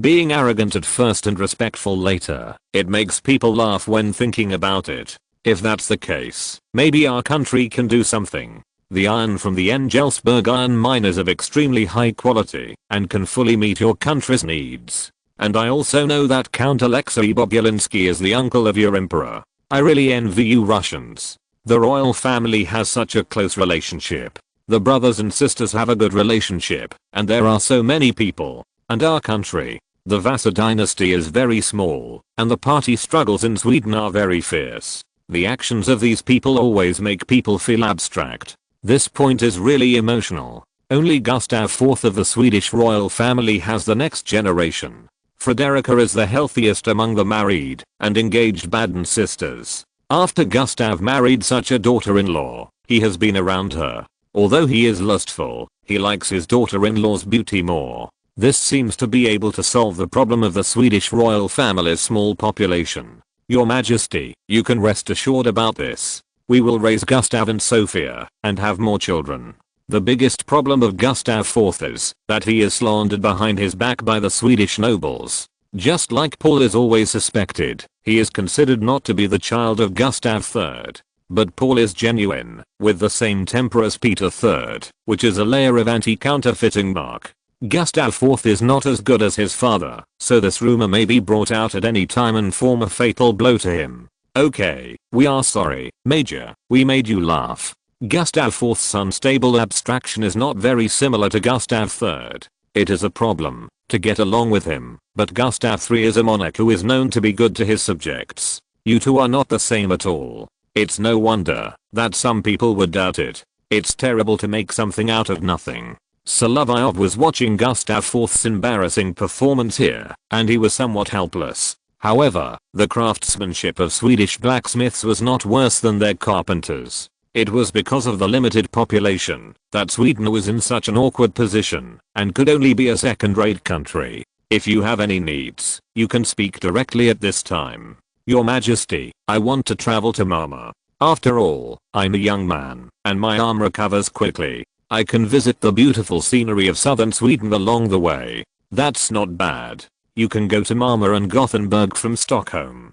Gustav IV actually knew that the Russian army was more likely to come from Finland. But in the Baltic Sea, where the salinity is extremely low, the ice lasts for a very long time, and anything is possible. After Solovyov heard this, he felt that it was a good idea to take this road to visit southern Sweden. One round trip would almost be the time when Lowissa visited Sweden, and the road to and from Finland would also be taken. He also observed Gustav's expression. The king obviously did not realize how dangerous this matter was. He seemed to think that exporting ironware and iron ore to Russia was a good business. For Solovyov, this was already a plan. He tried his arm again. As long as he didn't fall off the horse or get hit by a fat man, there should be no problem. For orthopedic recovery, it was already very fast. He was young and had enough nutrition, so there was no big problem. It was just that he didn't bring the trotting horse that Paul gave him to Sweden, so he had to find a place to buy a horse himself.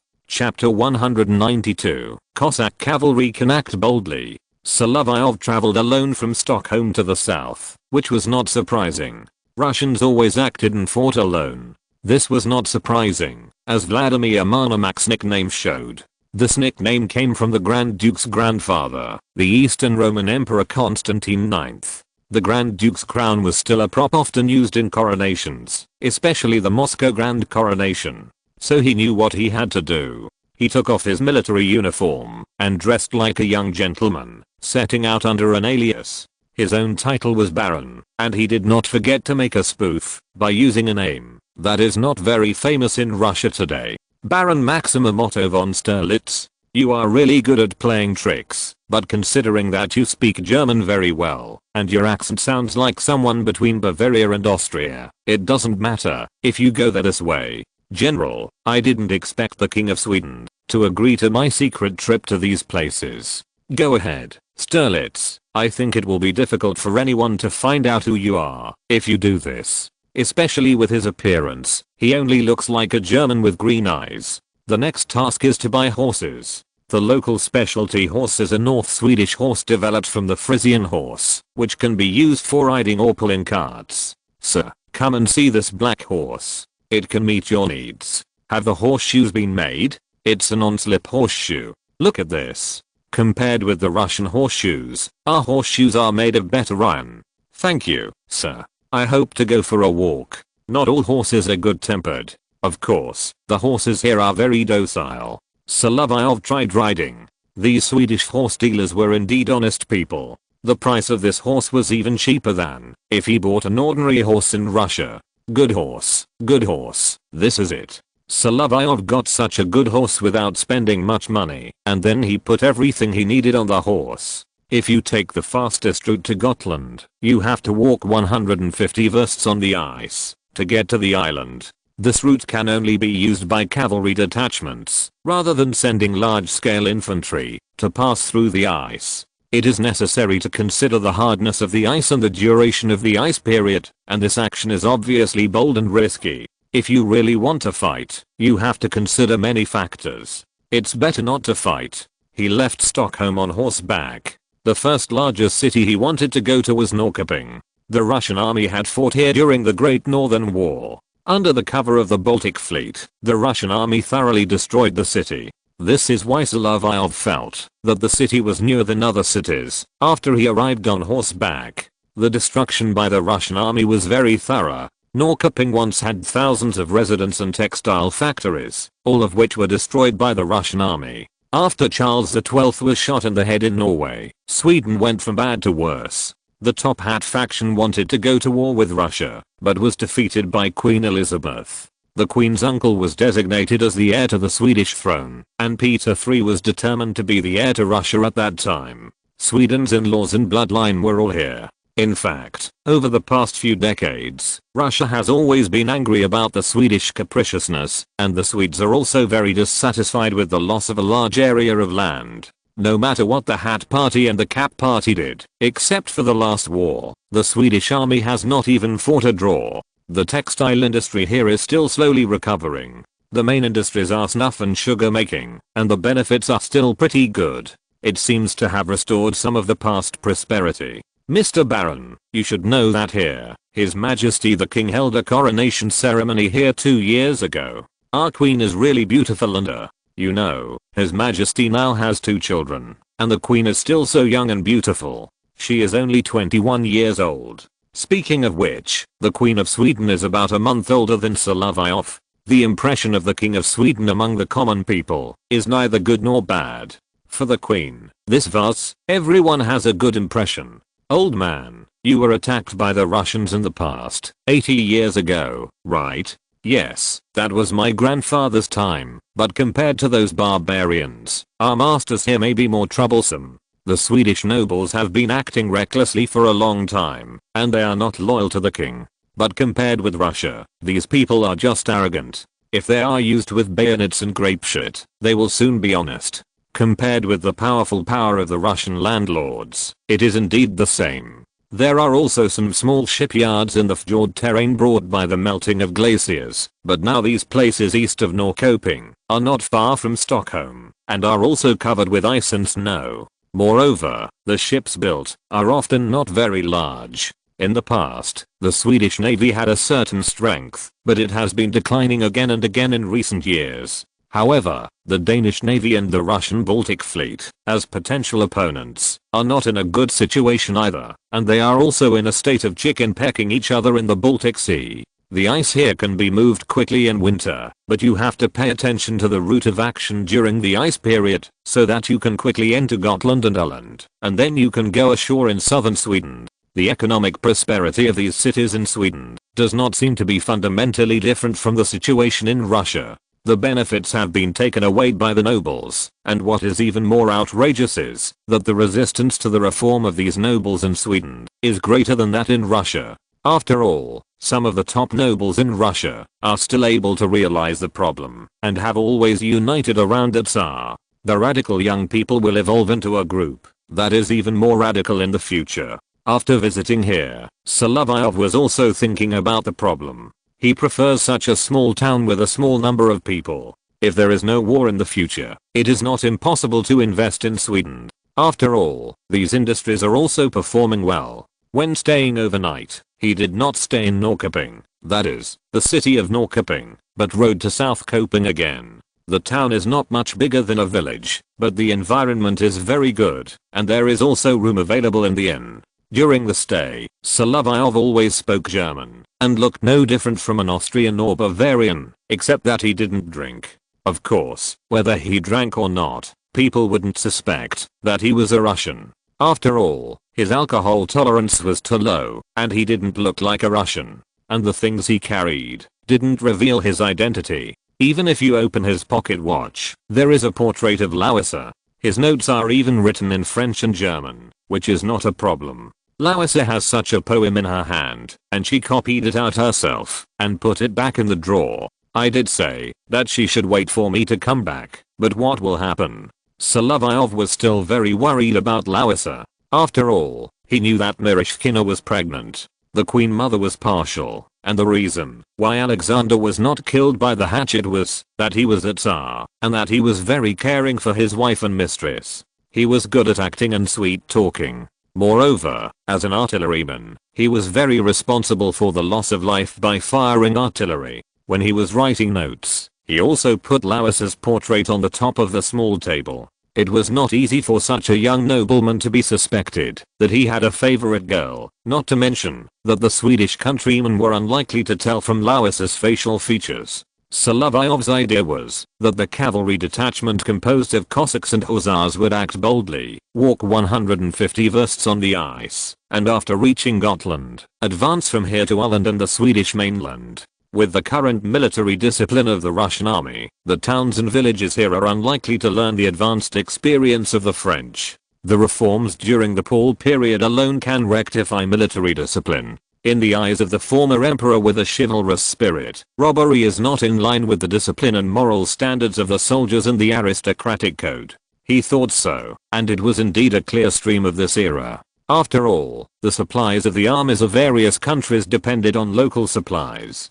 To put it bluntly, they like to rob. If the Russian army takes action along the way, the towns and villages here are generally rich, and will not get nothing. The cavalry can carry some supplies. If they move fast enough, they can pass through Island and land. The Swedish army in this area will have relatively weak defense. As for how to plan the route of action, he has to go further south and ride from here to Kama province. After seeing the actual situation there, he can finally make a proper judgment. The current weather is indeed more suitable for this kind of staff trip, but the Swedes don't seem to be talkative, so when talking, they are mostly cold. There is no other way. He continued to go south from South Coping. On this road, he could see many Swedish sleds passing by, just like the Swedish sled seen when the carriage of the Baden family overturned.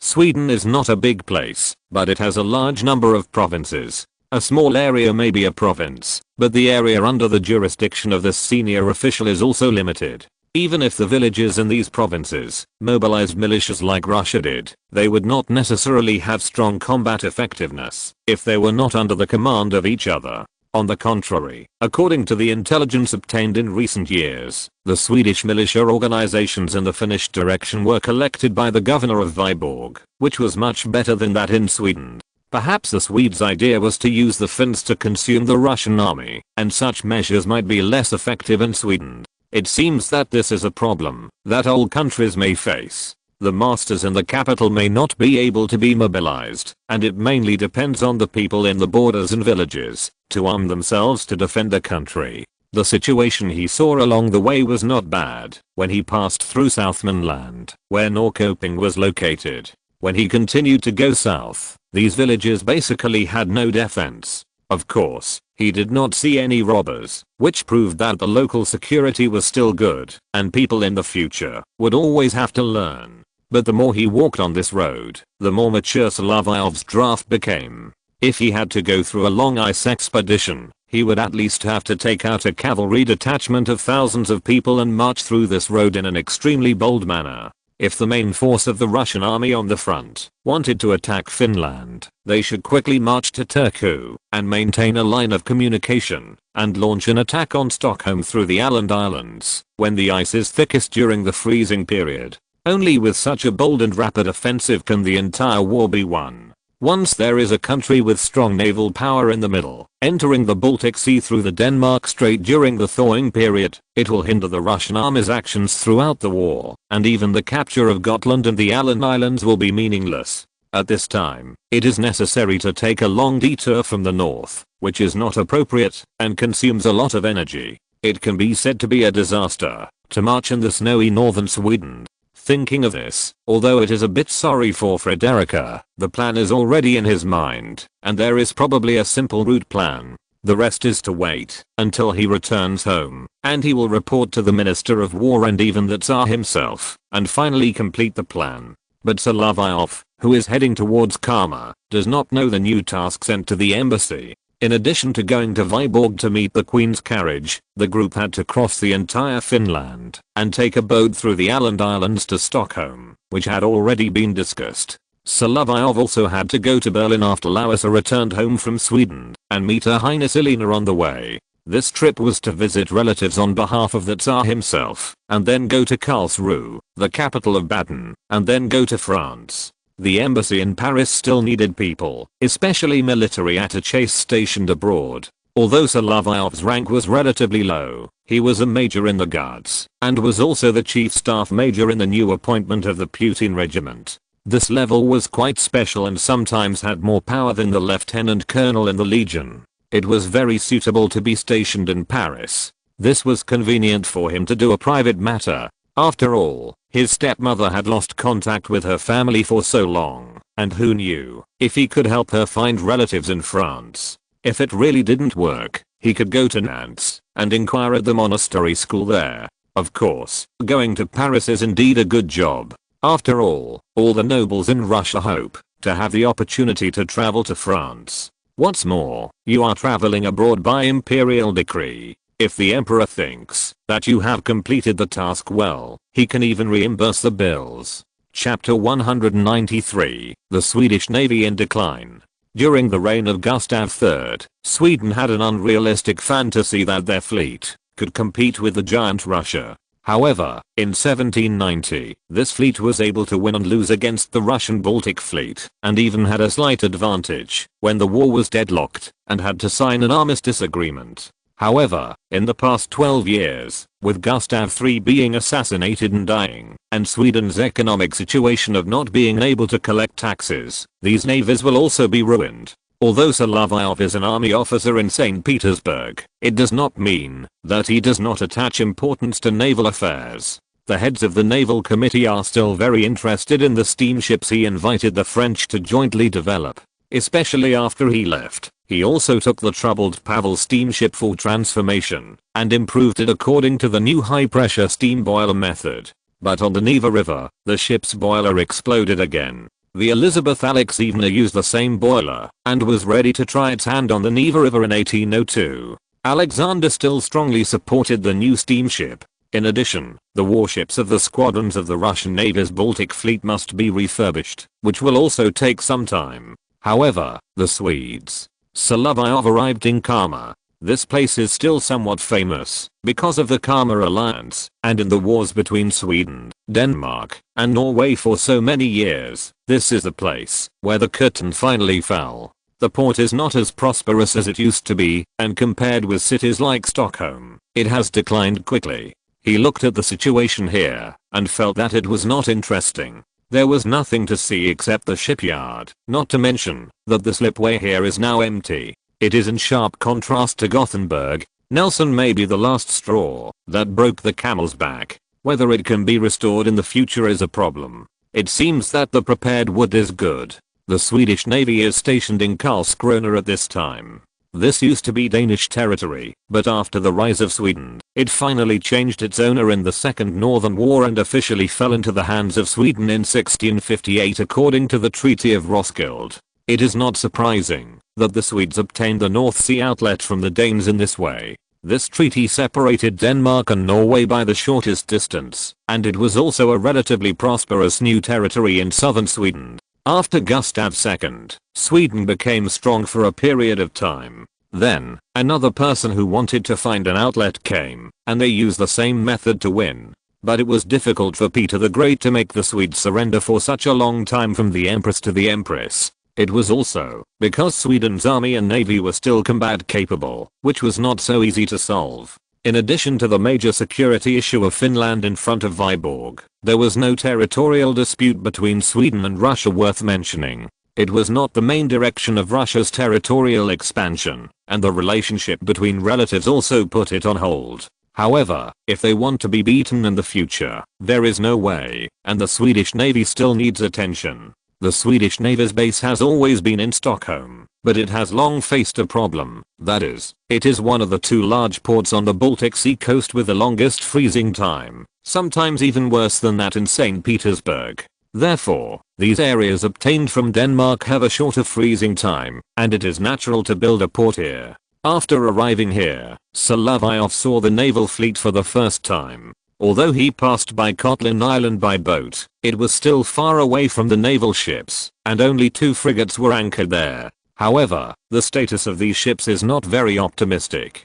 During the period of Gustav III, the total strength of the Swedish Navy was 44,000 people, with 42 battleships and frigates, 262 small gunboats and sailing ships, and many of these ships are now here. Even as a passenger, he can board the ship for a visit, even with his real identity. Now that Russia and Sweden are friendly countries, he can also board the ship. However, regarding the shipbuilding level of the Swedish Navy, when Solovyov was in St. Petersburg, he actually learned about the level of French battleships through the exiled French. Most of these ships around 1780 were entry-level battleships with 64 guns, which were really not good enough. The Swedish Navy once had a 126-gun battleship Crown Kronen, which sank into the sea during the Battle of Öland in 1676. This battleship was more than 100 years ago, with a displacement of 2,300 tons, and the outside world currently does not know much about the real cause of the damage.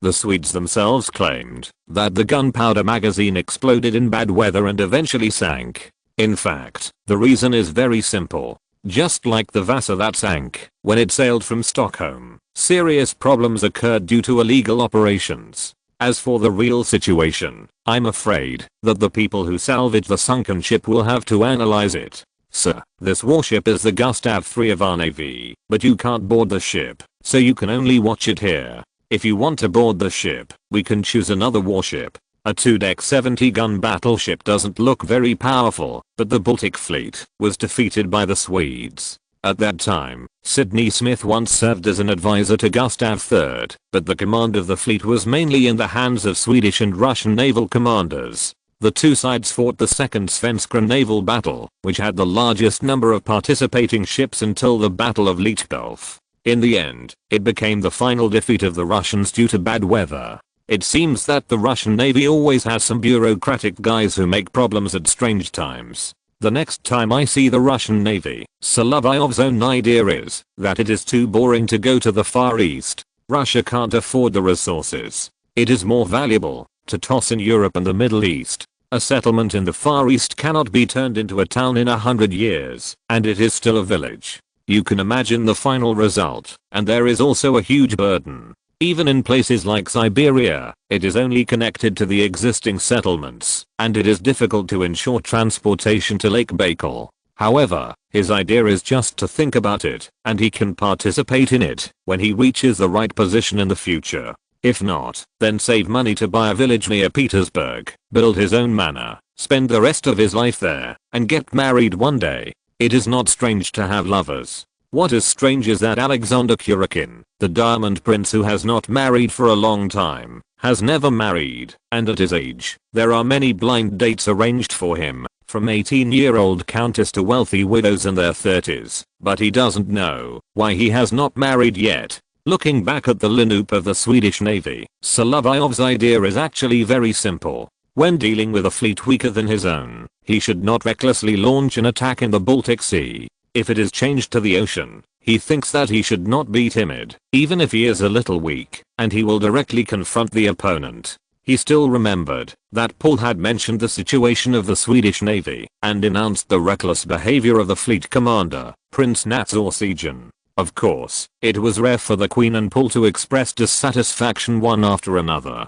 The Queen's dissatisfaction was not that he lost the battle, but that he ran to Frederick and did not return to continue serving. As for the naval battle, it made the Swedes quite proud, but Gustav III and the commanders of both sides believed that it was a problem with the commander of the Russian fleet. As for Solovyov, he was also interested in this naval base, but that was it, because the Swedish warships were in a dilapidated state. If he went back and told his father and asked him to write a letter to Admiral Ushakov, there might be an answer. Even a new general like Nelson, who was on good terms with the British Crown Prince, had great respect for Ushakov. Solovyov knew that he would only be in the army in his life and needed to understand the knowledge of the navy, but it could only play a role on a specific battlefield. Although Baron Sergei was only a retired major, and his civil service rank was not high, some of the people he made friends with were very important people. After all, when he was an adjutant, he could always see generals coming and going. Speaking of which, Solovyov's own godfather was a deceased general, and after the change of people, he never looked back in the army. He continued to move on to Marmar from here, where he would rest for a while, or go to Denmark by sea to have a look. The inspection was relatively loose in this era, and he also brought enough crowns. It was not a bad idea to change the route of travel, and it was also an interesting experience. Russia still had a territory near Oldenburg, which was ruled by Paul's aunt, Alexander's great aunt, and there were also some territories related to Denmark and Holstein in the past, which were once Russian lands due to inheritance. But if you go to Denmark, you may not have enough time to come back. Moreover, Denmark does not seem important now. It is more valuable to continue to see what Sweden is like in Marmar or Gothenburg. He left here that night and was also in a hurry to travel. When he stayed in Karels Harbor, He had already recorded his itinerary and what he saw and heard in the past few days. As for whether it will be accepted by Alexander after returning, it depends on the final decision of the Tsar.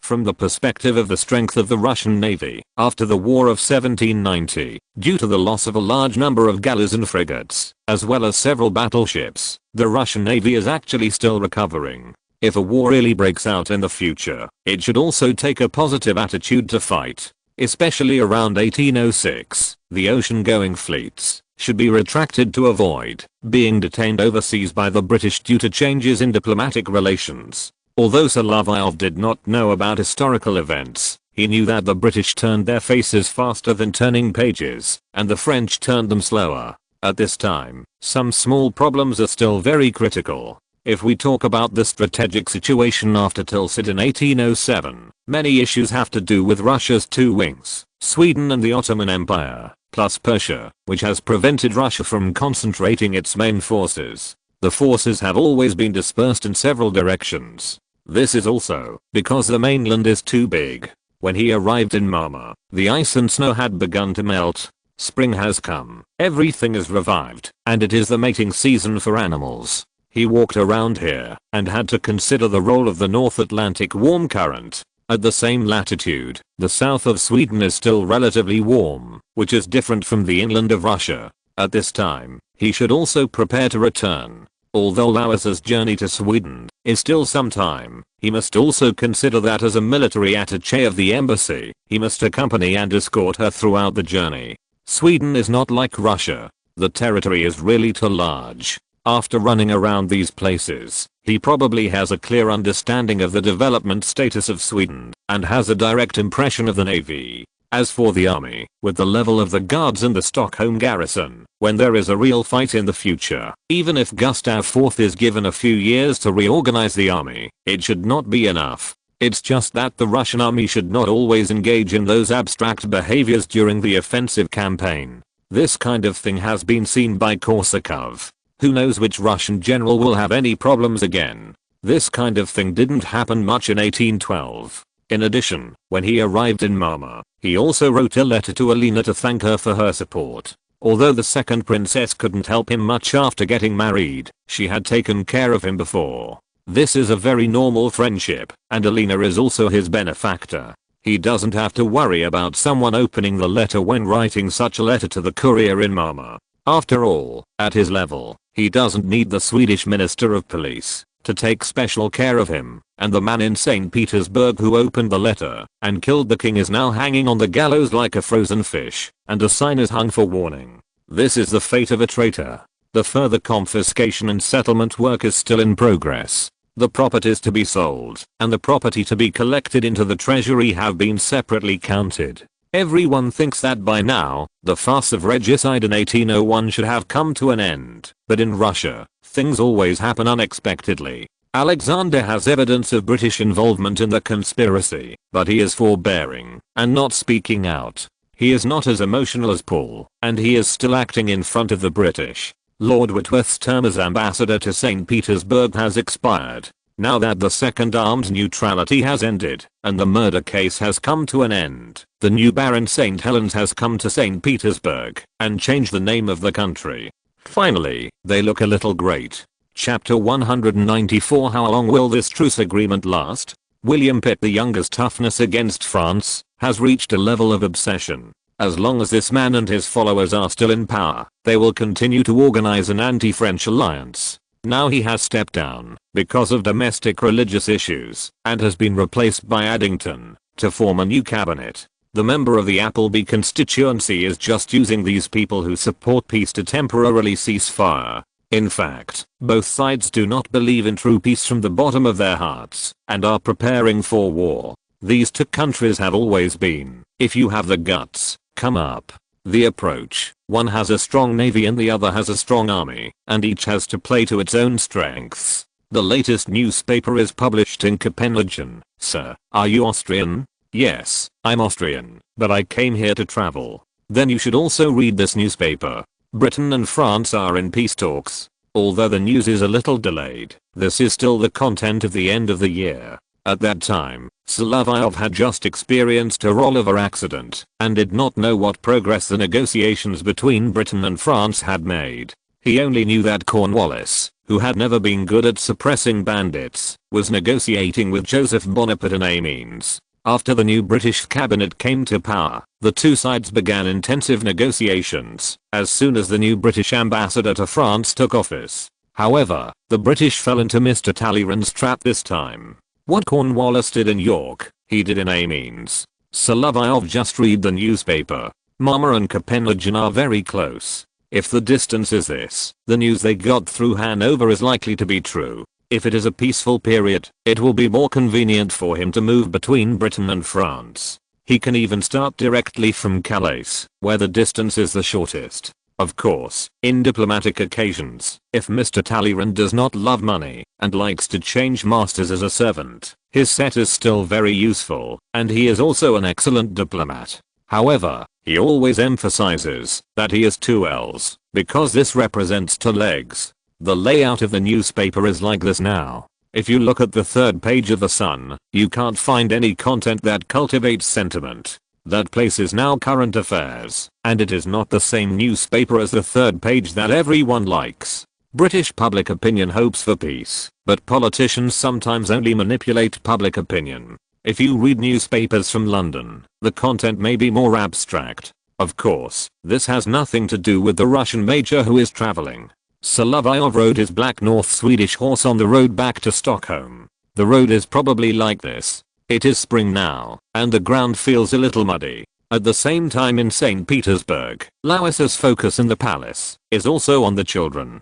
She teaches the two older daughters some of the most basic content, and the two younger ones have to be fed. It is really hard. She likes this kind of life very much. Since the daughters have returned, she has focused all her attention on them. Although the two older children will be sent to the Tauride Palace for education next month, she will feel happy when the children are around. It's just that she has changed from a little girl in Baden who is loved by others to a mother who has to take care of her own children. Especially these 4 little golden-haired babies, 3 with blue eyes, and 1 with green eyes. Their eyes are as clear as lake water. If she can raise such children, she is ready to raise more, but she doesn't know if her fragile and delicate body can bear it. Alexander has been spending more time with Marianna Rishkina recently. Louisa also knows that the strong Polish woman is pregnant, so it's no wonder that her husband always goes there. Therefore, her current posture is also very relaxed. She sits cross-legged on the carpet in her nightgown, unlike her previous ladylike image. This is to make it convenient for the 2 older children to sit on her lap and listen to her stories. Louisa can feel that she has lost weight again. She even feels that her legs may not serve as a meat cushion for the children for a long time, let alone as any pillow for Alexander or Miss Cab. Unfortunately, Alexander came in at this time. His return can be said to be quite sudden, and it was still during the day. Seeing Louisa like this, he also smiled. "You never show yourself like this, Lisa. It seems that the children make you relax." "Dad." The 2 girls threw themselves into Alexander's arms, and then he held them one on each side. At this time, Louisa stretched out her legs first, and then found that she was being stared at by Alexander. "Your Majesty, why did you come back at this time? Wasn't there a meeting? Those old guys are so boring. They are against the establishment of a department, especially Count Nikolai Rumyantsev. He was like eating a Spanish fly when it came to abolishing the committee. I dissolved the meeting and came back to see you, the Archangel and the 4 little angels, and this. Do you like it?" Alexander took out a silver necklace with a pendant underneath, which was an exquisite relief of a Greek goddess. "It's also very hard for you to raise children. It's just strange that we have been together several times, but so far, your body has not responded. Sasha, you know, it's not always possible. It depends on God's will. We were married for a few years before we had Tonia, then Martha and the 2 little ones. We are still very young and will have many children, but don't give birth to 10 like the Queen Mother did. That would be too hard." Although the Queen Mother always likes to find fault with Louisa, she still has to make gestures for her status in the court and for the respect of the mother-in-law and daughter-in-law relationship. It may not be 10, maybe more, but you are really hard this time. I'm worried about losing you. Although Alexander's words are always sweet, they are also sincere. Even if the love with this fairy-like wife becomes dull, he still needs to take good care of her. When looking for passion in other places, he still needs to respect her. Alexander gently threw the children onto the bed. The two children were not afraid of being lifted up in the air, and they actually laughed. Then he picked up Louisa. I noticed that you are wearing this nightgown again today, which shows your figure very well. Her limbs are as white as fresh lotus roots, and her skin is so white, and the curves and features that should be displayed under the silk fabric can also be seen. However, the children are here today, and Alexander came during the day, so he obviously did not come to be intimate with his wife. But now the children are here, they are still too young, and it is not suitable for them to hear some whispers. I also know that there are 2 letters related to you, one from Stockholm, and the other is from Grandpa in Karlsruhe. Since there are only the 2 of them, and the children here, they are more casual in addressing.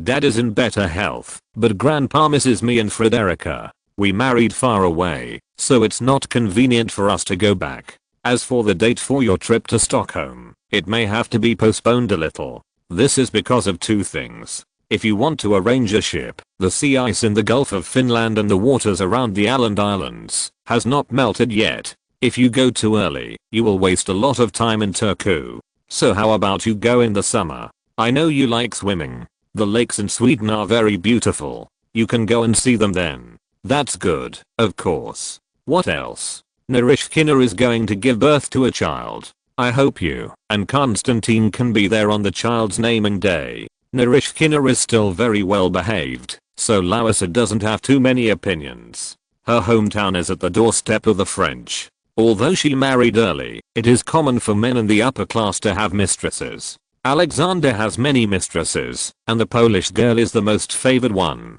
Having said that, she herself can't stay in the boudoir alone. She had a sister-brother relationship with Miss Cap, and the youngest daughter was also born in this way. But people nowadays don't know why it is like this. The 2 girls have 2 fathers. Even in Greek mythology, there is only one example of Hercules. She bit her lip and agreed. Alexander sometimes envied Alexander the Great. If they could be like Basilius, the 2 girls would become good sisters in the harem. They are both so gentle and obedient, but Louisa is more immature and Maria is more lively. If it were in Alexandria, it would be even better. The Tsar could be so abstract that he loved his sister to death in letters all day long. Napoleon, on the other side, also had a good relationship with his second sister. Paulina could give a lot for her brother, but in abstract terms, she was not like Catherine. Also, Britain and France are likely to make peace. If this is a long-term peace, I plan to travel to Europe with you. At that time, I will leave the house to Nikolai Ivanovich and Constantine, and we can go to many places. To Vienna and Paris, to Florence and Rome, and meet the sisters. Both of their sisters were included here, and the couple visited Europe in a private capacity, which was also what Alexander had always hoped for. Of course, the negotiations between Britain and France are about to have a result, but both sides are not honest, just like Alexander is doing now, with one hand reaching into Louisa's nightgown, but he also pays attention to the impact, and does not do it in front of the 2 children. Alexander said this with Louisa's conscience, which proves that the 2 of them know Louisa's reconnaissance method of this line of defense. But we have to wait a while, who knows what will happen. And next year in Moscow, we will hold the Moscow coronation ceremony. Yes, we will invite guests to attend, just like in Petersburg. Louisa probably won't need anyone to support her by then, and this kind of thing usually can't happen twice. Alexander knows that the current negotiations between Britain and France have stopped hostilities, but he usually acts a lot, and he has his own set of analysis for this kind of negotiation, that obviously has traces of performance. Some people are not good at fighting, but they are more or less talented in other aspects. Alexander's ability is probably acting in diplomacy. He believed that neither Britain nor France would abide by the October 1801 Agreement of Intent. Moreover, France had previously signed the Treaty of La Naval with Austria. Napoleon had already gone to the Italian Republic, a French puppet state, as the first consul, to take office as president. The British were still highly vigilant about his actions. After all, Thieves are also particularly concerned about what other thieves are doing. They themselves did not intend to give up Malta and return it to the Knights. Regardless of whether the Russian Tsar was Paul or Alexander, they would be more or less dissatisfied with this. At the same time, whether the peace was temporary or for a period of time, all parties were looking forward to Europe being able to remain stable for a period of time so that the economy could be active. Alexander himself knew that those Russian nobles also went to Western Europe after hearing the news and after the ban on going to Western Europe was lifted. For these spiritual French, they yearned for Paris more, and officials always wanted to have their own villas or mansions in France after retirement. He was also helpless about this. The Tsar himself also wanted to travel to Europe, but it was inconvenient for him to travel because of his position. If one day I can give my people a constitution, I would like to live in seclusion in the mountains and in a wooden house by the Rhine. Although this sounded like an act, Alexander chose this place because he wanted to go to France and Italy. Solovyov returned to the embassy in Stockholm and roughly understood the situation. Her Majesty's visit to Sweden has been postponed. You know, Major, Finland is also very muddy this season, no different from Moscow or Asen. Look, this is the rescheduled schedule. I just arrived not long ago, but you also have to prepare. Go back to St. Petersburg and make a report. Then go to Vyborg and wait for orders there. Okay, I'll prepare and go back now. Also, I can submit the report in advance. That's good. How did you gain from this trip? Not bad. I went all the way to Mama and passed through many places on the way. Now the ice and snow are beginning to melt, and I won't feel that way if I go there again. Besides that, Major, this is a letter I received, an order for you. When Solovyov came, he knew that his mission was not only in Sweden, and there were many places to go along the way, but at that time, he could also go on the sea, cross the Baltic Sea, and walk in the waters near Gotland and Bornholm, and the Swedish expedition would be almost over. Chapter 195, Imperfect Plan. The navigation conditions in spring were not good. Solovyov could see that it was all ice when he was on the road. He couldn't even take a big ship, but went ashore near the Gulf of Riga. During this trip, after he found a vehicle at the post station, he also went to Count Bobrinsky's estate to see the situation of the factory. Although it was just a pen factory, it was still a sense of accomplishment with its current scale and the fact that all the free people were working. But he didn't have time to delay here. After staying overnight here, he had to go to Gatchina the next morning. It was normal for Alexander to arrange to meet the ministers in the imperial village, especially for diplomats returning from abroad. Sometimes they met the Tsar and the Empress Dowager.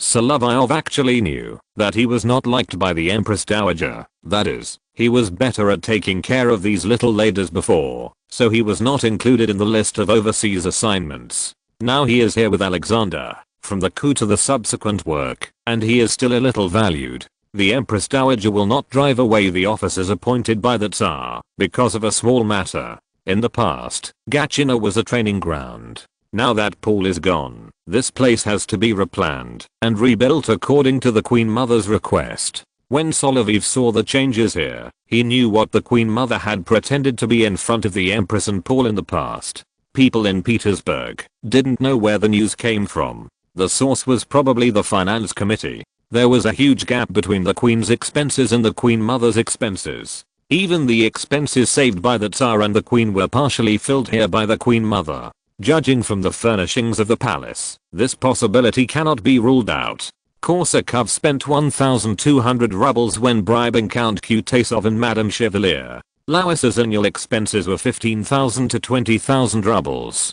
Compared with the Queen Mother's pomp, this was nothing. Some of the attendants on the Gatchina side still recognized the former captain of the guards and the inventor around Paul, and they also came forward to greet him. "What are you doing?" "Master Major, we need to redecorate Her Majesty's garden. When our old emperor was here, this place was too clean, especially the garden. When the masters come to Gatchina, we can't lose face with this pomp. Well, at least Her Majesty likes it, and the emperor often comes here, so the palace should be more sophisticated." He could only say this, and he couldn't reveal his true thoughts. Alexander was also in the palace, but he was meeting with the noble representatives who came to pay their respects with the Queen Mother Maria. The Tsar himself also avoided some embarrassing scenes on such occasions, so he sent Larissa and the children to the Alexander Palace. Except for the coronation ceremony, Larissa seemed to be non-existent in the palace.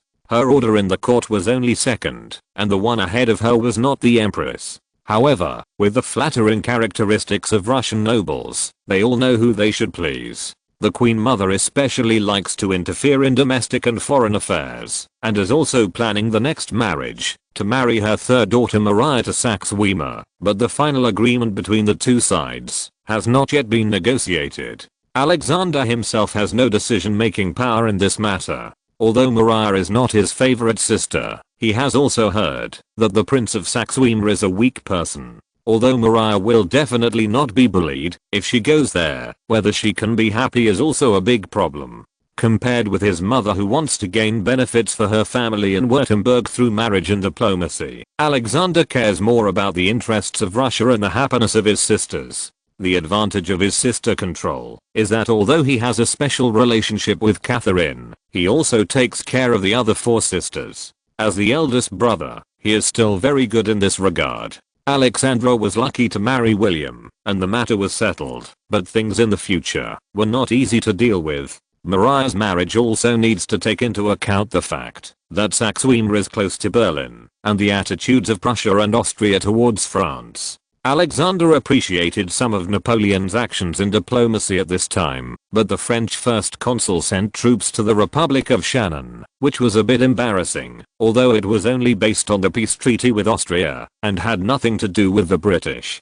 But the British will definitely not give up in the future. In the few days, when Alexander came to Gatchina, the Treaty of Amiens was about to take effect. He could only wait and see what would happen there. However, he still had to meet with diplomats returning from abroad, and officials coming to Gatchina from local areas. Major Solovyov, please come here. Which number am I in line for an audience with? The last one in the morning. It's just a coincidence. The emperor loves the 2 little princes very much. These days, he has to go back to Alexander Palace in the afternoon. He feels uncomfortable if he can't see the children for a day. Thank you, this is for you. If there is any movement from the emperor, don't forget to tell me. Mr. Major, we all know that your father, Baron Sergei, is good at business, and you are good at tinkering with new things. Your family is rich, but you can't give us money like this. Although it was only a few silver rubles, these servants knew it. Such a rich man came to do serious business, so he couldn't take too much. When he met Alexander, the Queen Mother was also here. After he saluted, Alexander spoke before he could speak. Solovyov, how are you doing in Sweden these days? Your Majesty, I just injured my arm. It didn't affect my activities in Sweden. I have to thank you for this matter, and the Queen too. Solovyov could only stand like this now. With the Queen Mother here, he couldn't say anything.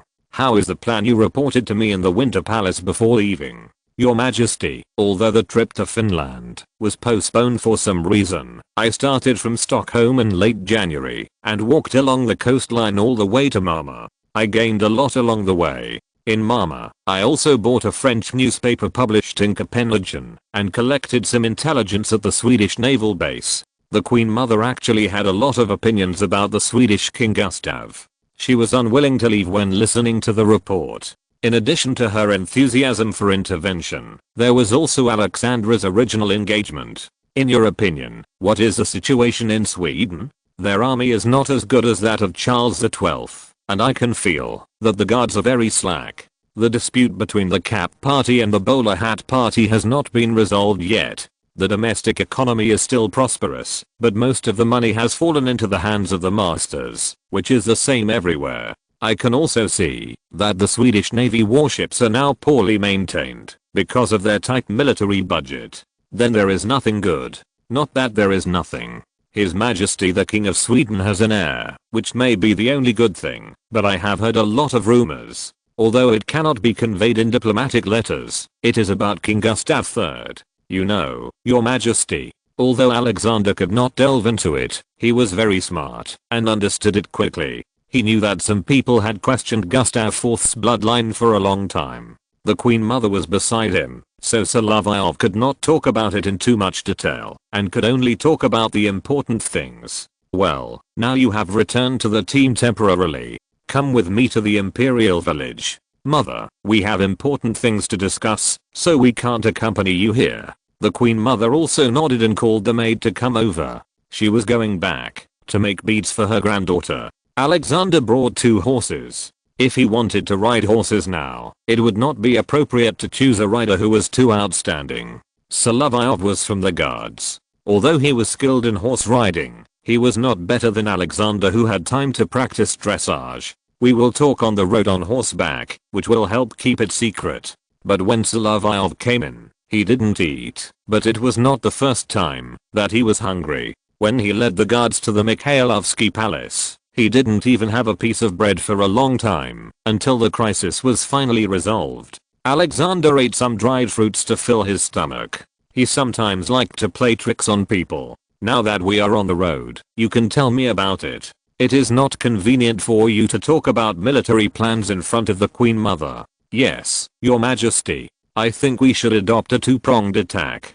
During the freezing period of the ice, we must confirm the ice journey from the Courland Peninsula to Gotland Island. I measured 150 versts from the map. If the Cossacks and Hussars take bold actions, they can quickly control Gotland Island. Then this detachment will take advantage of the thickest ice period during the freezing period to boldly attack southern Sweden. You are going to attack the heartland of Sweden from the ice. So what about Finland? This requires mobilizing troops from St. Petersburg and Vyborg to march towards Helsinki and Turku, striving to control the transportation lines in a short time and threaten the Åland Islands. The freezing period here is longer, and we can quickly control the island and threaten Stockholm in a short time. After listening to this, Alexander felt quite satisfied.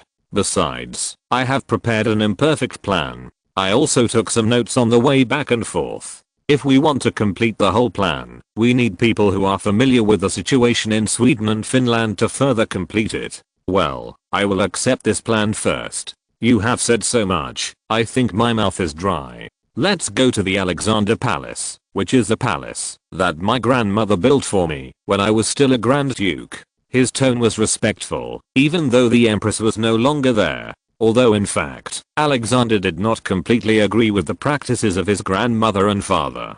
This actor has to act in front of everyone. Alexander chose good horses. After returning to the Alexander Palace, he took Solovyov around the palace. Your Majesty, you don't need me to do security work here. I know, but you need to walk the horse more. After tossing with him, Solovyov got the opportunity to dismount. Alexander had absolute trust in his aide-de-camp. He saved his brother, protected Lauser on the night of the coup, and took the lead in swearing allegiance to him. After that, he even took care of household chores and followed the doctor's instructions to save his wife under the delivery table. While dining, Alexander also explained this palace, where he had only lived for a short period of time. This is a good place to raise children.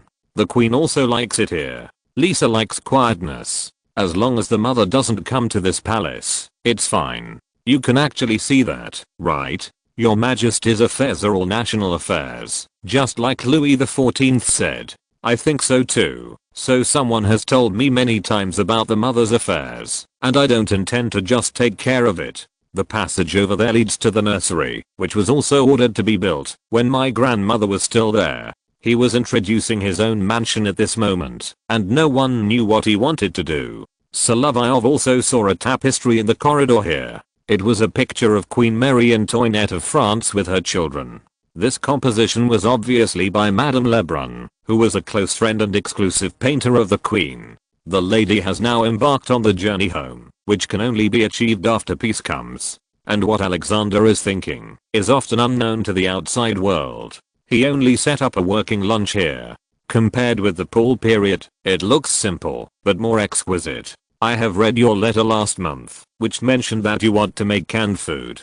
How to do it specifically? It is still necessary to import high quality iron materials from Sweden, but the preservation time and the material of the cans. If it is a glass jar, how can it be preserved, and what ingredients can we choose? Why don't you start with pickled lard and pickles? Alexander's words are quite reliable, and these two things are easy to preserve. And Solovyov also knew that many people in Eastern Europe later made homemade canned food for winter storage. Your Majesty, what you said is a good idea, but I didn't expect you to notice these things. Although we won't be able to eat these things here, Bakov often brings his own snacks, so I still know something about it. Is that the strong coachman? Yes, that's him. I saw that he was very strong and could operate a 4-horse carriage by himself, so I hired him to the palace. No wonder, he is strong, but he also eats more than others. I just like his strengths, and he is also very straightforward.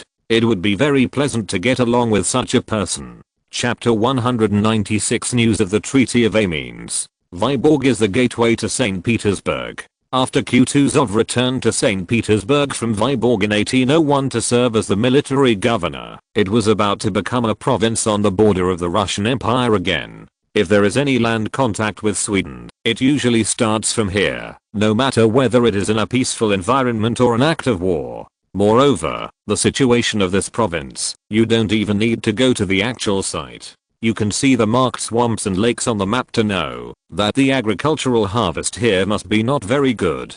The fact is that, whether in Finland or in Russia, Vyborg is the least developed area in agriculture and handicrafts, and the harvest is extremely poor. It is relatively good at producing copper, iron and stone mines. It is well developed, especially supplying building materials and raw materials for ceramic factories to St. Petersburg. In addition to copper mines, tin mines can also be produced. This place is really nice, but there are too many swamps. If it is well developed and filled, the geographical obstacles will be gone, and it will be not conducive to defense. Anyone who has taken a history course in middle school should know that there are multiple Finlands on the map of Russia. Even if you don't learn well, you can do. Solovyov himself feels that what he learned in class before is still useful without eating bread, sausage, and cabbage, plus what he has learned here, especially now that he can speak 4 languages fluently. Then why do you mention this place?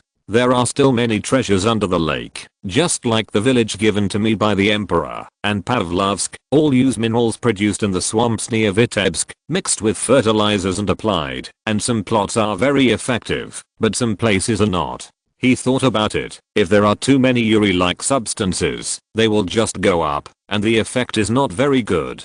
There is a field in his own village like this. At this time, riding to Vyborg to survey the terrain and repair the road was also for the queen to think about this road after she came out of Petersburg. Major, don't talk about your village first. Even this road is a big problem. The local official who came here with Solovyov pointed to the road leading to Vyborg, and the road conditions looked very bad. The road leading to Finland was indeed very muddy. Even after the snow melted, everyone was the same. If the road conditions are improved, even the usual maintenance needs to be paid more attention. Vyborg is close to Petersburg, so it can be taken care of. The Swedes came to the door once in 1790, but their fleet was almost shut out. Her Royal Highness will not stay in the bastion this time. Just arrange accommodation in the governor's mansion. I remember it is now. Solovyov knew that when he spoke, he would always trigger passive skills on some occasions. He now saw a carriage passing by here, and it seemed to be leaving Vyborg, but it was stuck in a pit. It's really unfortunate. At this time, I should need someone to help. When he rode closer, he saw a fat figure coming out of the carriage. Mikhail Ilarianovich, I didn't expect it to be you. It's you, the son of Sergei with a lame leg. Young man, you are very successful now. I heard that you were in Sweden. Why did you come to Vyborg again? I came here to inspect the road on the order of the emperor. I came out of Petersburg and passed through several villages along the way. I was about to go to Vyborg. I remembered that you returned to Vyborg to serve as governor and inspector of Finnish infantry. But now, I have received the order from the emperor that I will no longer serve in this position and go to Goroshki. Suddenly, an unfamiliar place name came up, and even Solovyov didn't know where it was. Although Kutuzov seemed to be in a bad mood, he still had some patience to explain. He was always patient. Child, it's not surprising that you don't know this place. It's in Zhytomyr, very far away from here. I know the situation you are in, Mikhail Ilarianovich. The problem now is to get your carriage out of the mud. Child, aren't you afraid of getting your pants dirty? You and your father have both served as adjutants. This position requires cleanliness and neat appearance. But I also want to help you. After all, you are a general and an elder, and you are also in trouble now. Kutuzov looked at the young major with his one eye, and he smiled knowingly. You two are the same. You both like to help others, no matter when they are in power or in decline. Son, come and help an old man like me. I'm going to the south this time, and may not be back for a long time. Not necessarily. When Marshal Alexander Vasilievich was still here, didn't Emperor Paul call him back? It's different, son. At that time, the French were in Italy and our country was involved in the war with France, so Alexander Vasilievich was reinstated and had the opportunity to make achievements, although that was also the last chance. And now, Europe has just restored peace, and the emperor doesn't need an old man like me to do anything. When he said this, Solovyov didn't answer, but jumped off the horse to help him push the carriage out. If several people work together, there will always be some way. The carriage finally got out of the mud pit, and Solovyov's white pants and green military uniform were covered with mud spots. In this case, I think I should take a good bath and wash my clothes. This muddy weather is really terrible. If it is a war, we need to be more cautious. The transportation line will not be able to keep up. Okay, kid, now you should think about how to do the job well. And, come and help me. The elderly are not flexible in movement, and they are so fat that they really need someone to push them when they get on the car. The old man also likes this young man, but 3 of his 5 daughters are married, and the remaining 2 are too young.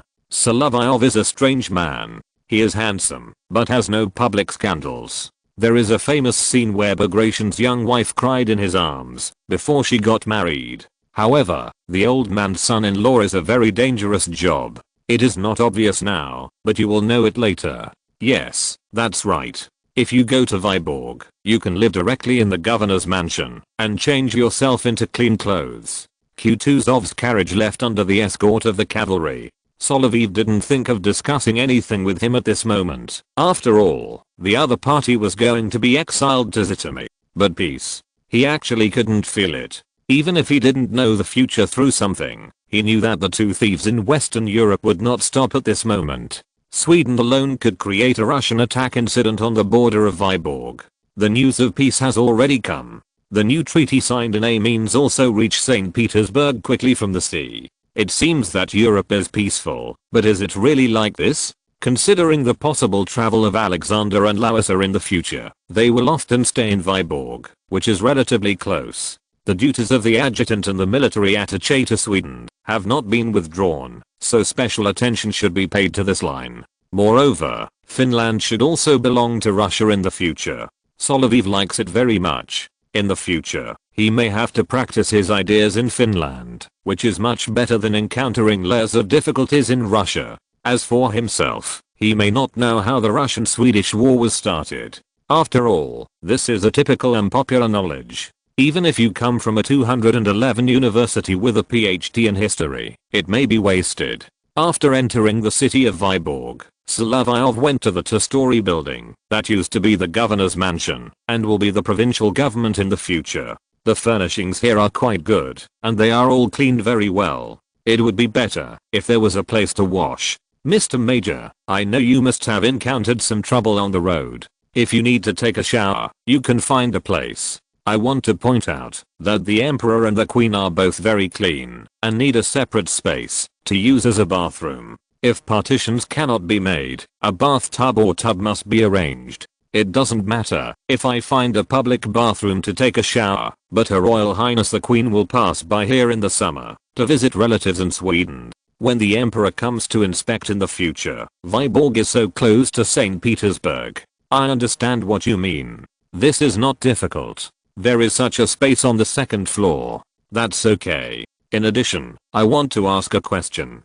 Have the Swedes on the opposite side been well behaved recently? The road from Vyborg to Frederikshavn is very quiet and nothing has happened. It can be imagined that Gustav IV has not yet come up with any abstract provocations, and the Russian garrison in Vyborg is mainly concentrated on the bastion side, and both sides are at peace. The feeling of peace is not bad, but whether it can be maintained for a long time has always been a problem. As for the itinerary after that, it is not something he can control. It is already April. If he is not carrying a mission to survey the route and is not an entourage on the way to Sweden, he may also travel to Central Europe at this time. Making some friends is also a good choice, and he also needs to investigate the shortest route from the border to Berlin. Passing through the Vistula River and the Oder River, he needs to see the road traffic conditions in Poland and East Prussia. And the letters from Russian nobles who did not return to their country in Europe also illustrate this point. Prince Vasily Dolgorukov wrote from Dresden and mentioned the changes that have taken place in Europe. However, he could not return to his country without Alexander's order to lift Paul's exile for him. After all, believing in religions other than Orthodoxy has always been a more eye-catching thing in the previous dynasty. He entrusted his relatives and managers in the country to help him take care of the situation of the manor because of his large-scale manor and a large number of serfs. If he is not managed well, it may bring a lot of debt. This is also what many nobles are worried about. In fact, with the consolidation of serfdom, the output of the manor seems to be coming to an end, and primitive methods can no longer be used. For this reason, Solovyov once wrote to Count Bogulinsky, who was in Tula, and proposed a concept of separating materials in coal mines. This may be technologically advanced in the early 19th century, but it is indeed useful. Applying it directly to the land should help improve the soil environment. In addition, shells are calcined and then placed below the soil layer to increase the calcium content in the soil. However, whether these ideas can be realized depends on the effectiveness of this series of methods in Count Bogulinsky's manor. He happens to own manors in coastal areas and around coal mines, and he also owns coal mines in the Ryazan area through the franchise of Paul and Alexander. If long-term peace can be maintained, it will actually be of great benefit to Russia. It can reduce part of the military expenditure and royal expenses, and then use them in transportation and industrial and agricultural construction, which can actually play a considerable role. However, if the two thieves and other robbers and small scoundrels have any plans against each other, it is hard to say when they will fight. Moreover, Vasily Vasilyevich's letter also mentioned that Paris will hold a trade fair this time, and many people will go to Western Europe, which is also a great business opportunity. However, with Baron Sergio's legs and feet, he may not be able to make it in time when he arrives in Paris. This is because the nobles in the nearby Britain and German princes have enough time to make such a trip. Moreover, there is another thing, which is mentioned in Prince Dolgorukov's letter. It is very important that the Duke of Enghin has moved to Baden again.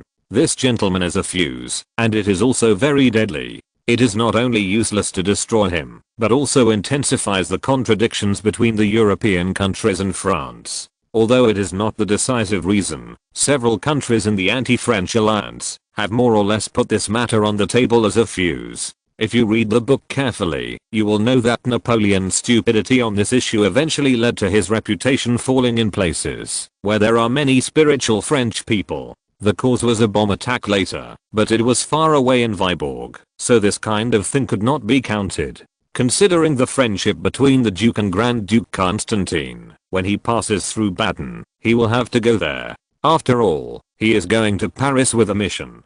Many of the places he passes by on the way are relatives of the Tsar, and he has to carry a lot of tasks when passing by. It's just that sometimes things develop strangely and no one can control it. Now he only needs to hand in the Viborg affairs, and will soon return to St. Petersburg. As for future matters, they will be arranged slowly. Of course, there is also something related to the invention he made, that is, steamboat navigation on the Neva River and rail transportation in Pavlovsk. If you're listening to this novel on a channel other than Fanfic World, it means they downloaded and uploaded it without effort. We cordially invite you to visit our channel, Mundo Fanfic Novelos. There you'll find the original version of this story and you can explore many other novels of various genres. We're waiting for you to immerse yourself in a world of incredible novels. Chapter 197 Rail Transit, but with horse-drawn carriages. After the steamboat was demonstrated at the Tauride Palace last year, it was demonstrated again on the Neva River, and it was very successful.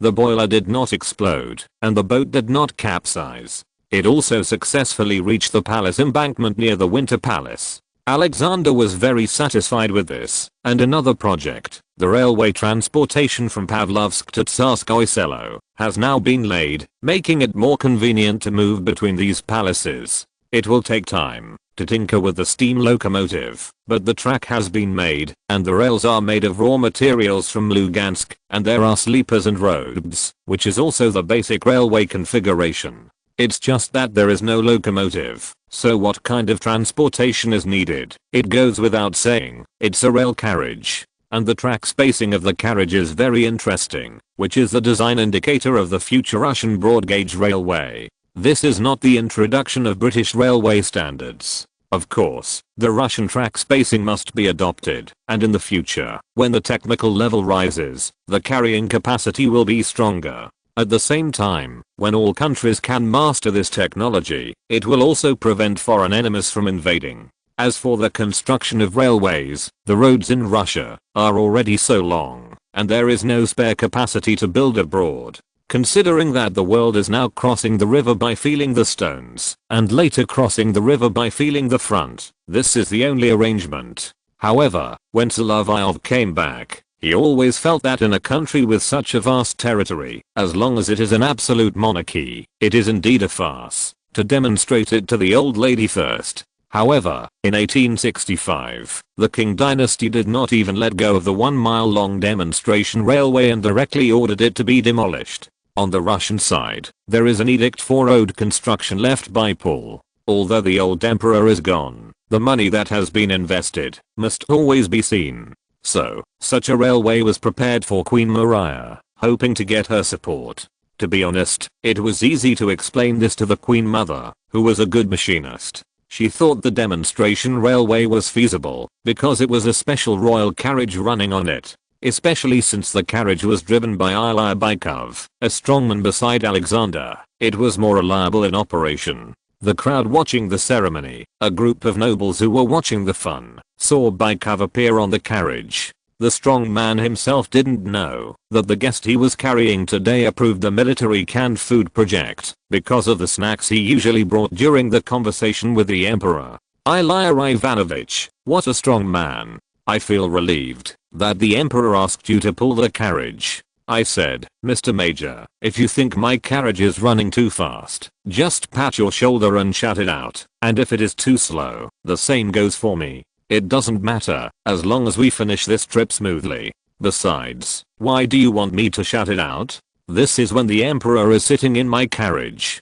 He never gives a definite signal. Solovyov then knew why Alexander always quarreled with his coachman. When traveling in a carriage, Alexander often gave orders to Bykov by gestures, but Bykov always drove an open carriage. Even if he changed to a carriage with a carriage, he could not see the Tsar's gestures, and Alexander always spoke in a low voice in the carriage, so he had to look back frequently. They were going to be together for 25 years. Bykov, a hot-tempered strongman, was able to stay with Alexander all the time, which was quite capable. Bykov was also a smart man. He was the only serf and servant of his friend, Lieutenant Dmitry Lukin of the Navy. His former master was also a strongman. The two were master and servant but also friends. Lukin gave Bykov freedom after he joined the army. After he was freed, the strongman became a citizen of St. Petersburg. A few days before Solovyov's accident last year, he officially became Alexander's full-time coachman.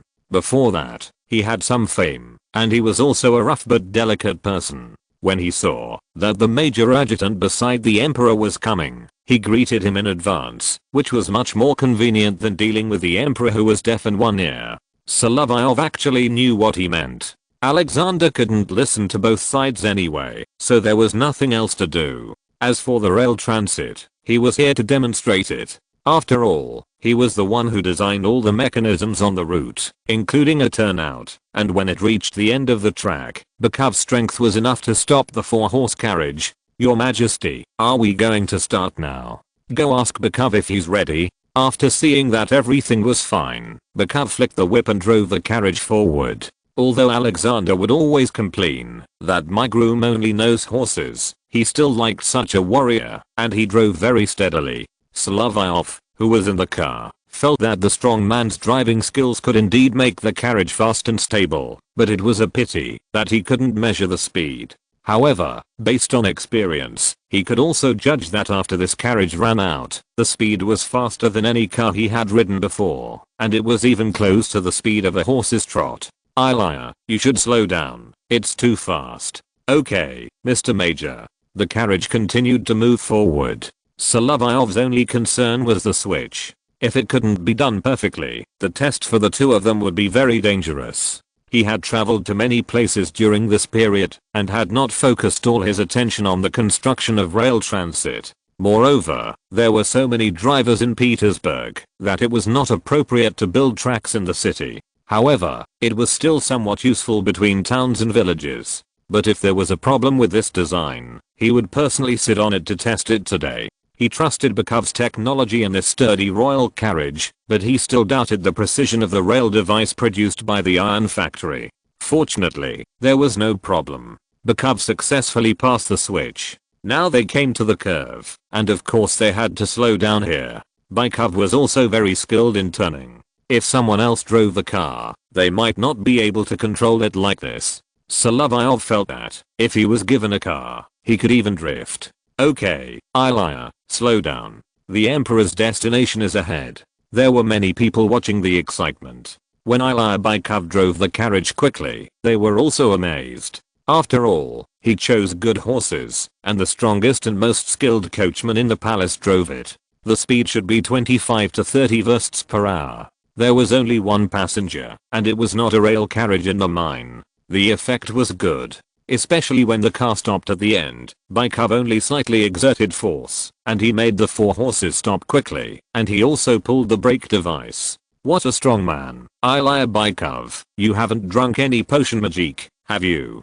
Potion magique? What is that? You don't seem to be speaking Russian, Mr. Major. I don't understand foreign languages. Sorry, Ilya, you are not Gaul either. Solovyov was a little confused here. After all, seeing such a strong man, his strength was a little unscientific, and he would also randomly guess that it was related to druids. Are all learned people like to joke like you? After Baikov stopped the horse, the grooms who had been waiting here for a long time came to take over, and the driver and the passengers bowed in front of the Tsar. How is it, Baikov and Solovyov? How do you feel about this trip? Your Majesty, I think at this time, it should be attributed to Ilya Ivanovich's natural power and driving skills. He made this test a complete success. We can run faster on the rail carriage than ordinary carriages, but there are still some safety issues, which may require subsequent improvements. And Baikov just smiled. He didn't want to say more. As long as the passenger experience was good, there would be no problem. Very good, but we also need time to complete this great project now. Alexander often did not give a clear answer, but at least he said that he would complete it, no matter whether it was 10 or 20 years, or until someone came to succeed Alexander as Tsar, always giving a conclusion, which was already a good thing. Compared with rail transportation, sail steam-powered transport ships are the projects that Alexander is more concerned about now. After all, there are fewer places that need to be changed, and the first ship that can be used for transportation between Kotlin Island and St. Petersburg, the Neva, is already under construction. There were projects that Solovyov had come up with on both sides, and Alexander was thankful that he was interested in one of them. After all, it was not easy for this actor to agree to two big projects, and everyone knew his complicated thinking process. Your Majesty, I think in the future we can connect St. Petersburg and Moscow and Kharkov. That's great, but it will take us a lot of time and a lot of money. Now we have to complete the steam locomotive, and next time we will be able to drive a real steam car from Pavlovsk. Your Majesty, I think this will also require technicians. Yes, Solovyov, we do need technicians. When you finish your mission of escorting the Queen to Stockholm, you can go look for talents in this area. Especially going to Scotland, Your Majesty, I want to offer them an offer that they can't refuse, and someone will come to St. Petersburg. You can also do this. I know that, although you are talented, you can't do everything by yourself. Go find someone, and the conditions are very good. If you have any difficulties, you can talk to Count Vorontsov after you arrive in London, and Semyon Romanovich will definitely help you. In this regard, the diplomats sent by Alexander to London have already given instructions. If someone from the embassy went, it might have aroused the vigilance of Britain and France. However, a young major went to the two countries under an alias, which was not easy to be detected. In particular, when Solovyov spoke, no matter which language he used, he spoke very properly. As for Louisa, she was a spectator all day, but when she thought of the steamship, she also imagined what a steam locomotive looked like. It must also be emitting white smoke, but her fantasy and the actual one might not be the same thing.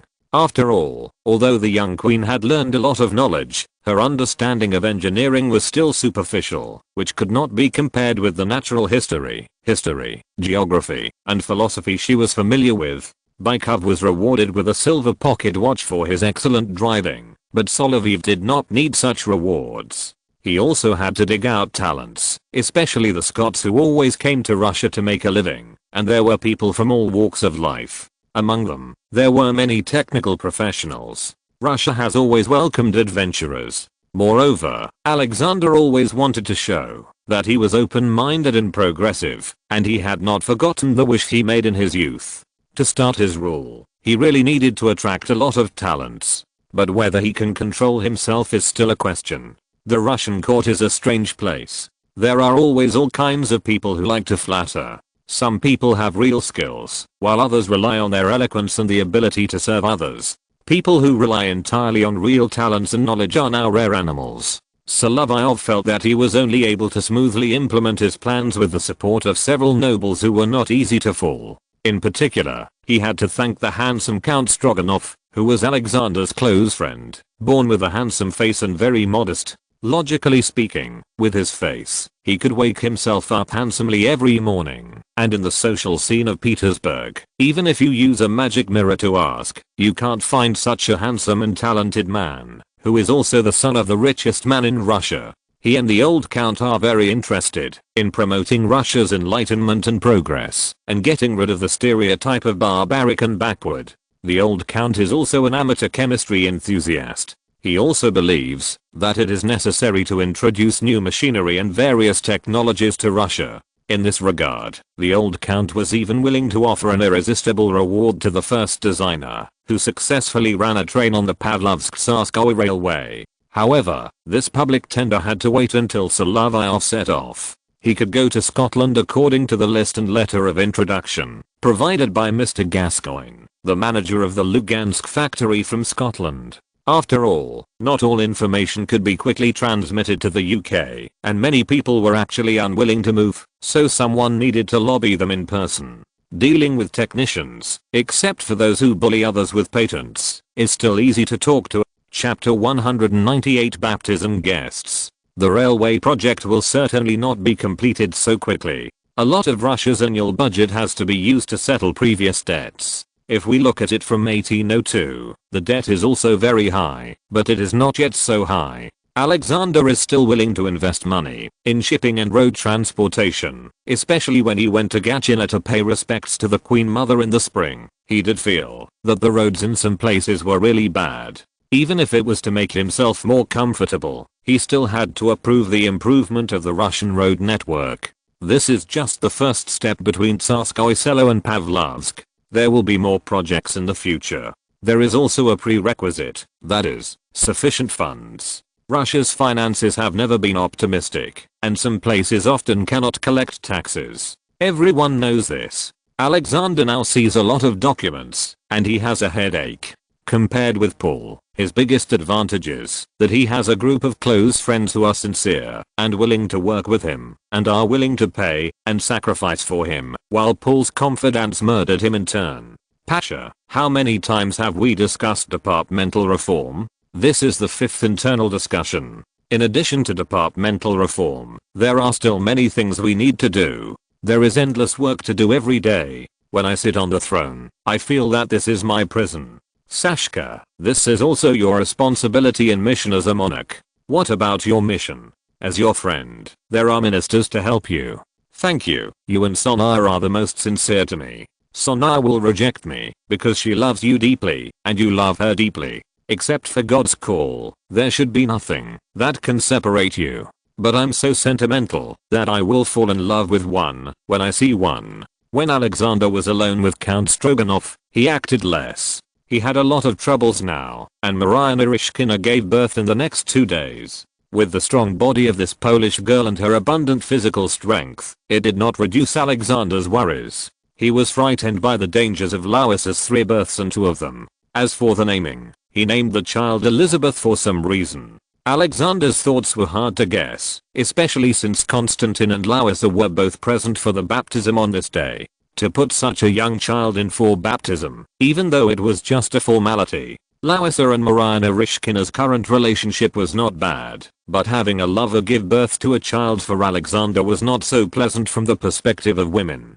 Although Louisa loved her eldest daughter very much and had taken her to Alexander's palace to play with her children, this kind of defenselessness would eventually lead to something. In the next few days, Alexander did go there often, and Louisa was about to start her family visit, and the first destination along the way was Vyborg. Spring had passed, and the scenery had changed. Summer had just arrived, and there was no feeling of heat yet. Riding on the road to Vyborg was a very pleasant thing. Queen Elizabeth was about to start her visit to Sweden. This time she was traveling with her sister Amelia, who stayed in Petersburg. However, what made her feel uncomfortable was that her favorite maid Natalia was engaged to little Prince Golitsyn. This time when they returned from Sweden, they were going to get married officially. The closest sister to her always had to get married, which made her feel happy and sad at the same time. Lisa, it doesn't matter. I will come to see you often, even if I get married. Sasha is very good. Although he is not tall and has a long face, he is witty and humorous. It seems that Princess Shakovskaya, the granddaughter of the former Attorney General, was fascinated by the eloquent and wealthy prince. The 2 families were very rich and their status was also very compatible. That also requires him to treat you well. If you are wronged, Louisa thought about it. It seemed that she would be wronged more often, and Natalia still had her own way. Her family would not let her be bullied by the other party after she got married. We also need to consider that little Golitsyn is a person who is consistent in appearance and heart, so there is no need to worry too much. Therefore, Louisa did not say much. She was just sad that another sister around her got married.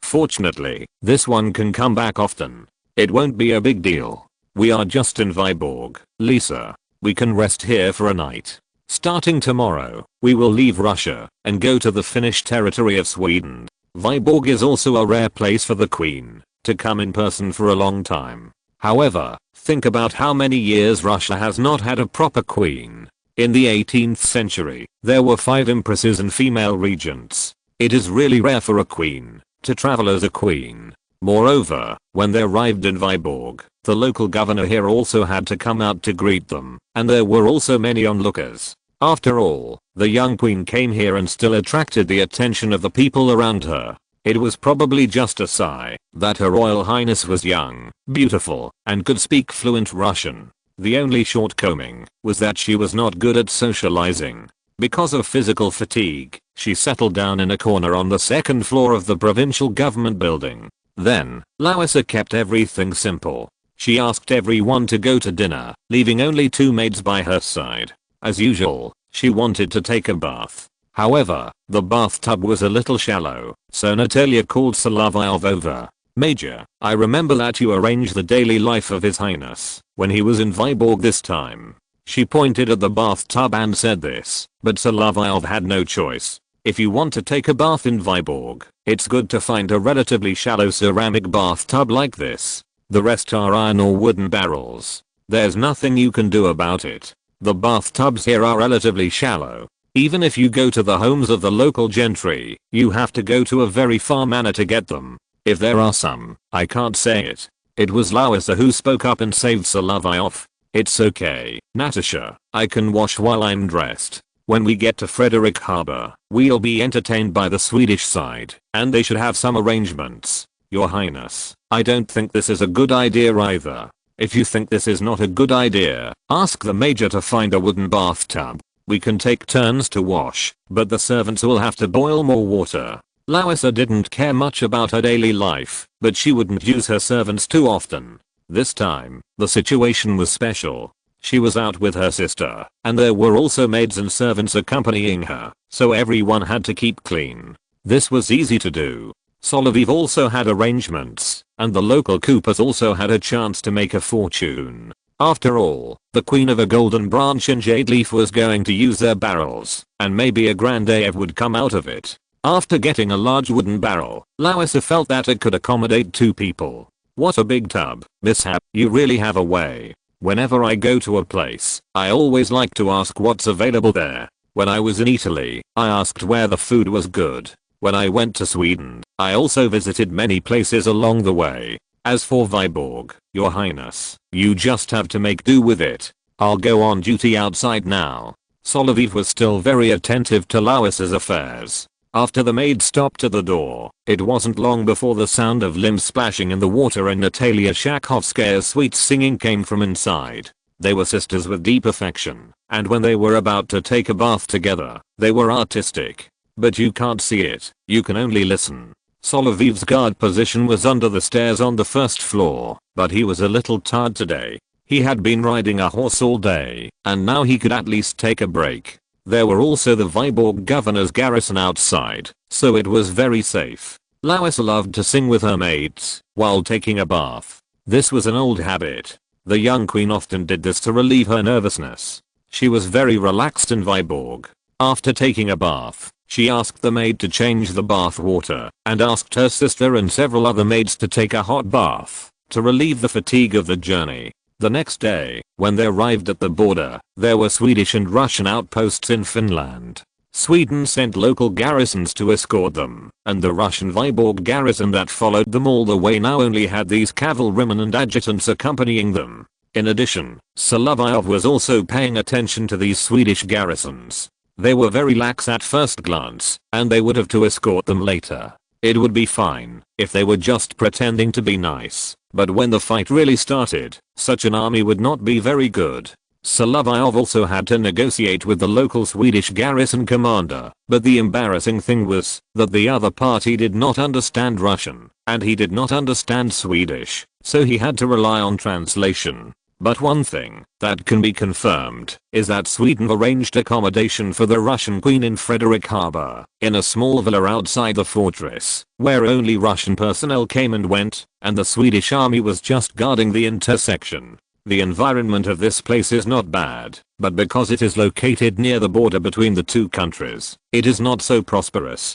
After all, the war between Sweden and Russia has not been long, and the humiliating defeat of the Russian Baltic Fleet in the last Russo-Swedish War occurred nearby. However, there is no need for Sweden to demonstrate with the Russian queen about the regional arrangement, but simply stay here. And this kind of quiet environment is indeed suitable for meeting at night. Louisa also sent a signal during the day, asking him to come to her bedroom at night, but just to chat with her. Of course, when they meet, they will still hug and kiss each other. Thank you for your hard work, Miss Cab. Is everyone asleep? Everyone is asleep. The confused kitten at your door kicked the quilt, so I went to cover her up. Okay, I called you here at this time to read this script to me in a low voice. I think this is your unfinished work. Yes, Louisa, this is still a semi-finished product and needs to be modified according to the situation in Russia. After all, the girls here prefer handsome cavalry officers who are brave and dare to do anything. The bedroom here is not that big. Louisa asked Solovyov to read to her in a low voice in this small space, so as not to make too much noise. Moreover, the 2 of them can lean against each other and be more intimate. Especially for a girl who has just taken a bath and dried herself. It is really tempting. But it is unlikely for 2 people to lie on the recliner together. Solovyov asked Louisa to put her feet on his knees, and he leaned against the wooden wall. If you feel drowsy after reading for a while, you can go back to sleep. The script is actually simple. It needs to be adapted to be closer to a stage play that Russians can accept, and it also needs to be in French, so some language guidance is needed. Solovyov is not very good at imitating the tone of a girl, and he has to make some corrections when reading it to Louisa. Your tone is a bit stiff in this paragraph, even when you read it literally. Larissa herself began to yawn. Although her body recovered faster after giving birth this time, she was more likely to fall asleep. Soon, the Archangel's eyelids began to fight. Even if Solovyov gently scratched the soles of her feet with his fingers, it only made her legs move. Obviously, the young queen was sleepy again. Larissa, shall I carry you to the bed? Seeing that she had fallen asleep, there was no other way. Solovyov had to pick her up again, let her lie on the bed, and cover her with a quilt. She was indeed very cute when she was sleeping, but after a while, she began to mutter her daughter's names, missing them a little. Thinking about how she looked when she was taking care of the children, she was really a clumsy young mother. Solovyov was afraid that she was not sleeping well, so he gently stroked her back. It was unclear whether he was coaxing a child or petting a cat. He also sang a lullaby not far from her ear, but it was hard to say whether this behavior was an infringement of rights. After all, he was singing Schubert's work. If this song was injected into Larissa's ears, who knew if she would have a sudden idea the next morning and run to the piano to play a song?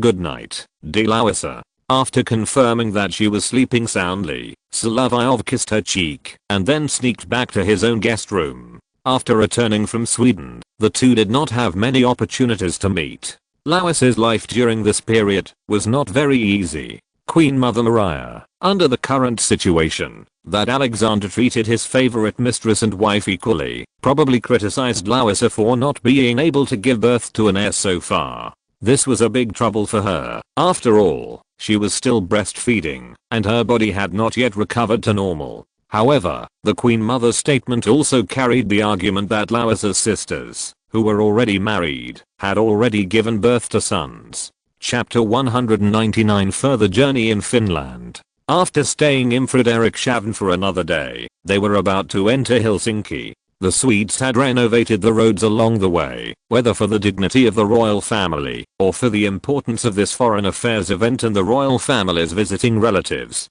Of course, the scenery along the way was just like that, with swamps, lakes and forests, as well as scattered manors and villages. The locals spoke Finnish, which Solovyov had heard in Suvorov's manor. Even if he wanted to learn, it was not so easy. But if he was asked to swing the green onion, it might make the local Finns feel that it was in tune. Queen Frederica of Sweden, Larissa's fourth sister, would meet her sister in Turku. The original meeting in Finland turned into a journey along the way and a grand reception in Stockholm. The carriage was also more bumpy during the day. Although the road from Viborg to Helsinki was very flat and close to the coastline, let alone a carriage, even if you got a car, you would still feel a little uncomfortable on this road. In Helsinki, there was also a grand reception for the Russian queen. After all, she was the sister of the current queen of Sweden. In addition to her unknown emotional problems, she was also famous for her simple life and love of charity in the Baltic Sea. As a queen, she reduced her personal budget and liked a simple life. This would more or less win the respect of her subjects and countries, not to mention that there was such a layer of kinship. The final outcome of the Russo-Swedish War in 1741 was that the heir designated by Queen Elizabeth was replaced according to the request of Queen Elizabeth. After that, the two countries maintained peace for more than 40 years and fought again, which exchanged for an alliance and what seemed to be a long-term stability. It was on this basis that the governments of Russia and Sweden rarely made public statements on any occasion because of the unpleasant marriage incident. It was also because of the major events in France that Sweden and Russia appeared in the anti-French alliance and armed neutrality. When they arrived in Helsinki, there were several Swedish generals welcoming them. Knowing that Queen Elizabeth did not like the hustle and bustle, they had already made a plan in Stockholm. After all, she was the queen's sister, so they only needed to hold a simple dinner. The Baden sisters, probably influenced by their living environment since childhood, were all simple, and except for the eldest sister, they all wore light clothes, which was already very beautiful, and there was no need to use too much jewelry to set off. These Swedish officials and generals were not good at saying anything here, and the bull did not go on. Today, they entered a small town in Finland, the future capital of Finland, and Solovyov also wanted to see what it looked like. Helsinki was built very early. It was a trade base to be established during the reign of Gustav I. It also had some military functions, but the city did not develop at all. In addition to frequent fires and plagues, in the war with Russia, before the Russian army destroyed it, the Swedes burned their own city at least twice, leaving only 3,000 people living here. Few people could have imagined that it would replace Turku as the largest city in Finland. Even in the game, Finland is not a good place to develop. However, Solovyov no longer has a computer. His daily entertainment has now become reading, playing cards and chess. Although he is willing to go hunting, it depends on the season. As for the lover, having Larissa is enough. She is the queen, and has a high status. Solovyov also thought that before he got married, he probably always maintained such a relationship. At least when he was in the country, it must be so stable. This time he took on the responsibility of protecting the queen's safety. He was not in a hurry. When he arrived in Turku, the Swedish side would arrange a new schedule. Alexander also regarded this trip as a way to relax his wife, and did not ask her to go back in a hurry. At the same time, the Tsar himself did shift his focus to Maria Narishkina. As for Larissa, the two are still very young. Alexander is 25 years old and Larissa is just over 23 years old. They still have a long way to go. During this journey, Solovyov was teased many times, mainly by Larissa's elder sister Amalia. After all, it was strange that such a handsome young officer had not been engaged until now. Her meeting with Czarist brought great mental trauma to the latter. After all, what the Polish prince wanted was the favor of the queen, not to become a husband and wife with her sister. This also made Alexander promise his friends that he would not introduce unmarried girls to him in the near future, and he had the right to choose freely. Your Highness, how old am I? You want me to find a wife just like this? And you also know that the maids in the palace are all of noble status. I'm the son of a squire and baron. Although my identity has been confirmed by the emperor, it really comes to this aspect. When the man was dressed as a woman, Natalia said that, even if Solovyov's family background was upgraded, although she also liked this brother, his family would definitely not agree, and they were also friends. For a girl of this level, the Solovyov family must have more property, or her status must be at the level of a count, before they can be considered to have a marriage of similar status. You always say that you are a country girl, Michael, but I know from Larissa that you have been in the city since you started to serve in the army. But when fighting, you still have to go to faraway places, and I'm not always a guard. Your Highness Amalia, if you don't mind, if there is a young man you like, I can help you find him. Haha, you are really kind-hearted. If there is a tall young officer, I would like him too. This also needs to be taken into consideration. Amalia's body is indeed relatively strong, which is different from Larissa's body that has only recently improved. This may be a common feature of her and the Queen of Bavaria, both of whom are relatively healthy, while Larissa's problem is more of a congenital deficiency. Then you have to look for one among the guards, cavalry and the officers of the imperial household. My situation is rather special. I was arranged by Emperor Paul to be by His Majesty's side, and the people brought up by the Emperor himself prefer tall people. It's different. You are quite cute. I don't know which lucky girl will become your bride. Speaking of cute, Solovyov blushed a little, which caused Amalia to laugh. She was also a little heartless. It was not easy to find a husband with such a big heart. It might be that she had been too carefree because of the failed marriages over the years. The litigation time wasted in the marriage of King Frederick William III of Prussia alone had already caused Prince William, also known as William IV, who was originally going to marry her, to cancel the marriage plan. She was not without any charm. After that, she had some opinions about the Prussians, and she was sure that she could not beat a contestant of Queen Louise's level. That depends on the situation. If I can become a colonel of the guards at the age of 25, I might have a better chance. Good luck to you. Our journey this time will definitely be a pleasant one. Since Amalia has always lived next door to Larissa, Solovyov now comes to Larissa's bedroom just to chat with her and to check his conscience. After all, her healthcare plan has always been arranged by Solovyov. After leaving Helsinki, the group was not so anxious. Along the way, they just enjoyed the beautiful scenery of Finland, and also arranged a meeting between the Queen of Sweden and the Empress of Russia in the small town of Salo between Helsinki and Turku.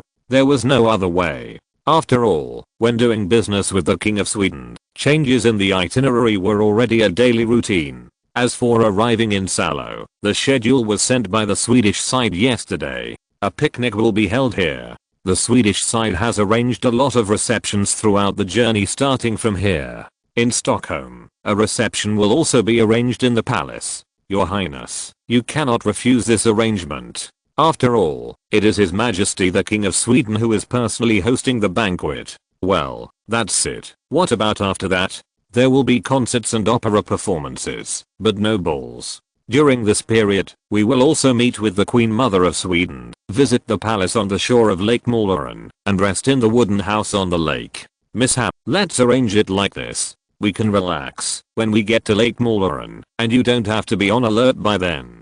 Just enjoy the beautiful scenery. Yes, Your Highness, when I was at Lake Mälaren before, it had already begun to freeze. The scenery here in summer is very beautiful. There are thousands of islands in the lake, which is very suitable for boating and swimming.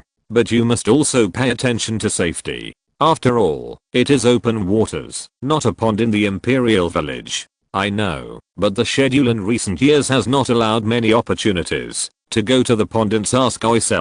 Larissa had a little secret, which was to take off her clothes with her clothesmaids and sisters and swim in the pond in Tsarist in the summer. Even Solovyov didn't know this. After all, after he came, Larissa spent the past few years being sick, pregnant, and taking care of children, and she swam more in the bathing place. When she was close to the dolphins and the aquarium, she wore a cumbersome swimming skirt. Then you should pay more attention to safety when you go there. That being said, the Queen of Sweden, the younger sister of Larissa and Amelia, had been waiting in Salo for a long time. The sisters had not seen each other for many years, since they separated in St. Petersburg, but because the Swedish court was overly particular about cumbersome etiquette, they were unlikely to hug each other in such public occasions. They just shook hands with each other with tears in their eyes. It was this sisterhood that moved the Swedish nobles present. They have an unreliable king, but the queen, apart from not liking to be busy, has been satisfactory to all classes so far.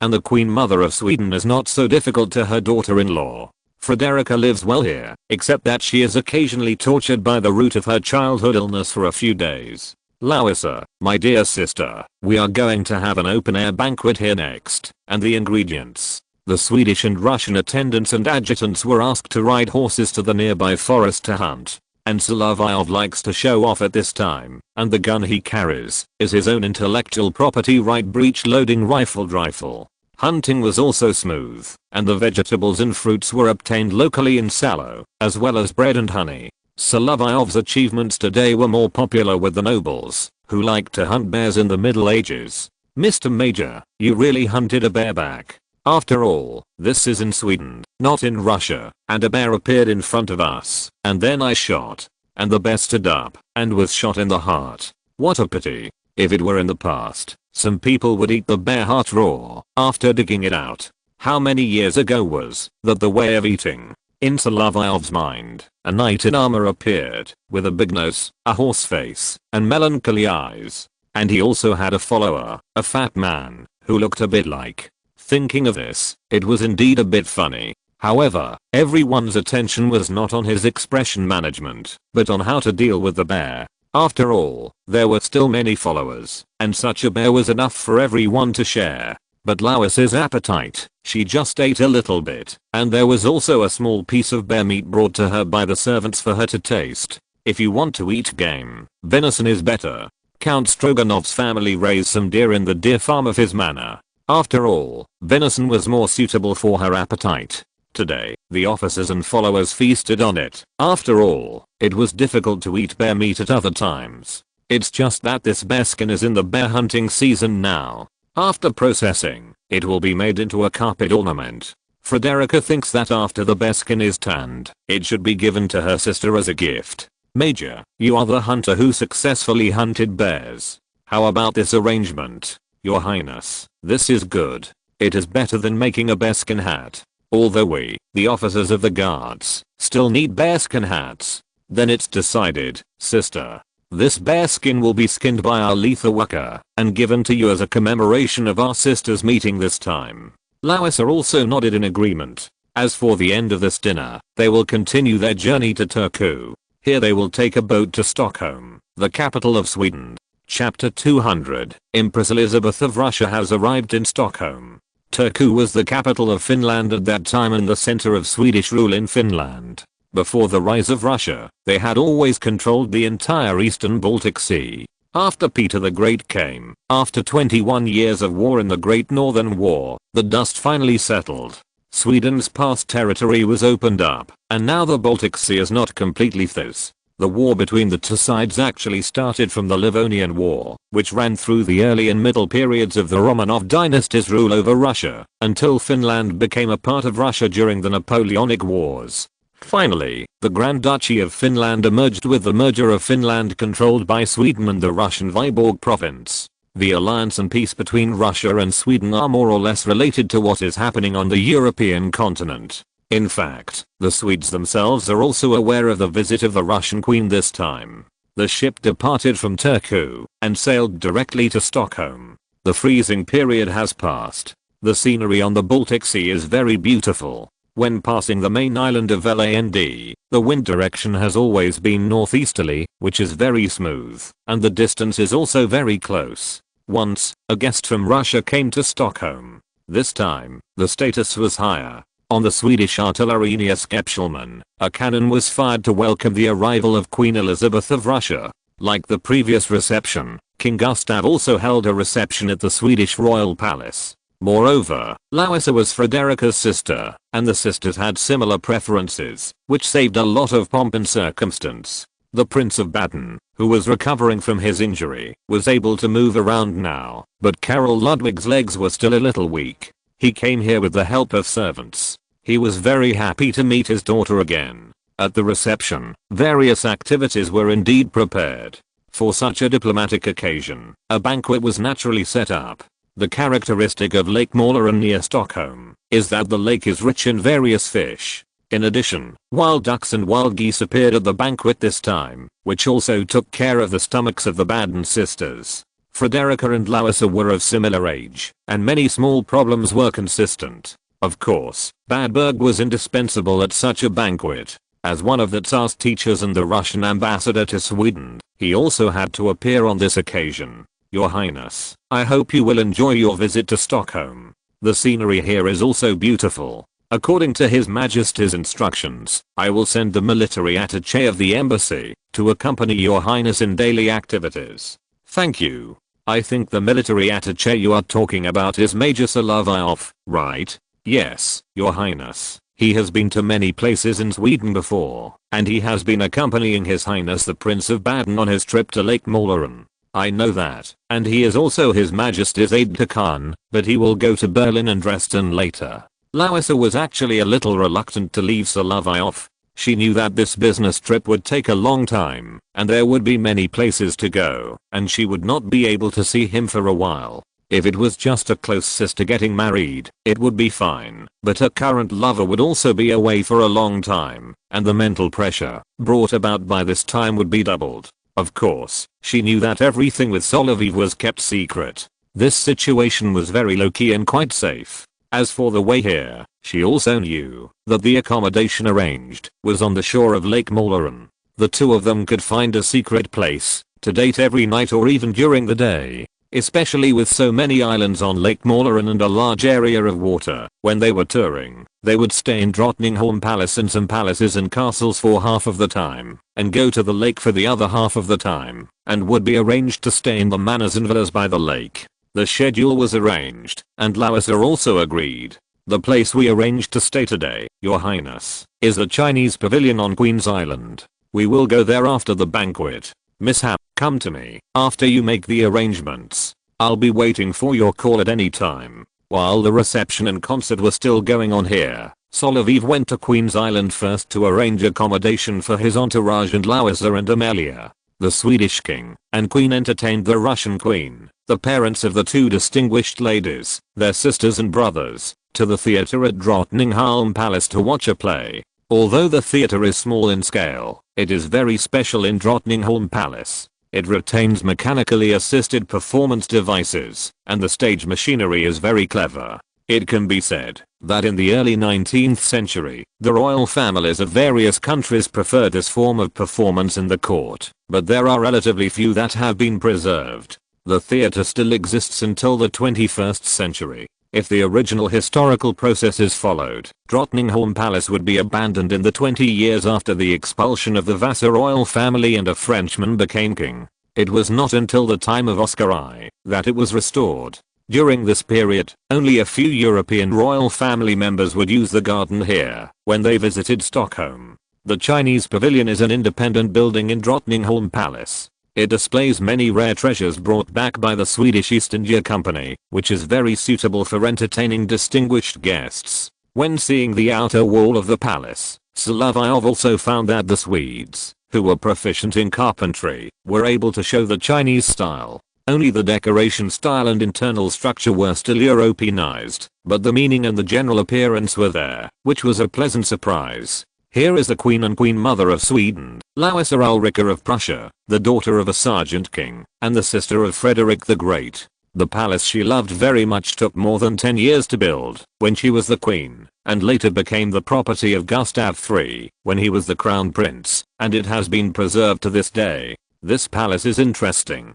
It is closer to the original appearance than the Chinese palace in other places. No wonder. You understand Chinese culture and should know this place very well. After all, this is still the framework of a European palace, but there are some porcelains from China as decoration. If it is according to my idea, you can also refer to Chinese porcelain and have European porcelain factories order some porcelains. They can be European in style or imitate the appearance of Chinese utensils. For example, among Chinese porcelains, some porcelains with special colors are still very beautiful. Of course, if he talked about the history of porcelain development in terms of white porcelain, celadon and various porcelains, it would be enough to confuse the Swedish eunuchs who came with him. Moreover, such an exotic rococo decoration is suitable for Larissa to live here, and it is also convenient to enter and exit. As for arranging it here, Frederica knew that her sister liked quietness, and this area was idle after the death of Gustav III, so she suggested it to Gustav IV. The Chinese style decorated in European style is actually quite good here. Solovyov did not go to the theatre, but he had to arrange the accommodation. Stopping here, he could actually appreciate the Chinese style lacquer panel paintings, which was something Solovyov did not expect. What he saw was the special craft products brought back from China during the prosperous period of Sweden, which showed the 13 factories in Guangzhou. And the furnishings here are really good, but the beds are temporarily placed. After all, this is not the palace commonly used by the royal family. This is also considering that Larissa is the Russian queen and has a special status. Her palace is not arranged together with her parents, sisters, and brothers, but it is very convenient for them to travel between each other because they are all in a large palace. Larissa is happy that the family reunited here except for her second sister and grandfather, and the repertoire performed in the theatre is Iphigenia in Taurica, which was ordered for the Russian royal family. The first public performance was during Paul's visit to the German countries. It can be regarded as a modern extension of Greek drama. As for the accommodation, the eldest sister is now staying in the suite of Drottningholm Palace. It is only her and her entourage in the Chinese pavilion, which is more convenient. In addition, Solovyov also went to check the facilities of the Chinese pavilion. Although it was a coincidence that he came to Sweden together, the two of them could do a lot of things on a date, as long as there was no one around. But after she returned to the palace, she found that her lover was revising the script. Mishap, the performance in the theatre is very exciting. It's a pity that you didn't go. But I'm also revising the script. If it is just a drama, I have to add some conflicts. For example, the maid and the old lady. But when it comes to this, Larissa is not very happy. After all, her good sister is going to get married, and the sense of deja vu is so strong. Sorry, Larissa, I touched your heart. It doesn't matter. I know you didn't mean it. You can come to me at night, when the maids go to bed. Okay, Larissa, we still have to discuss the script tonight. I will leave when you fall asleep. When they saw that there was no one around, the two of them could still hug and kiss in such a room. The perfume you use today is different from the usual ones. It's the natural fragrance of precious wood. What do you think? I like you so much, little Laurel. Compared with those young officers who pursued her, Larissa preferred Solovyov and asked her to be her lover. The names he used were never cliché. Although he sometimes repeated some allusions, she felt very useful after hearing these names. At the same time, their hobbies were more similar. Larissa knew that Miska liked her with some sympathy and pity. Although she was the Russian queen, she was bullied every day, and her behavior was relatively low-key and withdrawn, which made her look even more pitiful. It was no wonder that the young officers and students around her sympathized with her, but there were only a few who could touch her bed. Fortunately, there is no one outside. You are too careless. This time, it was Larissa who reminded Solovyov. After the two of them kissed, Larissa went to take a bath first and asked the sisters to read during the rest time instead of playing cards, which was common in the palace. Although Larissa was very smart and had learned to play mahjong, she didn't like the noise when playing mahjong. Therefore, even though she was quite skilled and had won a lot of money from Alexander once, she was not willing to use this as a pastime. But Queen Mother Maria liked pomp and excitement, so she changed the whist card game to mahjong during the card game time. Solovyov was not so anxious. After all, they were in tune with each other. He was a little impatient this time, but he wouldn't be like that next time. As for the night in Larissa's room, he still had to tell her stories. The relationship between the two was also quite subtle recently. He was supposed to be the younger brother and Larissa was the older sister, but it was always the younger brother who took care of the older sister, even coaxing her to sleep and soothing her injured heart. It was indeed more fun. In the Chinese pavilion, these girls were still reading poems at night, and Natalia started singing again. She was singing the songs that Solovyov had copied down at the beginning, that is, the songs of Maria's little aunt. No one else could make him write a booklet of them. Natasha, you sing really beautifully, but this is not the song you are used to singing. Lisa, you have to know that the folk songs that Maria trapped Miss Han in the children's room and the concert room and copied down are all very beautiful, not only when played, but also when sung. You have to try it, and you will know how pleasant they are. But I'm now. It doesn't matter, just sing it, especially that strange song. It may be better to play it with guitar. Are you talking about Alexandra? This song does not require too much effort, but we are not like Catherine of the Lopukhin family, who can play the guitar skillfully. It doesn't matter, just sing it, I'll play the piano. Then Natalia sat in front of the piano. This piano was obviously obtained by the Queen of Sweden, to take into account her sister's living habits. She likes singing very much, and Frederica likes to play the piano. Larissa missed the time she spent with her family in Karlsruhe very much. When Larissa sang this song, Solovyov happened to be outside the window and heard it. It's really interesting that Larissa actually sang this. But he didn't care too much. He sat in the yard and listened to Larissa singing. She usually shed too many tears, and this song happened to be the ending song of Moscow Does Not Believe in Tears. But Larissa's singing was also beautiful. She was very suitable for lyrical music. It's just that this song always needs someone to sing with her. If Natalia were to sing, it would be very abstract for two girls to sing together. However, it was not abstract and not Russian. End of this chapter. Thank you very much for reaching the end. Don't forget to like. Looking for more exclusive content and immediate access? Subscribe to our Patreon. Remember, every like, subscription, or donation encourages us to continue. Thanks to everyone. See you in the next video.